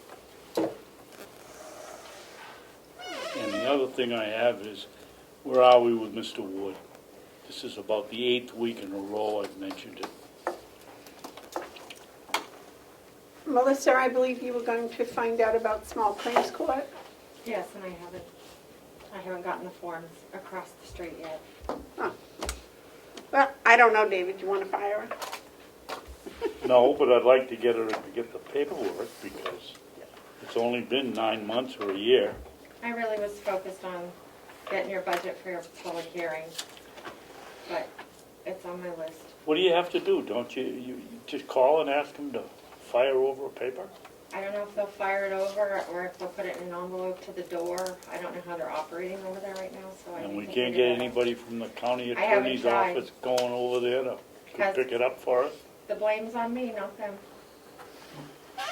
I'm not blaming them, I'm just suggesting maybe that's a way around it.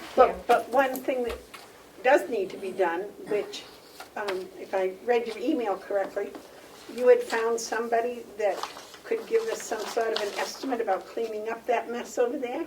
Yes, Amanda Royce's husband. And I'm thinking that maybe we need that estimate before we go to small claims court, so we can put at least an amount in there. It wouldn't be like an RFP or anything, but it would be an estimate. Do you suppose he would give us just an estimate, knowing that it was non-binding? I suppose. Madam Chair, I did have a question about it. So the letter that you sent to Mr. Wood, which I have the copy of here if you want to review it again, it says, make contact with Wendy, deliver the wood, clean up the site. Right. And if you don't clean up the site by this deadline, we're going to do it and we're going to bill you. Right. So is it more appropriate that the county get the work done and then that's your small claim when he doesn't pay that bill? I'd go back to small claims court twice, once to get him to give him the wood, and if he doesn't want to clean it up, we'll go again. Okay. Well, he's already missed the cleanup date. Oh, yeah. That was, September 30th was, you have until September 30th to make the necessary repairs and provide the firewood. If you fail to make these repairs and provide the wood, the county will be forced to hire someone to fix the damage and provide the firewood. You will then be billed for these activities, and the county will begin legal proceedings to recover the costs. So what's the procedure to getting it cleaned up? Because that should be done before winter if possible. Yeah, well, Should that go out to bid? I don't think so. I mean, why does it have to? Well, if it's over $5,000, I suppose we have to, but I would not think it would be over 5,000. I wouldn't either. Can we get that gentleman to give us an idea? Well, that's what I asked David. Yeah, but I'll call Amanda or email Amanda and find out. Okay, good. That'll give us a number. And I'll still get the paperwork and all that once you get through today. Yeah. Okay. But Thank the you. letter says we don't have to do that. The letter says we'll get it done and send him the bill. yeah, Yeah, but we do also have to go after him for the cost of a load of wood, which is what, $500-600? How about 800? 800, okay. We don't buy wood by it. Sounds good to me. Anything else, David? No, that's it. Okay, so you're going to contact Mr. Royce. Pardon me? You're going to contact Mr. Royce, Yep. and Melissa is going to see about small claims court. All right, Terry, you have anything? no. I don't have anything either. Next is the executive coordinator's report. What have you been doing this week? Look around. To let you know that your public hearing for next Tuesday at 6 o'clock, a letter was sent out to all the selectmen. It's advertised in the newspaper, in the Comeau Daily Sun, as well as the Salmon Press family of papers, to try to reach as much of the county as we could, and the Laconia Daily Sun. And that's the 17th, right? Yep, the 17th at 6 o'clock. Here. Yep. And I did add in the letter, it was Commissioner Babson's suggestion that space is limited, so try to attend by Zoom. We'll see how that goes. How are they getting the Zoom information? Do they have to call down to Laura and get it? It's going to be on the website, but for Zoom security, it's really not wise to post a link online with the pass, Well, that's why I think we decided a long time ago that the best way to do it was have someone call in to Laura. That way we had a phone number, if nothing else, and then give them that information. And then they can call and get the password during their normal hours, and so that's hopefully how it will go. But quite frankly, beyond the budget, I have nothing to report. It's all been budget since your last meeting for me. Oh,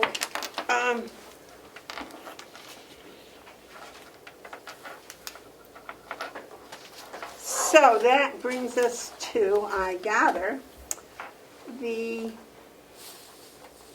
full review of the county budget. Now, Melissa very nicely gave us a synopsis, I would say, of the budget, the department's totals. There are a couple missing.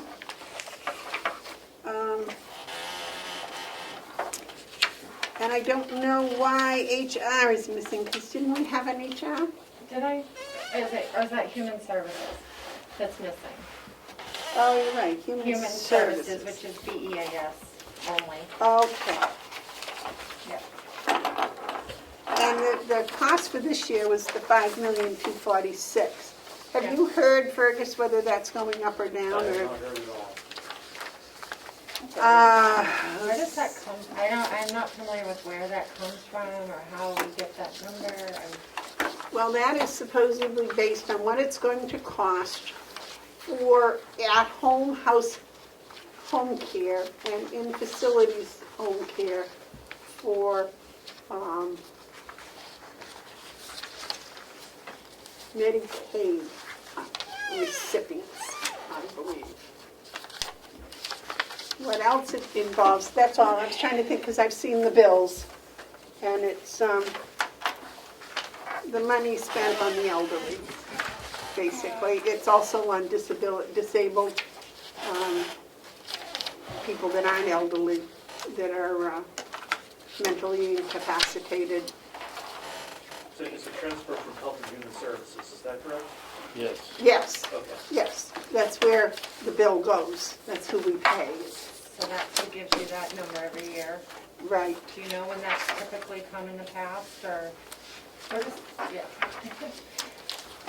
And that is based on what they expect our population is of people that are going to need those facilities in home. It's like paying for visiting nurses to come in, people that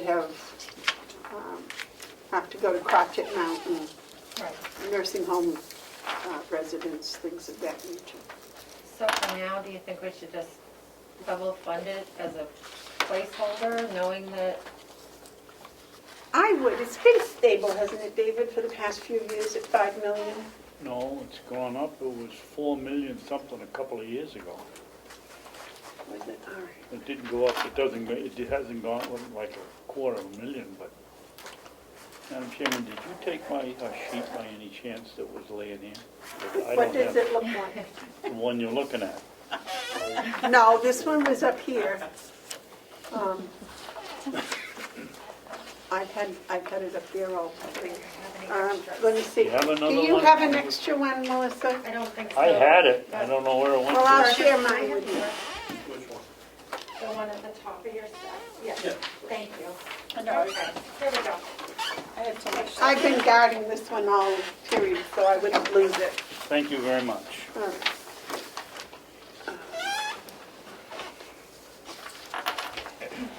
The other one that's left blank is the special fees. Is that special fees and services? It is, and I don't know if you wanna, Didn't we go over that? there's, We got some big holes in yeah, we that we do. need to fill in.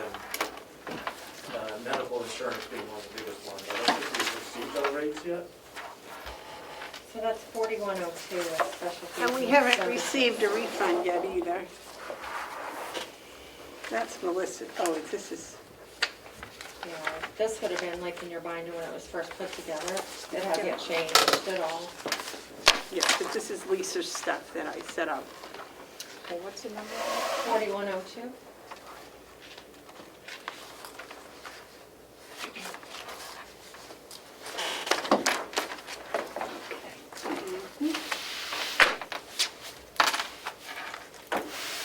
What is that? I don't have anything in there. No? No, I don't have anything in mind. Do you? no, me either. Well, that's all. Okay. Better get your new sheets then. Let's see.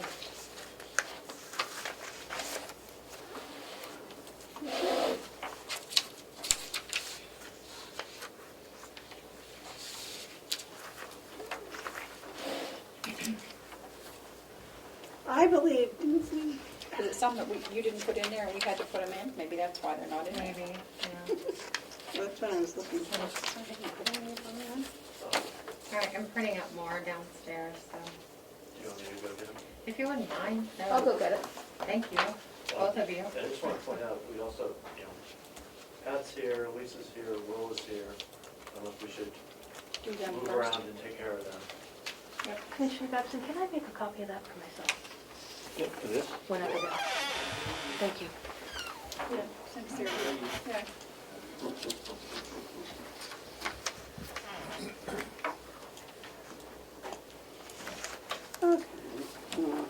We also have, Okay, we have a revised edition here from the jail too. Is that number in here? We have a revised, yes, that number is on here? Yeah. Okay.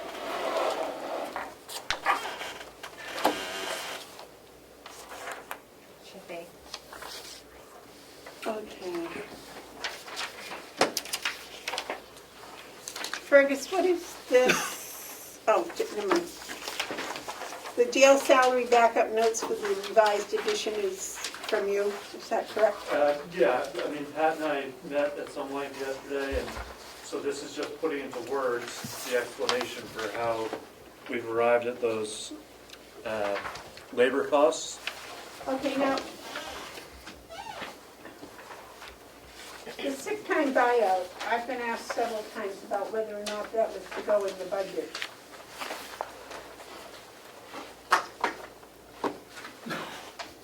you've mentioned it on this sheet, but it's not on the budget. Well, it's built in, if I can speak on behalf of Pat, I guess, for a moment on that.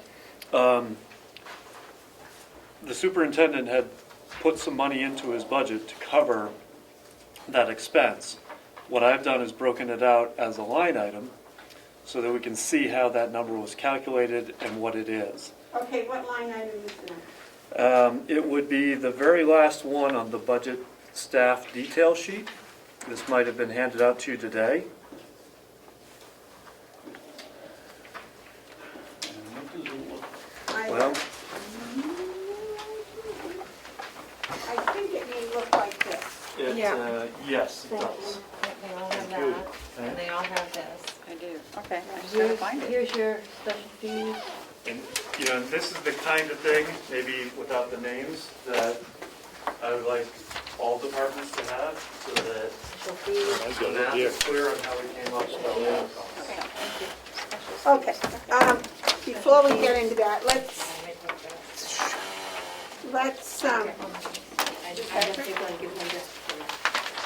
go back to trying to fill out the budget proposal, because that I think needs to be done before we start doing anything else. And we got the special fees and services now. So if we could just put a hold on the jail for a second so we can get an overview of what we're doing here. The special fees and services, there is, So in the county auditors, which is the first line, we have a contract, well, you're going to have a contract for $40,050 for the 2020 audit. And Fergus had contacted the auditor about doing a single audit that is required for when you spend over $750,000 in grants. What did you want to put in for that? I mean, probably should put in 5,000 for that. Okay. In addition, there's the question about the audit of the jail for 2019. So for budgeting purposes, I would put in 5,000 for that that because. was in the 2020 budget. So okay. In So we that can case, encumber that. okay, that's fine. And the Hales audit is in the Hales budget, I believe. Yes. Yeah. Okay, so we don't need the extra money there. So $45,050. Sounds like How much? $45,050. Okay, legal fees, Wait a minute, can we discuss it as we go along here, or is yes, the train going downhill? no, Okay. not yet. On the audit that we have to do over for spending 750,000 or? Yeah. $750,000. Isn't any of that information usable in the audit that we have with Ms. Batchelor? And if so, why are we putting in 5,000 if we could use it? Would seem to me there'd be only a few line switches here unless it's a whole different audit. I believe it has to do with federal funds, 750,000 of federal funds, and it would be outside the scope of work of our original agreement with Batchelder, so it would be in addition to. Right, but is it going, isn't that information compiled in our, the one we're doing, so that it isn't going to be a 10-hour job, it'd be a 5? Well, so it is around $5,000 versus $40,000 for the big one. Oh, So okay. presumably some of that work product can be Okay. And reapplied. it's not repetitive, because it is particularly, That's what I meant. yeah, she's going to audit the grants and the money that we receive okay. from the grants, which is Okay. not part of the normal audit. Normal audit just assumes the Thank you. total. Okay. Now, legal fees. Legal fees, it's my understanding this line includes legal fees for the sheriff,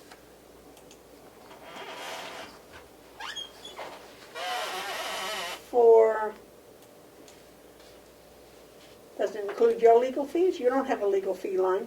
I do. I have 10,000 in there, other fees and services, .029, in anticipation of expenditures if we bond. Oh, I see it. Okay, so, all right, so the sheriff, apparently, the jail, Pat, you have no line for legal fees, correct? Yes, we do. You do have a legal fee line. Yeah. I thought everybody did.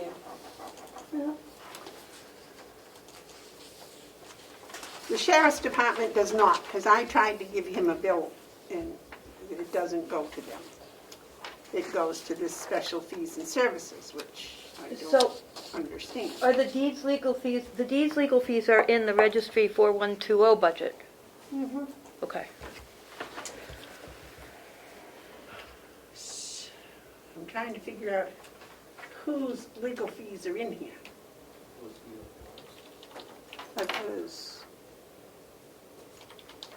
the How nursing about under the homes, commissioners? Do we have a legal line on the commissioners?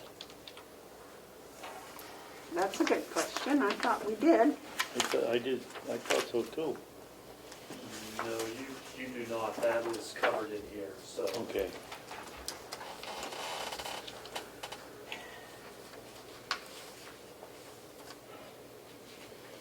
I believe under settlements, we have in the detail a legal fee line. I may be wrong. I thought that was brought up before, but I thought, Madam Chairman, that what that discussion was, and I think I brought it up, is that we have a settlement line and then we have a drop-down detail that says for legal, so that the whole cost of settlement gets accounted for and not, and rather than legal fees going here and nobody knows how much it is on top of the money that goes in the settlement. can you access the drop-down menu for legal fees in the commissioner's office? Well, Commissioner Madison's point, I think, is correct, that in recent settlements, for example, the settlements went to the settlements line, the legal costs associated with that went to this line. Right, but can you access this legal fees line and the special fees and services, the drop-down menu on your computer? I can't right here, I have to go downstairs, but you were looking for the budget detail and what actually hit that line? Yes. I could go and get that. I think I can help if you bear with me for a second. You're showing us on the screen. I'm trying.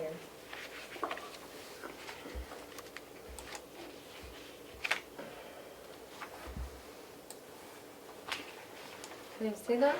Yeah. Let's close my calculator because I don't see how to make it bigger though. Shoot. Is there a Zoom slide thing at the bottom right? Oh, there. Thanks, Chris. I think so. I think that'll work. If I get my mouse, get my pizza out of the way. There we go. There we go. So, as of end October,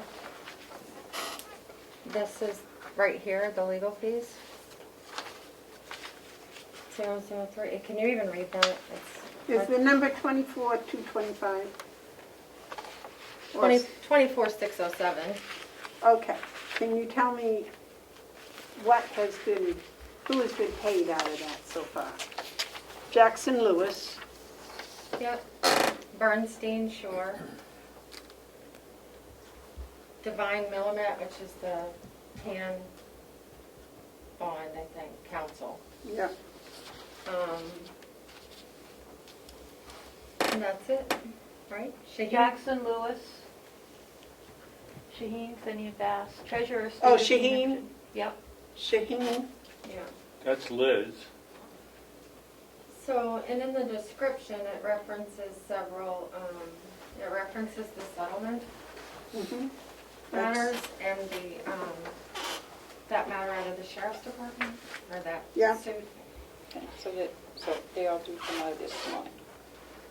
Well, we don't know who the Shaheen Finney bills were that were paid.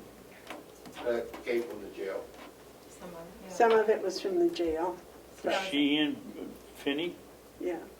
that's Liz Bailey along with whatever. I know, but doesn't The tell us which commissioners one. hired her for some things, the jail hired her for some Right. things, but we don't know who else.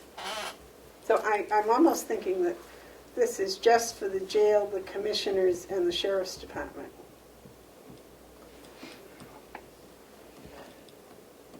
So I'm not sure if it really should be in a special fees and services.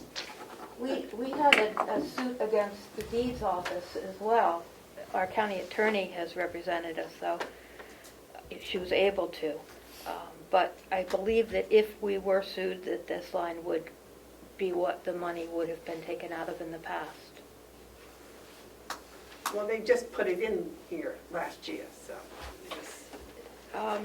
Because I think, that's what I'm trying to find out, is where it came from and what it involves. If it's all departments, or, Well, it came out of, I believe, the discussion we had of our own legal fees in settlements, because we had no way to track it. And if it was $5,000 or $6,000 or $7,000, which the last one was, it didn't show. oh, yeah, I understand that, David, but in the special fees and services, Yeah, they have a legal line. See, legal fees, yeah, $30,000. This year we spent $24,000. yep. So I'm trying to figure out what departments that addressed. It addressed the jail, it addressed the commissioners, and it addressed the sheriffs. And how about the nursing home? We had a case from Nursing there. home, I believe, has their own separate ones. They have their own separate legal fee, is that correct? They do one for legal/auditing. I'm not sure what hits that line exactly, but they do have it. So I guess it would be all right to put in $30,000 as it was last year. It's less than we have spent this year, but who knows what the future may bring. And David, you're right, settlements have their own legal line. Right. This isn't part of that, that's separate. And medical insurance, I believe, is for everybody. Yeah, they're all in here. So if our salary is going up, I would expect the medical insurance to go up. And we had a big discussion about that last year. So Chris, have you been able to get a hold of? Medicare would go up, but our medical insurance, health insurance costs wouldn't be associated with salaries. No, but it's based on the number of employees we have. But last year, we paid $2.9 million, and we had a company come and tell us that they could save us $300,000 or something. Yep. So Chris was going to look at different medical insurance companies. Did you come up with? I should be hearing by the end of this week. I've been following up, and they said, yeah, we'll have your information by the end of this week. So that's on the new one, and then I'll have our not to exceed rates for our current insurance the first week of December, along with our refund information. Okay, so I'm assuming it's going to be in the same ballpark, but I don't know that for a fact yet. do you believe $3 million would cover it? And maybe it would be even less, right? But for our figuring, can we put in $3 million? So that we're covered in. Well, if we use the 9 by 12 theory here, it would end up with $2,967,000. So, Would you feel better with that than $3 million? yeah. So what is it? $2,967,000. 967,000, right? 967,000. Yeah. Did you get that? Yep.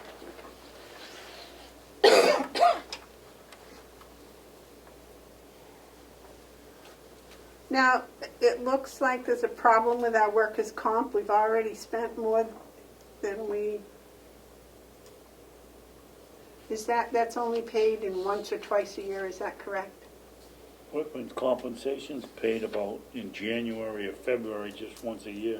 So that was also, So, so that line item was affected by a line item transfer in order to help pay for one of the settlements. You know, that you can see the difference in the budget versus the revised, so.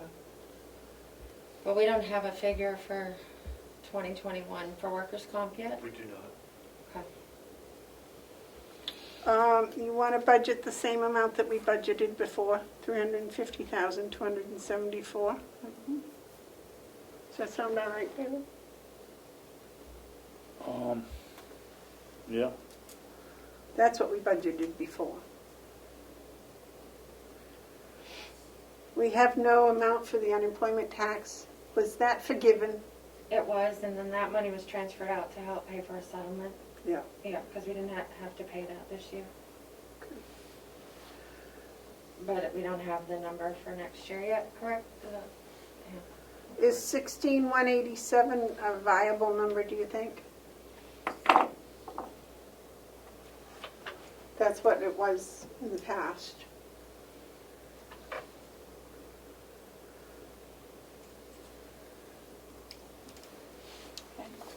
Does that seem all right with you, David? On which one?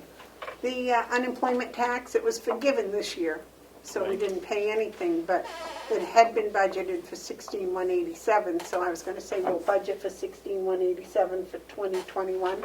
Okay. Dental insurance, I'm working on the, yeah, the 3/4, okay. yeah. Life safety fees I would expect would be the same. And the 3,300 looks fine to me. The inmate medical fund last year was for a special inmate, but very often we've been running over on the medical. And I believe this had a restriction, it had to be over $5,000, was that it? Yep. Per inmate? Per inmate, yeah.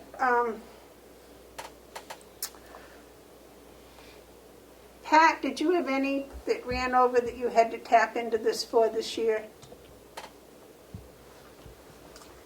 Not that I'm aware of, not since that last person. Okay. Dental would be 79,000. Not 84. That was 9 and 12.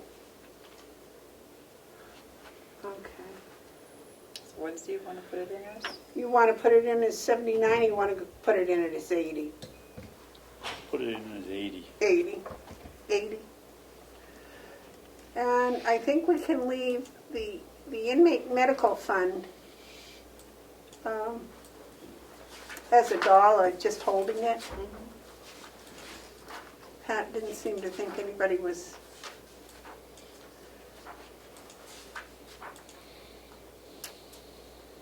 Has anyone heard anything about what's going on with the IDN? I haven't heard a word. David, did they say anything at the meetings? No. Pat, have you heard anything mentioned about the IDNs down at the meetings? You go to the county meetings, right? The county association meetings? Yes. Have they said anything about the IDNs? No, not recently. And Howie doesn't have any insight. Is Howie with us? Howie, are you still with us? I certainly am, and from what I'm hearing about the IDNs is I know that one or two of the ones that serve Merrimack County, that I think there's 3 total, have gone bankrupt, and it's calling into question whether any of them are going to continue. All right. Does that mean we're going to get our money back from last year? Yeah, I don't think we want to hope for that, but it might mean that we don't want to budget any for the coming year. How about we just put a I think dollar? We'll put $1 in, all right? And I'll try to get in touch with HHS. New Hampshire 8, Jessica. That, putting it in as a placeholder, I think makes sense. All right. Point of order, Madam Chair? Yes, sir. Sorry, I don't want to interrupt the process more than I have to, but that's very serious. So that means the money that this county's paid out, we're never going to see any of that back? Well, that's why I'm going to contact the gentleman down at New Hampshire Health and, Yeah, I'd love to hear what that number is, because that's, right, well, I expect that it's already come back to the IDNs up north where we were supposed to get the money, funding, but I will investigate that. thank you, sorry for the interruption. Nope, that's a very important issue to me also. So what are you putting in there? $1, just as a placeholder for right now until I can talk to. All right. Okay. Property and liability insurance, apparently, it looks good to me. And that's a known number, that 215, 124, that came from Primex. Yeah.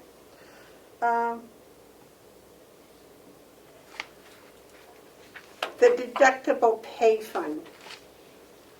That's Is that the the match. matching for the $1,000 deductible insurance? Right. Our employees have an insurance that has $2,000 deductible, and when they meet the first $1,000 deductible, the county kicks in the second $1,000 deductible. So they only pay $1,000 of the deductible, and we pay $1,000 of the deductible. It's another one of those nice benefits we give them. Yes, sir. We must have been on steroids that day because we almost hit it right on the nose. Projecting the 9x12, it comes out to 45,524. We missed by $500. That's pretty good. Did you have any doubts that we were pretty good? Yes. Oh, sheesh. So what?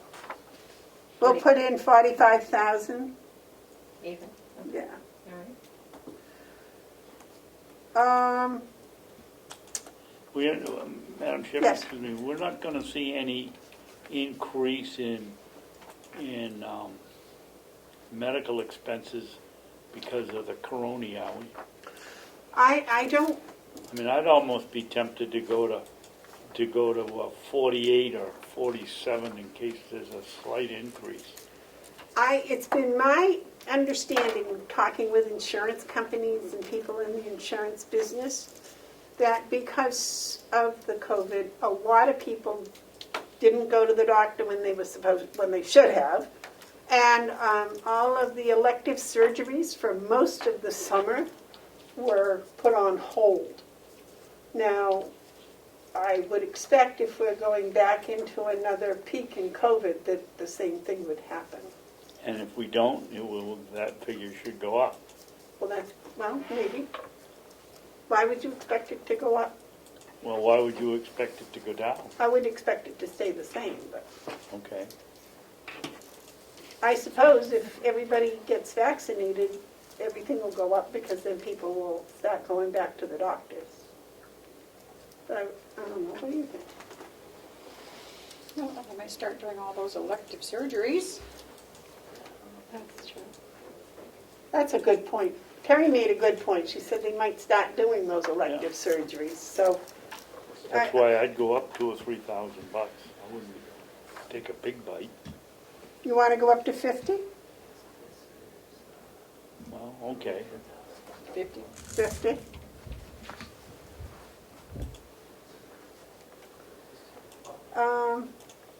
The payroll for Checkmate, what was our new contract? So that's moving to IT.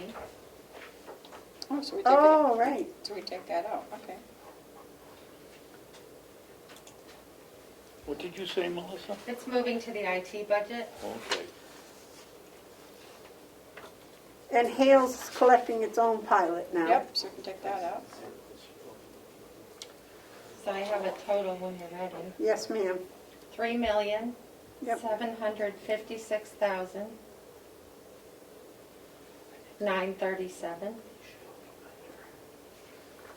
3756937.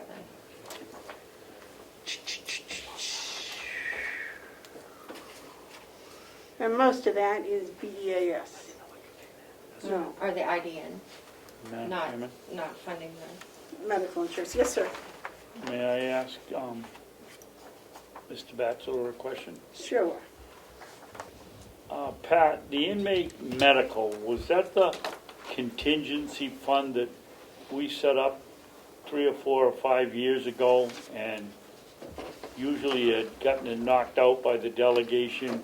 I think that we've got them mixed up here. That was the one that if the bill had to be more than $5,000 and to one inmate, but it seems to me it was under the commissioners or the special fund and not here. I think the delegation moved it here. They did? I think. I'm not Okay. 100% sure. But And we don't still think that's a good idea? I do, but it's been knocked out for 4 years that I know of, so. Yeah, but we got a new delegation, maybe it'll, It's in the jail's budget. Uh, this contingency, the contingency is in the jail budget? Remember they took the 200,000 we put in it last year and they Yeah, but called that it was for the special guy- inmate medical. It's .076. Yeah, but that was just for the guy that, I know, but that was for the guy that we were spending $1,800 a week or whatever it was for his medicine. That wasn't the contingency fund that was to protect the jail from having a budget that goes like this in case they got one person, like we had the lady that had the $16,000 operation and raised hell with our budget 2 or 3 years ago. This isn't the same one as the guy that had the expensive medicine.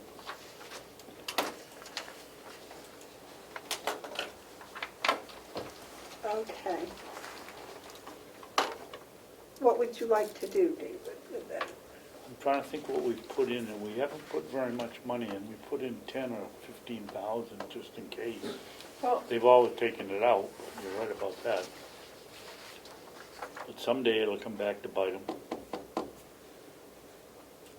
well, they both have that, they're both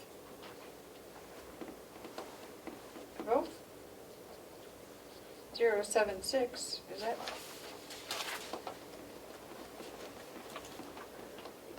Yeah, they're the same line number, .076. Yeah, But it isn't the same, it isn't 4102. right. But in 4102, that 076 line is that 200,000 from last year. It is 4102? 4102 for 076 is 200,000. 183,517 was spent. And it's called special inmate medical, just like. When did we get the Well, that's 6,100, not 4,102.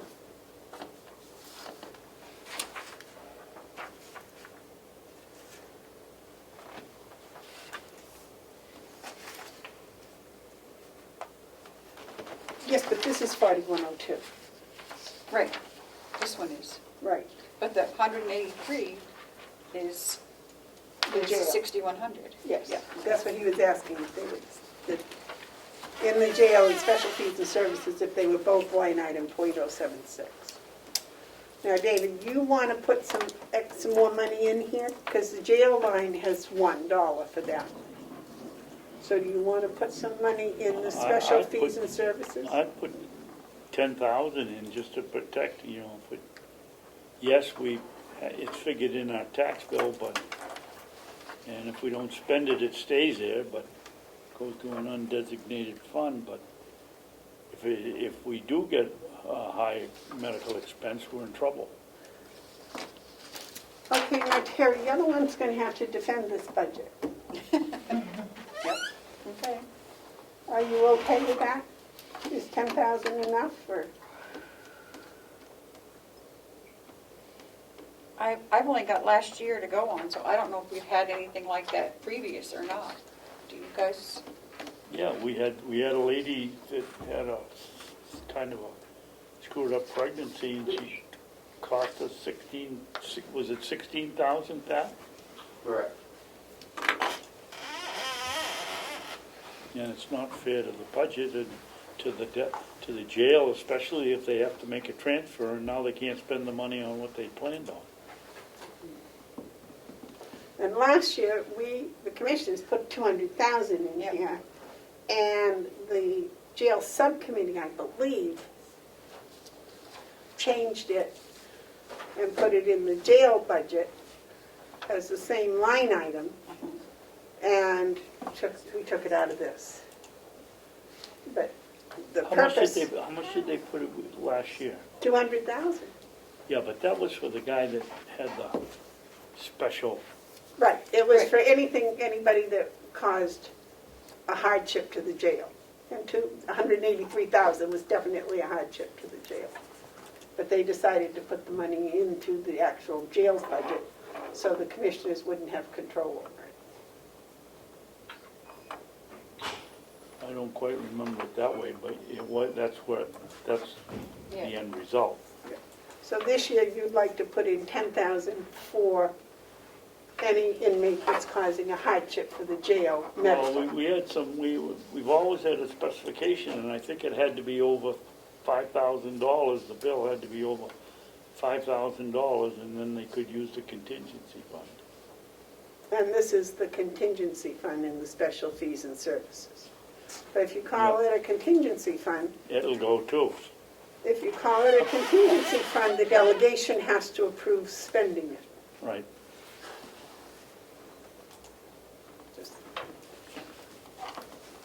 So, Madam, as I asked before, how much would you like to try to defend in this line? I think that 10,000 isn't very much. If we have a situation like we had last year.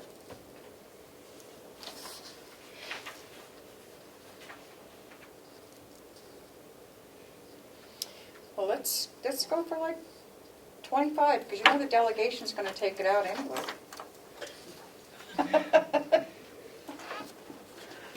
Pat, in your experience, would 25,000 cover any of those normal large expenditures?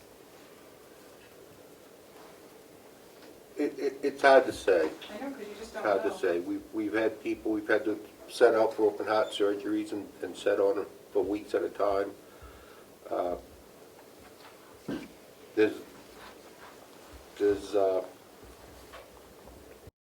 It's out there now that if somebody is receiving Hep C injections to get rid of it, if they come into jail and they've already started them, they get paid for by the jail, and that could be expensive as well. Well, I would expect anybody in the jail that was diagnosed with Hep C would be put on that same protocol, and that's expensive. Unless they come in, they've already started the series. That's the only way it gets paid for. People in there that have Hep C, and they decide they want to, start the series, they can't do it. It has to be ongoing upon incarceration.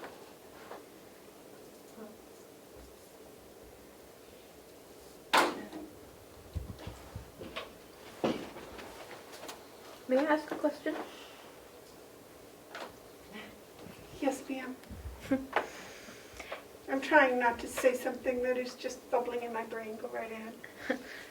I wonder if you have a line item for this in the jail budget that is already funded, that is to be funded as well. No, they only put $1 in that line. That's why we were putting it in our line. David, Terry thinks 25,000 should be in there. She's the one that's unfortunately going to have to defend it. Well, Pat's going to have to help her, so. And history has shown they're going to take it out anyway. So. That's right. But at least I think we've done the responsible thing if we put it in. Okay. 25? 25,000, yep. So that changes the total to 37, 3781, 30, Putting 25. 3,819. All right. I gotta get them in a column. no, that's, we just added 15,000. Yeah. Can we, 25. 25. do you mind if we 25. just start from the top, because it's a small budget? I Yep. have 45,050, Mm-hmm. 30,000 for legal fees. Medical is 2,967,000. Workers' comp, 350, 274. Unemployment, 16,187. Dental, 80,000. Life safety, 3,300. IDN, $1. Inmate medical, 25,000. Insurance, 215, 124. And the deductible pay fund, 50,000. Okay. And that gives you 3,781,936. 7.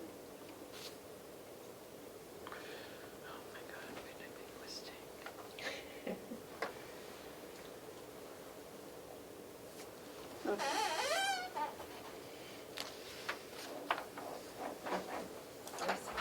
So 3,781,936. Is that Yes. what you have on your That's what I have. 6 or 7. Six. Okay, that fills that in. So if we go over here, we can fill that in. Three.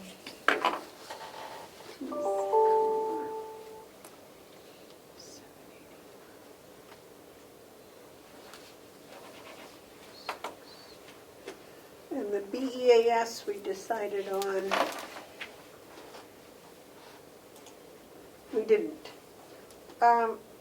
What about 5.5 million for BEAS?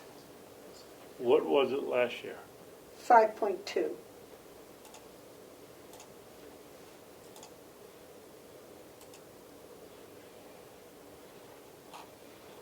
I would guess that it's gone up an average of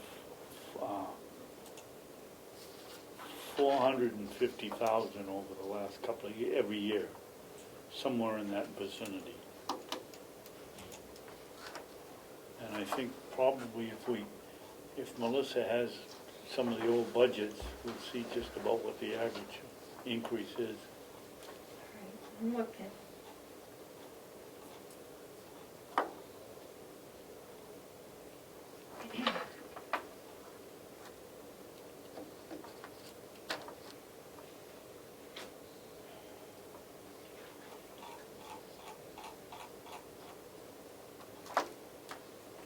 All right, in 2016, 4.9. In 2017, 4.8. In 2018, the budget's 5.2. And then 2020, it was 5.2. Just need to find 2019. So.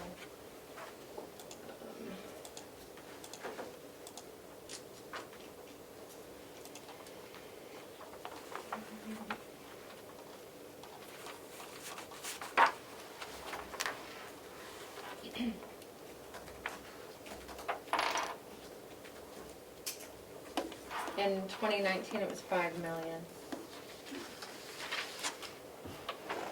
Well, I think 5.5 would be So the okay. increase was really smaller than 400. Yep. Real, not even close.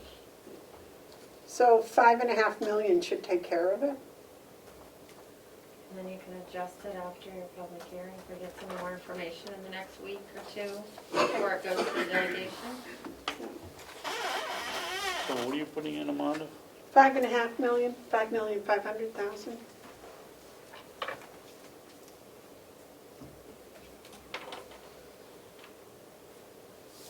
is that the DPW's revised salary?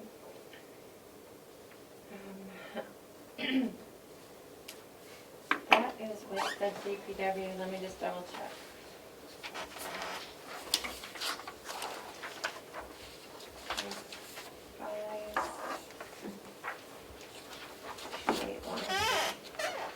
Yes. Okay.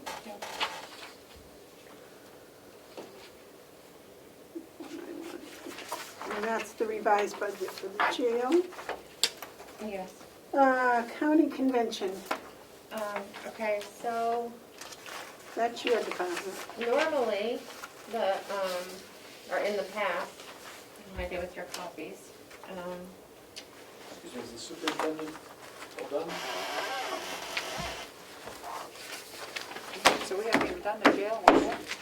Now, the only revisions in the jail, I believe, were the salary ones, is that correct? Correct. And did you give us detail for the salaries of the non-union people? Yep, you had. Yeah, Fergus and I put it together yesterday. Yeah, I see that, but, Is this one here? Yes, it's got, but you have it very much. Is this one here? right, that's their updated version, but my question was, did you put in your budget salary increases for non-union people? Yes, Do you have an itemizing of that? yes. So that you have in your hand is updated, the yellow squares show the updates based on that sheet that's right there in your binder. Right, I got this one. The one on the left there. Is that This it? one? No, No, that's the third quarter budget. check, sorry, I don't know. Is this the one? I'm pointing at you, it's right here, right here. Yeah, that's the updated one. Yep, so I for- took the yellows Oh, okay. and updated this, and those are yellow also. Oh, So they match. Right, but that's not increases in salary. There's no salary increases here. That's what I want to know, is the non-union people, did you give them a salary? Did you give them some sort of a pay increase? Well, okay. You are. The non-union people. Here. Yes, Yes. and it's spelled out in the backup notes There's memo. this paper that shows the increases. So, yeah. In this, of this. Yep. Not the little pieces of, okay, gotcha. Okay. So the very last sentence Yeah. addresses the raises on that. Okay, 60 cents. Okay, the last, okay.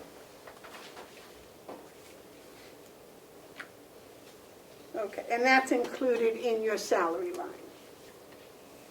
Okay. Yep. Is there anything else that we need to know about the jail from this? All right. I think we're done unless we decide to cut something in there, Pat. The only thing I want to point out is that the New Hampshire retirement rate for his group 2 has gone up considerably. So there's like $63,000 more just in retirement. Okay?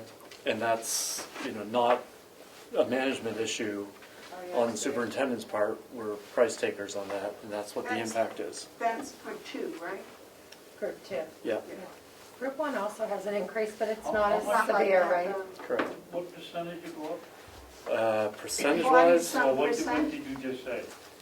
$63,000 just in the jail on the higher retirement costs. Was group 2 increase? Yes.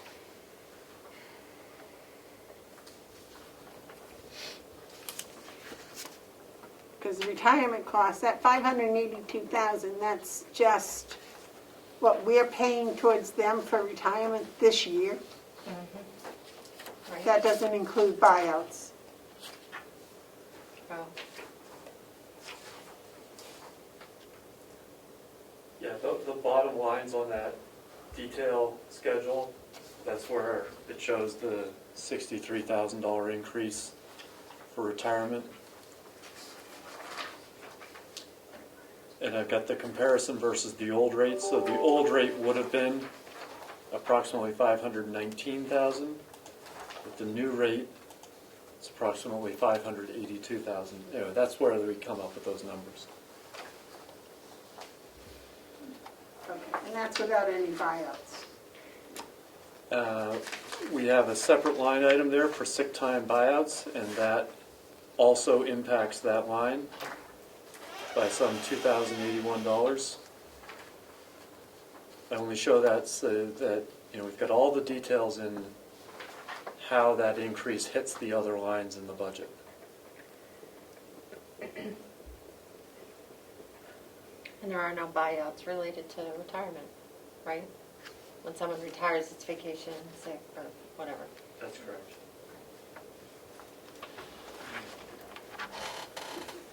All right, so back to trying to get a picture of the overall budget.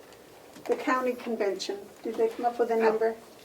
So, in the past, the convention budget was done by the administration here. They've never actually set their own budget, but, so I took a stab at it and reached out to the current chairman as well as Representative Avaloni, and here you go.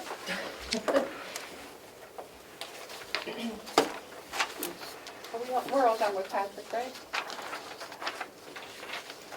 I haven't even gotten to looking at the jail stuff. We're Okay. still trying to do the overall proposal. Despite all the interruptions, we're still trying to get a picture.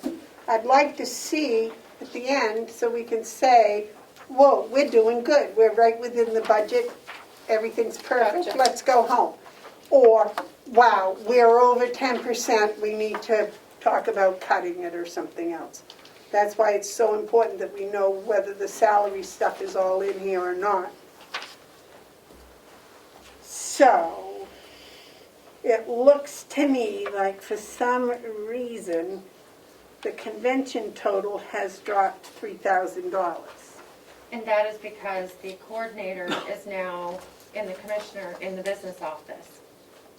So it's it would be a bookkeeping nightmare if I could go to that extreme, to try to charge two different budgets for one person equitably when my day is interwoven between the two boards. There's no straight line anymore. Well, between see, the two. I have no So- problem in putting the $3,000 in here, and then at the end of the year, in December, transferring it to salary, or to pay you out of there the last week or two, or whatever. But only Seems cleaner because this way. I don't want any, I mean, I'll be gone, but I don't want any controversy as to, Melissa is doing this for the delegation, and she should be doing this for the commissioners. I don't want that to happen. Well, you're I doing want to good so make far. sure it's clear that you belong to everybody. Well, you belong to the delegation, you belong to the commissioners, and that keeps you quite busy, but. And because the RSA allows the delegation to employ a coordinator or any other staff it sees fit, that's why there's $1 in here, because we are getting a new delegation. So we can't even be guaranteed that the new delegation won't employ another person beyond me. Or See, instead, you know what I... But your it's- job description is you are Right. the county coordinator Right. for both. And- And I think that's really good. Now, David, you disagreed with that, right? You think there should be two separate people? No, I don't think it should be two separate people, but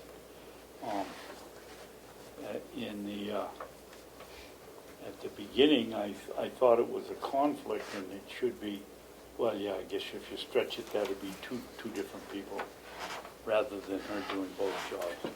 Yeah, you just phrased it differently than I would have. Yes. And what do you But- think now?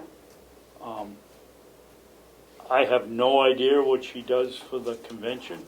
It looks to me like she does 99% of her work is for us. And I don't see why, for simplicity, we don't keep the whole thing in the Board of Commissioners. Okay.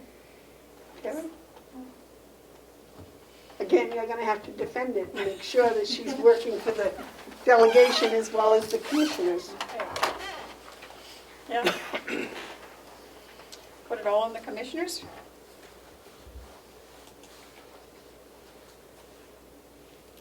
And Representative Avaloni is happy to comment if during this portion, if you'd like to just put that on the chat. But I mean, that's what we did with the finance department, right? Because some of them were getting paid in the nursing home In 2 places, in right? 2 places, so we Yep. put them all in one. Yep. Okay, But that doesn't mean they won't be working for the nursing home. exactly, right. And the advertising in this budget's easy to track. You get a tear sheet from the Daily Sun. Yep, that was $65 for the delegation. So that's why I left the 500 in here for that. Office supplies is tricky because how do you equitably? I don't know how.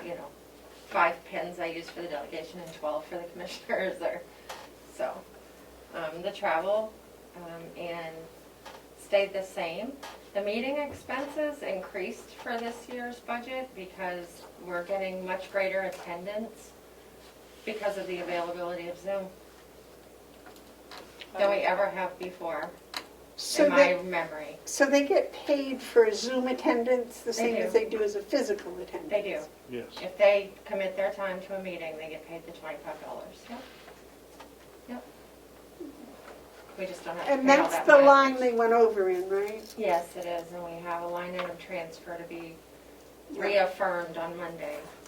It's already been done. Madam Chairman, I'd like to make an addition to the county convention also. Okay. What would you like to do? Well, the push around here is to treat everybody equally. And I am suggesting that we pay each member of the delegation $500 for their clothing, because if you go down to Concord, you have to wear a coat and tie or a suit, and the ladies have to wear appropriate clothing.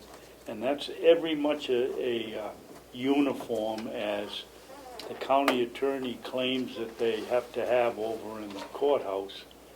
And in keeping with her wishes of everybody being treated equally, I think we ought to put $7,500 into the county convention for clothing for the delegation members. Sorry, what number did you say? No, he did not. He's just voicing his opinion about something. No, I'll make a motion. Okay, motion's been made. Is there a second? I guess motion fails because of no second. I would think that $7,307 for the county convention would be appropriate. So I would agree with you. Thank you. Madam Chairman, can we discuss the no second on that? No, David, it's 2:30. I don't I'd care like what to get time out it of is. We're here. being paid to do a job, and I'm going to Yes, still... but if you're doing a job right, that's one thing. But when you're being sarcastic and nasty, I don't I want to wasn't waste being time doing sarcastic. it. Have you ever been down to Concord and have to see where the people dress? They have In to that dress case, exactly it would- the way they have to go to court. And so why should one person get it and another person didn't? That's not sarcastic, that's a question. I had to wear a tie and a suit coat every single day, just like they do when they go over to the courthouse. David, your motion did not get a second, so therefore it's not discussable. Okay? Now, I would like to continue if you might. May I? Yes, sir. Yes, ma'am. We were going to go with this, but I'm wondering because they were overspent in their meeting expense, that maybe we should make that a little bit higher. Well, they added $1,000. Okay. Okay. Actually, they added 1,300. 1,300. Yep. Yeah, I put cushion in there. I don't. Okay. I don't know if you wish to speak to Representative Avaloni, are you okay? He's on. Well, it's fine, that's fine. Just wanted to make sure they're gonna be covered for next year. So if we put in 7,307,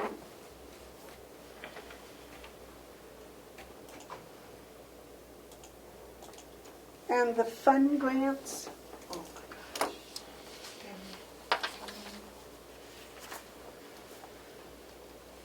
So, All right, well, let's see, I give up, where is that? so in the, I didn't do a sheet like this for your grants, unfortunately. I just have the sheriff's proposed 2 grants and the victim services grant in here, because I was waiting to see what was going to happen with the grant committee and what the grant committee is recommending for the jail grant. I don't have that information. So I couldn't do a summary sheet. What is our matching for the jail grants?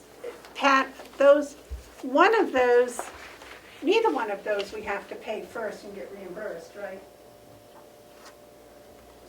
What are you talking about? You got 2 grants that you've applied for.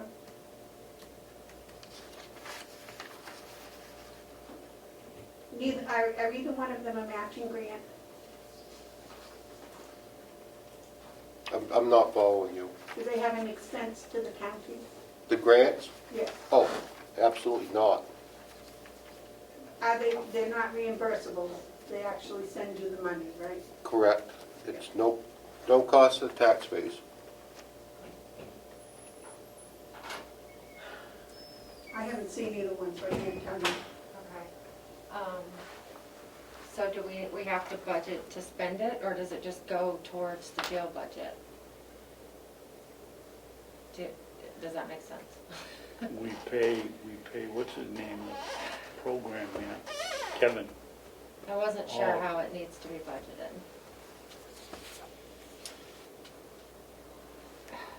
I don't know about the pre-grant because I haven't seen it. Right. But the other grant, Kevin does the grant. Yeah, The grant pays him. yeah. Does the county pay him? And then we take the money out of the grant? I would imagine that the grant money comes The to us grant and money we pays pay the check, because we sign it every month. So, yes, we have to do the expense then, if So- we so sign the when- check. So for both grants, do you put the full grant amount on both sides of your budget? Right, I believe, the one with Kevin Warwick is a wash. That doesn't cost us anything unless they stop the grant and we have to continue what they're doing. But the new one, the PRIA grant, I don't know, because I haven't seen it. Yeah, that's 98,000 over 3 years. That's get us up to compliance. But the thing is, do they send us the money and then we do it and spend it, or do we spend it and then they reimburse us No, they'll send the money, ahead of time? yes. And is it 3 equal? No, I haven't seen the grant. I didn't just- want to ask him directly. Yeah.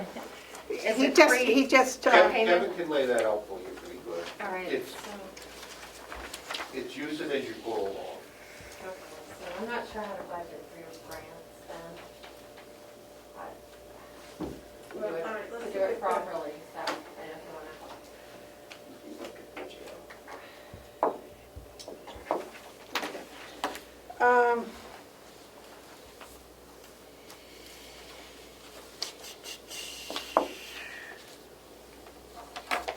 Well, it's, David, question? Yes, under this Prius grant, don't we have to have a inspection or a survey, or, Yes, and have we done that yet? no. No, all said and done, there'll be an audit. There'll be a pre-year audit and make sure we're in compliance. When it's finished? Yes. not when it's begun. Correct. So what do we have to spend to get into compliance? A good portion of that grant. David? Oh, Pat, are you sure about that we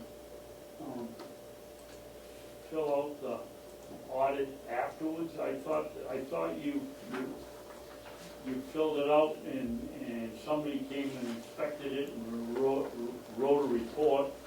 You had to bring it up in compliance, and that's part of what the grant's for. And I think you just said that. Yes, and I've got Major Eldridge is working on it now.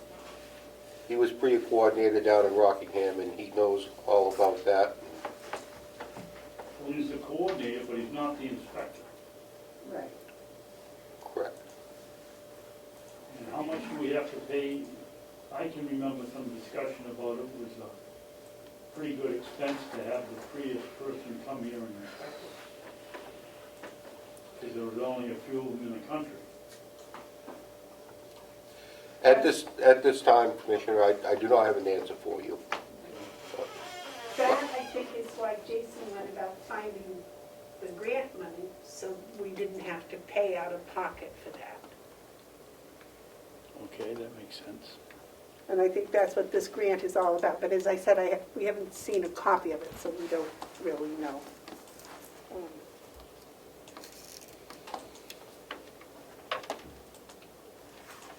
So I would expect the expenses, if you look, Melissa, on the federal grants 200 fund, you'll see the sheriff and the victim witness grants and those. And those are the money that we have to spend. And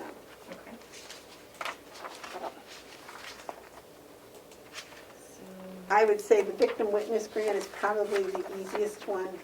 We apply for it, but we put in what we're going to spend on victim witness, and then on revenue for the attorney, we put in what we get for the victim witness grant itself. So, It's a 50-50 split. Yeah, that would be an example to show you how that's budgeted. And Kevin does Kevin know about the PRIA grant also? Yes. And Kevin, are you in touch with Kevin Warwick? Fergus is. I believe I give you information on that a couple weeks ago. I gave you both grants and the breakdowns. Yes, you did. And I have them downstairs in my grant book, unfortunately. And that's why I sent you paperwork today about that. Yeah. So, because you didn't bring us the actual grant, you just brought us the financial breakdown. Correct. Yeah. So, but he can tell you whether that money has to be spent before it's received or if it's received first. And he can probably tell you when it's anticipated. But that should also come in that paperwork I gave you. All right, so at the very least, I would say it's what's there already, but it will probably, anything else would be a wash. So we're talking about an expenditure here of $1,253,394. Now remember, most of that will come back as revenue, not all of it, because some of the sheriff's grant is not 100%, Right. as he pointed out today. So that gives us a total of someplace in the neighborhood of 25, 26, 31, 34, 35 million.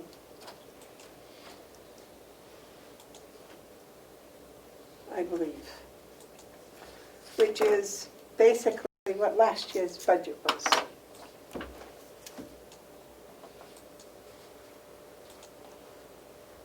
Have you totaled that? No, I'm sorry, I'm trying to calculate the grant thing still. Okay. Just give me a second, please. Here it is. What did you get for a total? Right there. Oh, not bad for off the top of my head. She came up with 35, 195, 733. And last year was 34, 699, 964.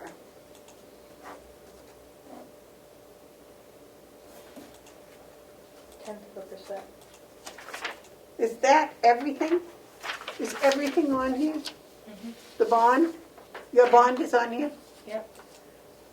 The 600,000 requested is in the deeds budget, and the 10,000 for the bond application if, And it's in here? there's nothing on there for interest if we go the bond route. It's in your operating budget. It's in the operating budget. It's still in our operating budget. And the only thing that I can think of that we don't have a separate line for that we talked about was the accrual payouts. Right. If we're leaving those in the department budgets or pulling them all out and making a special fees and services line. They have never been in the department budgets, right? They've They've always never been been there, there. period. They've been in the salary line. A Yeah. fraction of what might be due has been put in the salary line to date. Everybody puts a little Every bit year of a cushion. in past years? No, No. Yes. Okay. maybe in your department, It's but the come others, from the finance office. The numbers were presented to put a portion of, there would be an estimate done by the finance director of an amount that she thought might be used for buyouts, and that was put in the salary lines. I can remember one year when we had 2 or 3 retiring from the nursing home, and we're gonna take 50,000. That's the only time I can ever remember. I never Putting put it it in in, the but I it thought you was did. put in. I thought you were the one that did. No, it was put in by the finance director. And it seems like they No, all but I mean, kind of I put a thought you were cushion the in only when you one that talk to gave her the them. number. This year I gave you the 3 scenarios. Yes, that you gave me, but I thought you were doing it before that. Catherine put something in, but it was a guesstimate of her own choosing. Now, I do remember when we knew people were going to retire, they told us in their budget ahead of time and said, so-and-so is going to retire, we have put this money into the salary line. So that's how they've always taken care of it before. They've never, that I was aware of. And so, yeah. So, but here's what I'm asking. There's Now, nothing. Fergus, these are your numbers, right? I mean, our numbers, but yes. The finance department's numbers. Each department has been putting together a budget. I have not been able to review most of their staff salaries. The registry is perfect because Lisa Scott is incredibly on top of everything. I know the jail because we did that one. I know mine, but the nursing homes I don't know. Okay. So if this is true, then I think the department heads have done an absolutely incredible job at keeping the budget what it was last year. I'm still unclear. Is there money in here for buyouts or not? It's not in my budget according to this number. I do not believe there is any buyout money in here at all. Okay. That is my understanding. That's why the question was, do we want to put some money in and put it in the special fees and services? But apart from that, because it wasn't in there last year, I am saying that going from $34,699,000 to $35,195,000, I think is an incredible considering that we have union contracts that were finalized last year. So the raises are automatic for those in the sheriff's department and in the jail. And I think for the department heads to hold this, especially when we have a new department head, that I think we've done absolutely incredible, that all the department heads should be well congratulated. Now, I must confess, and I think I had told both of the other commissioners, I did not anticipate this. I thought it would be much higher, especially with the salary discussions we've had. Now remember, there are outstanding union contracts that are not in here. Actually, there's only one, I believe, at the nursing home. But still, that's something that's won't be decided for several months. But commissioners, what do you think? We don't have the, we don't have, well, we do. Most of them will put in the salary increases that they want. They're all in here. Yep, that's right. What do you think? I think they've done an excellent job. Can I please have the grant number that you used, the total? What's the same as what's on? The same one, 1253394. Thank you. I just want to make sure I have the right number. Okay, thank you. If these numbers are correct.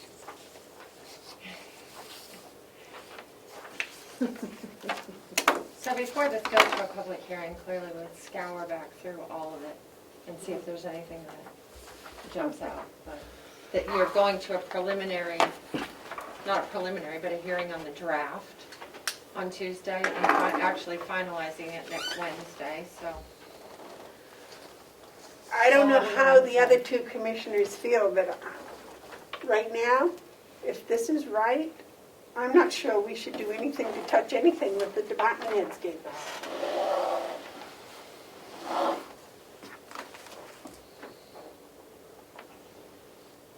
What do you think?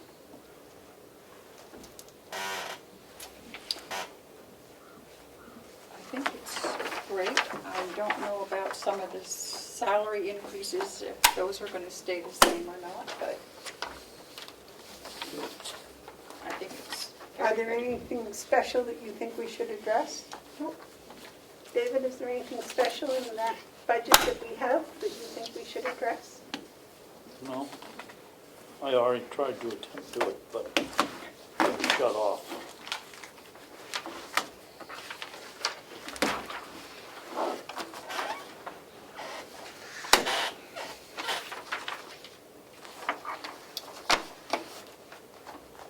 Yes. Thank you, Madam Chair. How will the extra payroll affect the budget? The extra pay, are we gonna? In 2020? Well, we've got to find out whether that was actually, as David said, computed in the 2020 budget, or as may have been not computed in the 2020 budget. In either case, if David's right and it was already budgeted, it will have no effect. If it was not budgeted, then we have to come up with 1 week's payroll. And what would that be? What would that number be approximately? Just curious. 1 week's payroll is how much? I usually have Joe's papers. Do you have Joe's papers that show what 1 week's payroll is? No. Do you, David? No. So whatever that number is, we would have to account for that, and that would have to be added in. Not for next year. It would have to be found in this year's budget. Is that possible? I don't know. Okay, thank you. David? I remember Ken often, and maybe I'm confused, maybe it wasn't for the year, because he was always talking about, well, this is an extra, maybe it was a month when we had 5 checks instead of 4. So, And so maybe it wasn't the year, but he did talk about an extra pay check often. Do you know what 1 week's pay would be? I'm guesstimating ballpark around 400,000. I have not gone through it. I got to find out, but I think it's more likely than not that it was not budgeted. But we'll find out, and I'll report back to you by next week.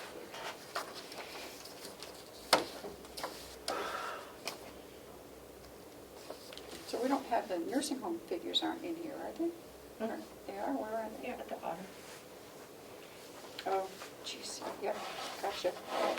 I know, I find it very hard to believe, because I expected we'd be at least 5 or 10% over and ask for, a reduction. I thought we'd have to go through each department and reduce them, but I don't know, unless, if there's something that stands out and you want to address, we'll address it.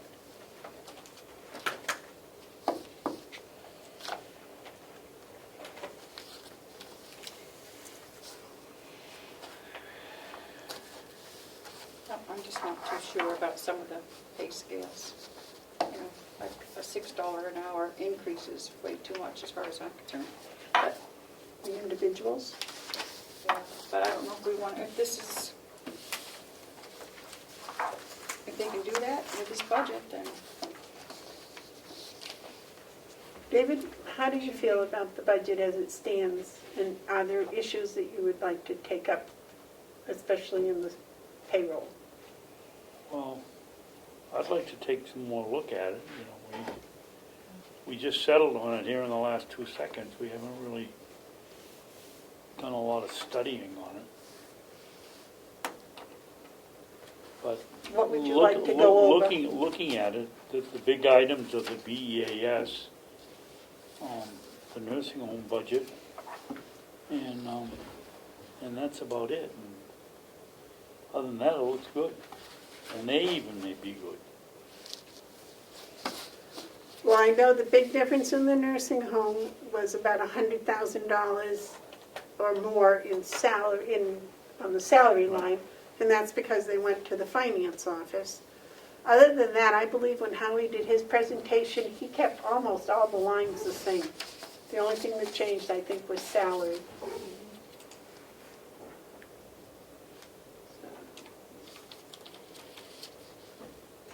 Is there any particular department you want to look at, or are you just doing No. the overall? I'm just doing the overall here.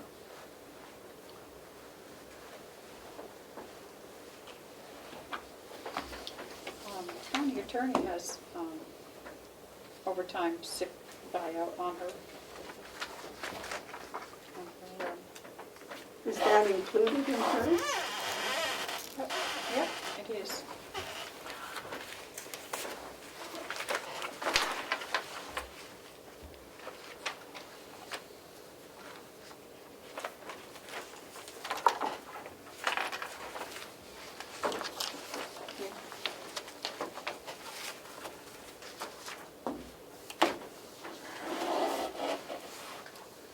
I was checking the appropriations. Am I the only one missing the special fees and services sheet?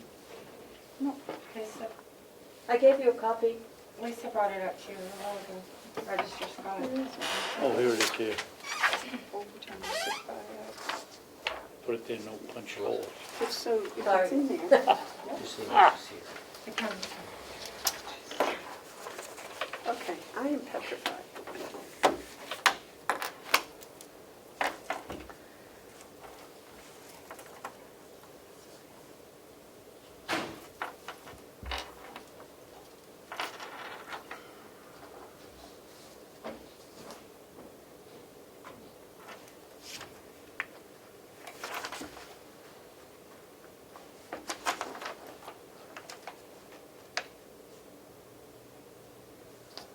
I mean, this is what we get when we have, departments whose proposed budget is less than the 2020 budget. I think they've just done a remarkable job. And we've seen it over and over. I think in the time of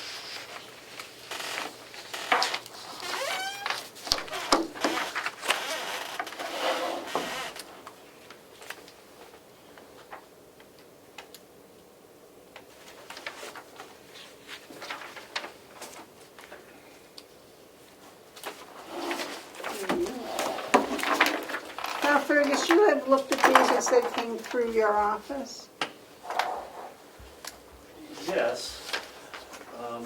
So you think they're relatively accurate? I do, but I want to check all the personnel ones, every single one, because we have things like this where some have built-in buyouts and some have not, and some have built-in pay raises of varying amounts and some have not. I believe they've all put in the payment. So, the sheriff's department, for example, I mean, they're experienced, they know what they're doing, they're running a tight ship, but I have not seen anything behind their top line numbers. No backup whatsoever. Well, I have no problem putting forth a budget to the general public that is only like, my gosh, it's, what is it? $600,000 over last year. 495. Yeah, it's only like 0.5%. 1.5%. So I think that's quite reasonable.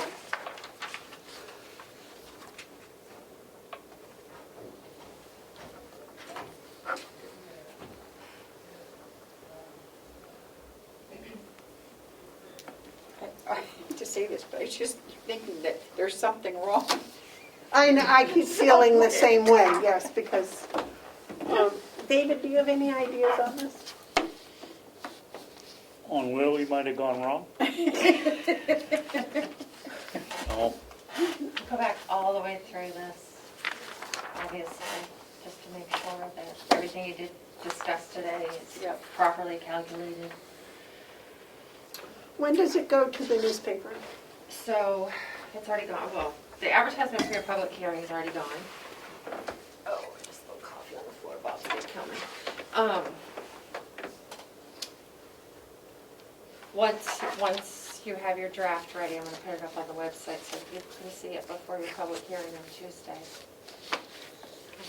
So if I get in touch with you each on Thursday, can we just do that individually? Yep, it looks good. Do you want to meet again before Tuesday, next Tuesday? Well, I spent most of the night last night going over all the numbers that I had Okay. individually. Yeah. And I thought those, but I didn't see it all together. That's why I kept asking anyone if they had the total numbers. Yeah. Because I was missing some of the same things that you were missing and whatever. So when putting them, that's why I pushed so hard today to get all the numbers together. But when I put them all together and I see the comparison, I am tremendously impressed. I really am with the department heads and the job they've done. And unless either one of the commissioners has a particular item they'd like to address, I'm comfortable with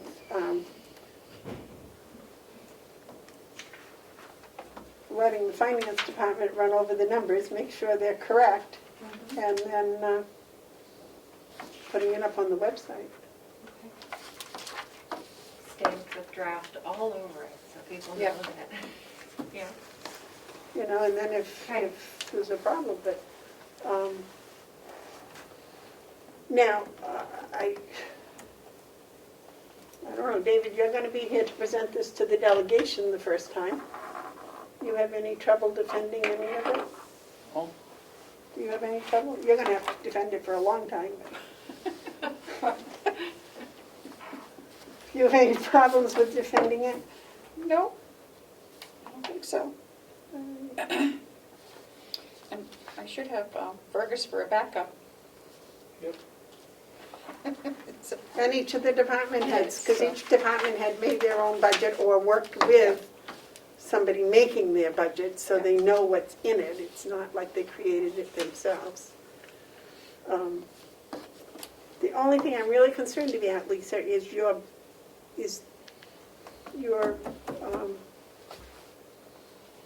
Archive. bond for the archival. Is the $600,000 for the archival in here? Yep. It's in the deeds budget. Okay, all right. And are we going to vote on that? Well, I was waiting for a motion from either one of you. I don't dare make a motion. We're making a motion for what? Oh, on this bottom line? To No, accept? on the Registry of Deeds budget. In fact, I thought we were gonna go in department by department and approve the budget. Well, normally we would, because we would be cutting them to try to stay within a certain amount, but I don't see any point in trying to cut anything if it's so close. But if you want to do that, we can certainly do that. Well, I just want to go on record as not approving a $600,000 reimbursement for the deeds. I'd go with either 300 or 100 as we've been going along.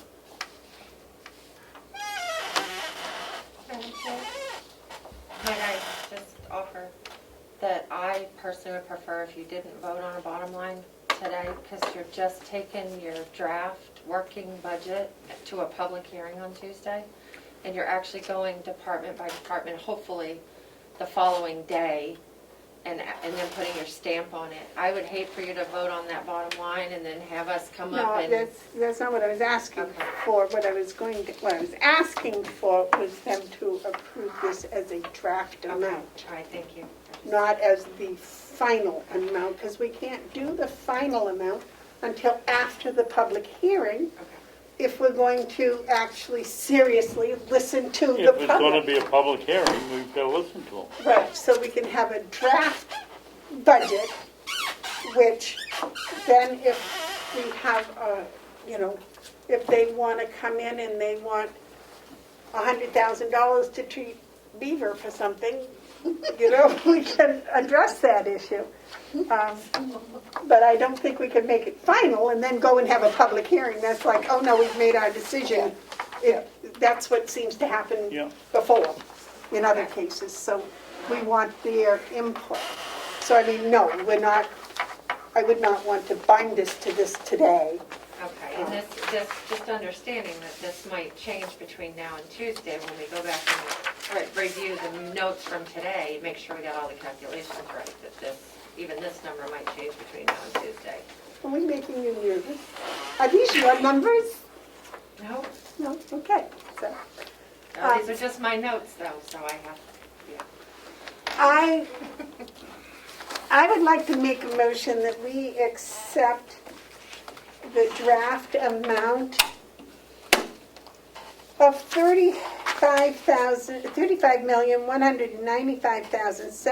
$35,195,733 as presented as accumulation of the budgets for all the departments of Carroll County.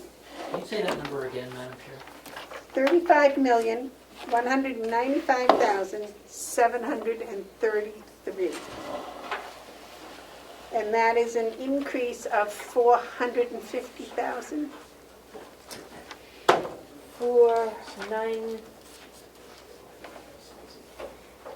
Where is it? 495769. 495,769. Which is a 0.01428%. So 0.014, no, it's 1.4%. Great. Okay. And if I might, nearly half of that is attributed to the increase in the human services budget, the BEAS line that you put in. Yeah, a lot of it. Yeah. 200, yeah. You have a second? I'll second. Is there any more discussion?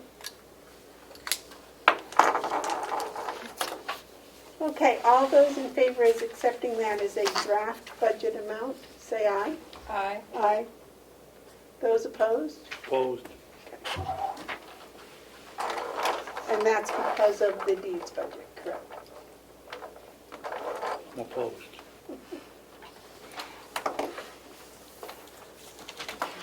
So this stuff is going to go in the book. All right, I guess that part of the day is done.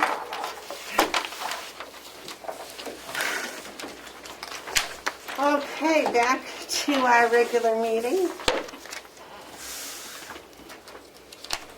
We are at where? Media questions. I do have one thing, if I could, for the executive coordinator report, Yes? unless I missed the opportunity. No, what's that? Thank you, Lisa. Thank you all. I just wanted to point out, before folks will notice, because it's pretty big, there's a dumpster, a storage container right now to the side of this building, opposite the generator. And the purpose of that is that Bob Murray had in his budget $4,000 this year for the disposal of public records, if you will, so that they could be loaded into this, taken off-site, properly disposed of. So that is what that dumpster is for. I didn't want to sound any alarms or have people question what it was. So the intent is, over the winter, over a long stretch of time, to properly dispose of the municipal records in accordance with municipal record law. We have a lot of records that we don't need to hang on to anymore, and we lack the space to properly store them. In RSA 33A, or 33, anyway, I don't have the right one with me, I'm so sorry. So I can read you the exact wording, but there is a need to form a committee for the proper disposition of records. And, hold on one second, sorry.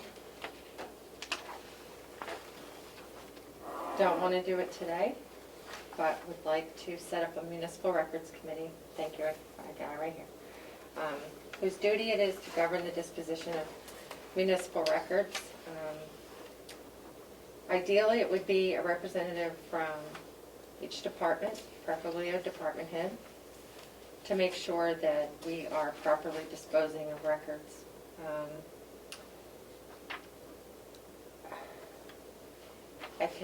We have a record retention policy currently in the county, but all it really is a reprint of the law. It doesn't detail exactly how this process will go, so I'd like the opportunity to develop that. We have records, as you saw when Bob did his walkthrough of the annex with his camera. We have an annex packed with records. We have a vault that's packed with records. And not only is it taking over the available storage space that we have at the county, but there are probably some records that would be quite useful to people to be able to find easily. So I'm not proposing just chuck everything in the dumpster, obviously, but over the course of the winter would like the opportunity to start properly organizing, managing, indexing some of these things and so forth. Who's going to do that? That's very expensive. So the county attorney has money in her budget proposed Yes, to handle all of her stuff. right. So that's there. A municipal records committee would oversee the disposal of records that we have. For example, we have payroll records from 1981 in the vault. Right. So a committee would, in accordance with the law, make sure that we're properly disposing of those, and it's not something that we're required to keep. David? Could I ask Melissa to read the law, please? This is the law. What was the short paragraph there? So let me. Well, you don't bother. My That's point okay. is, it calls itself the Municipal Records Committee. Yeah. And we've always questioned whether the county comes under the municipal or not. Mm-hmm. I don't even know whether we have to go through all of that.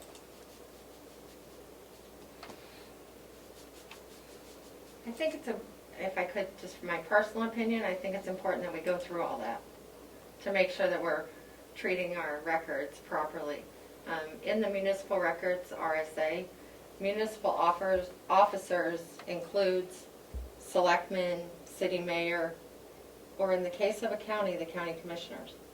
It says that in the law? Yeah, it does, under the definition of terms. Okay. Well, So when it references that municipal takes us officials, it's including counties in it.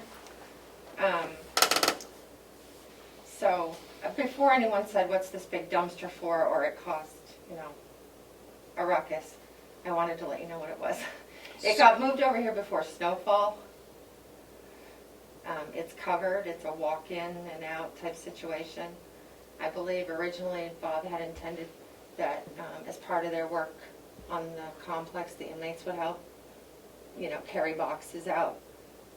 There's no inmates available for work, so it will be up to the staff. So are these just being thrown away, or are they being, are they being shredded also? So I believe his intention is not to just take them like to waste management and dump them. Right. It's to a specialized facility where they shred them and properly dispose of them off-site. It's less expensive than hiring people to come here and physically work doing that. Well, some of those records have to be scanned to record, to save forever. Yeah. And some have to be shredded before they leave the property, I believe. I think some of the criminal personnel records may need to be shredded. Chris, what about personnel records? Aren't they supposed to be shredded before they leave the property? It's not addressed that I read. It was just addressed as far as the time frames. So, like for example, Melissa noted that payroll I think is 6 years, and they can be destroyed, and then the personnel folders are 20 years. But it didn't say must be destroyed on site. It just said there is a section in the law where it says how to properly destroy these items. And it did say, you know, these can be done just with your normal recycle bins. These need to be shredded, whatever. But I didn't notice if it said on site or not, or if it could be removed. But there was like 4 different levels of destruction listed within the law. So between now and the end of the year, I'm just going to be working on updating the county policy and making it a thing for your approval, so we can start the process of properly managing the records here. We have a lot of stuff just Okay, but I do everywhere. not think your job description includes going through old records and sorting them in according to this. Yeah. I don't think that's supposed to be part of your job, even though I know if they need you, you would volunteer, but no. You've got enough to do without other things. Any other questions? All right, I think we're ready for media questions. Just now that I've just discovered that you may be starting this committee, I don't know if it's acceptable to have somebody from the public also be monitoring that. I am certain it would be amazing to look through. I don't know how far this information goes back. Is it like 1960? I mean, how much is in there? I've seen labels as old as me, and you can guess how old I am. I'm not going to tell you. Some of it might be No, historical. Quite a long time, and my interest is also there as well. There might be some historical things that beyond payroll. It could be, you know, old letters, and who knows? And Madam Chair, We just have a lot of it. it would be under the job description of the coordinator to create a policy. So Yes, the this policy doesn't- creation is Yeah, front. I believe that's what she was But I don't want her, speaking to. well, no, because we have a coordinator that is very helpful, and people take advantage of that. And sometimes she has to be told no. My second question is how are those records being secured right now? Just under a lock, and who has access to it? And I don't. Some of them are in the, I want to call it weatherproof, but the special vault where they can't be destroyed by water or anything. Some of them are in the annex and locked rooms. That's a treasure trove of information right there.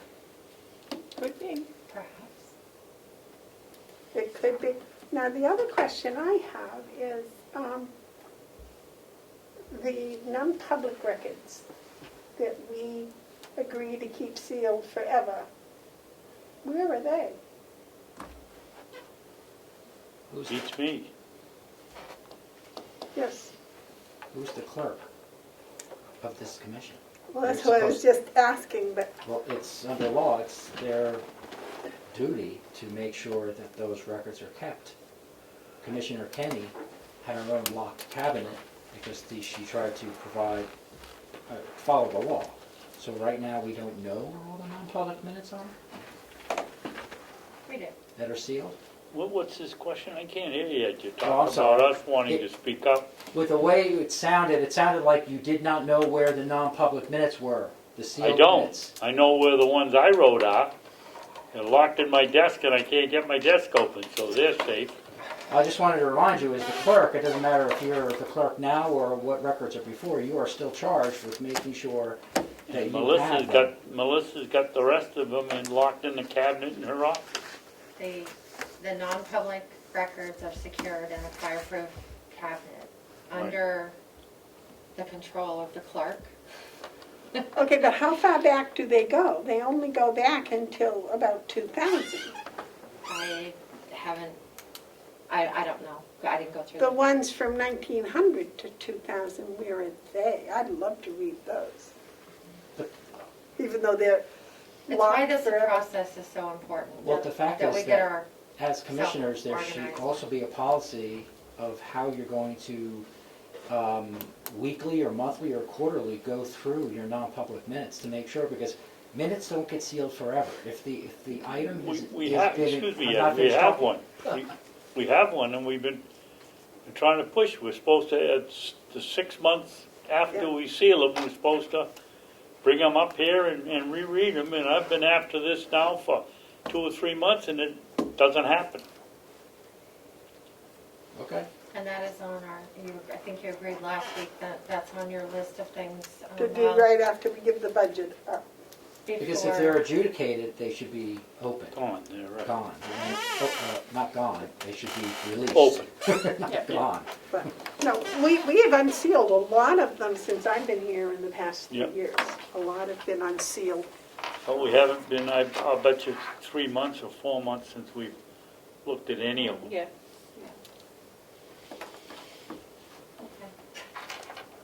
Thank you. My last No, I meeting, don't think it was that long because Melissa brought a whole pile of them up here one day and we went through them. No. That I was, don't was that 3 remember months that. ago? I Well, don't maybe it remember was. what it was. Time Yeah. goes so fast, I don't know. my last media comment question would be that those records are incredibly important because there were years of minutes that were missing. Yep. And they're probably in there somewhere. Oh, they could And be. that's what I'm saying, it's just very important that that information be, looked through properly, not just glanced over and tossed into a shredder. Oh, I don't believe that's going to happen, just because of the historical value of what's in there, that they will be viewed by whoever. I know I had talked with the county attorney a couple of years ago when she first wanted to make room by shredding her records, that they were all going to have to be scanned, and tried somehow to come up with how to alphabetize or something so that people could actually look them up. Because I have asked her to look up 2 different cases for me that are in boxes someplace, and they have no systematic way of doing it. And that's what she had wanted to do, was to scan them, get them permanently on a website so that they would be accessible to the county attorney's office. And Melissa will come up with a policy that will guarantee. That's certainly true. See, for a number of years, we weren't allowed to destroy any public records, right? We were told I not don't to know. do that for the first 2 years I was here anyways. I believe some representative had put a hold on destroying public records. Which I do not recall the judge Removing. ever lifting that, believe it or not. Yeah. So maybe you should check with the court to make Check sure and that see that if has it's been. still in place. That would be really nice to know before we all go to jail. My last question is that you have an old server that held the financial records to this county under the ACS system that's sitting in a cage somewhere. Is that still operative, or has that information that's on there been backed up by law so it can be reviewed in the future? Because I'm not clear. I believe when that was sent to Avenue, that they backed it up, not only on their server, but on another something.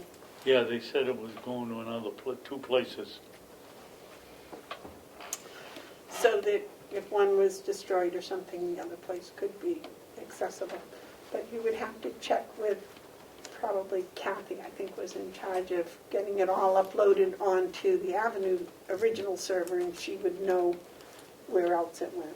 I have a very, very quick I think right-to-know request. I would like to see the document that was signed by the finance director stating that the amounts that were on the old system when it was ACS match the ones that were transferred over. It was mentioned there was a document that shows that. It should be a very simple 91A request to see that document and what the balances were that were transferred over at that time. And who signed it in? I Do you know? believe, yes, I believe it was the finance director. Okay. But nobody has ever seen that document.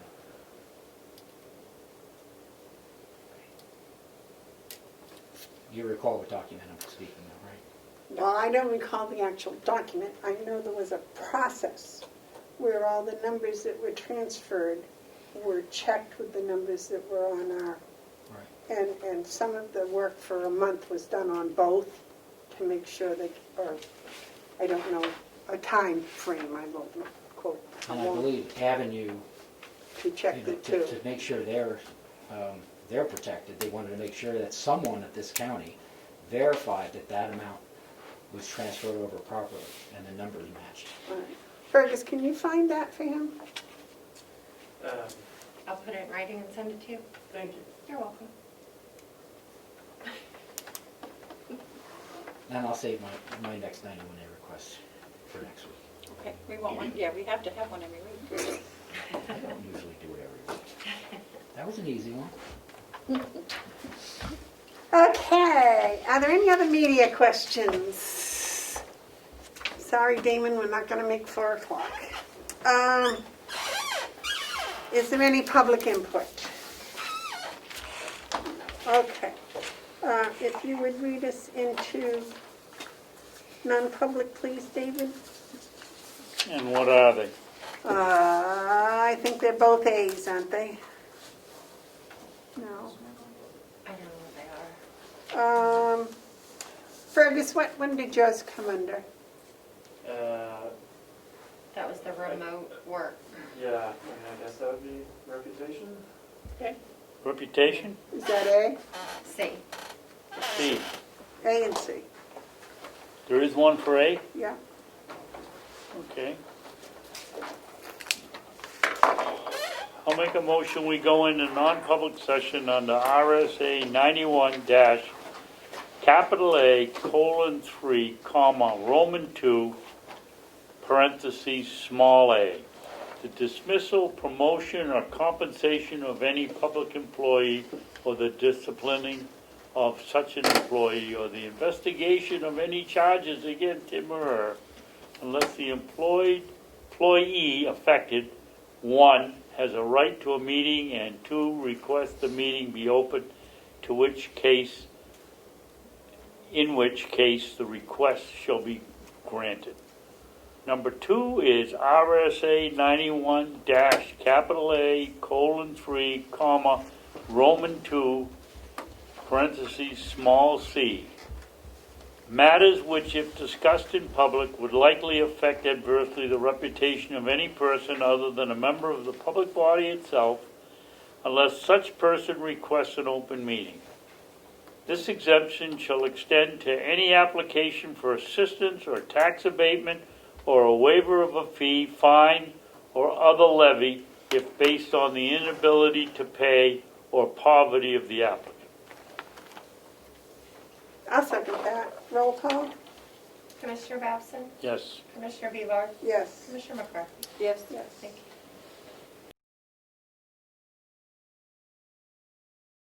Challenge accepted. Oh, we're on. I heard a vote, I don't know what you voted on. Come out and The motion's been made and seconded to come out in non-public. Who seconded it? I did. Okay.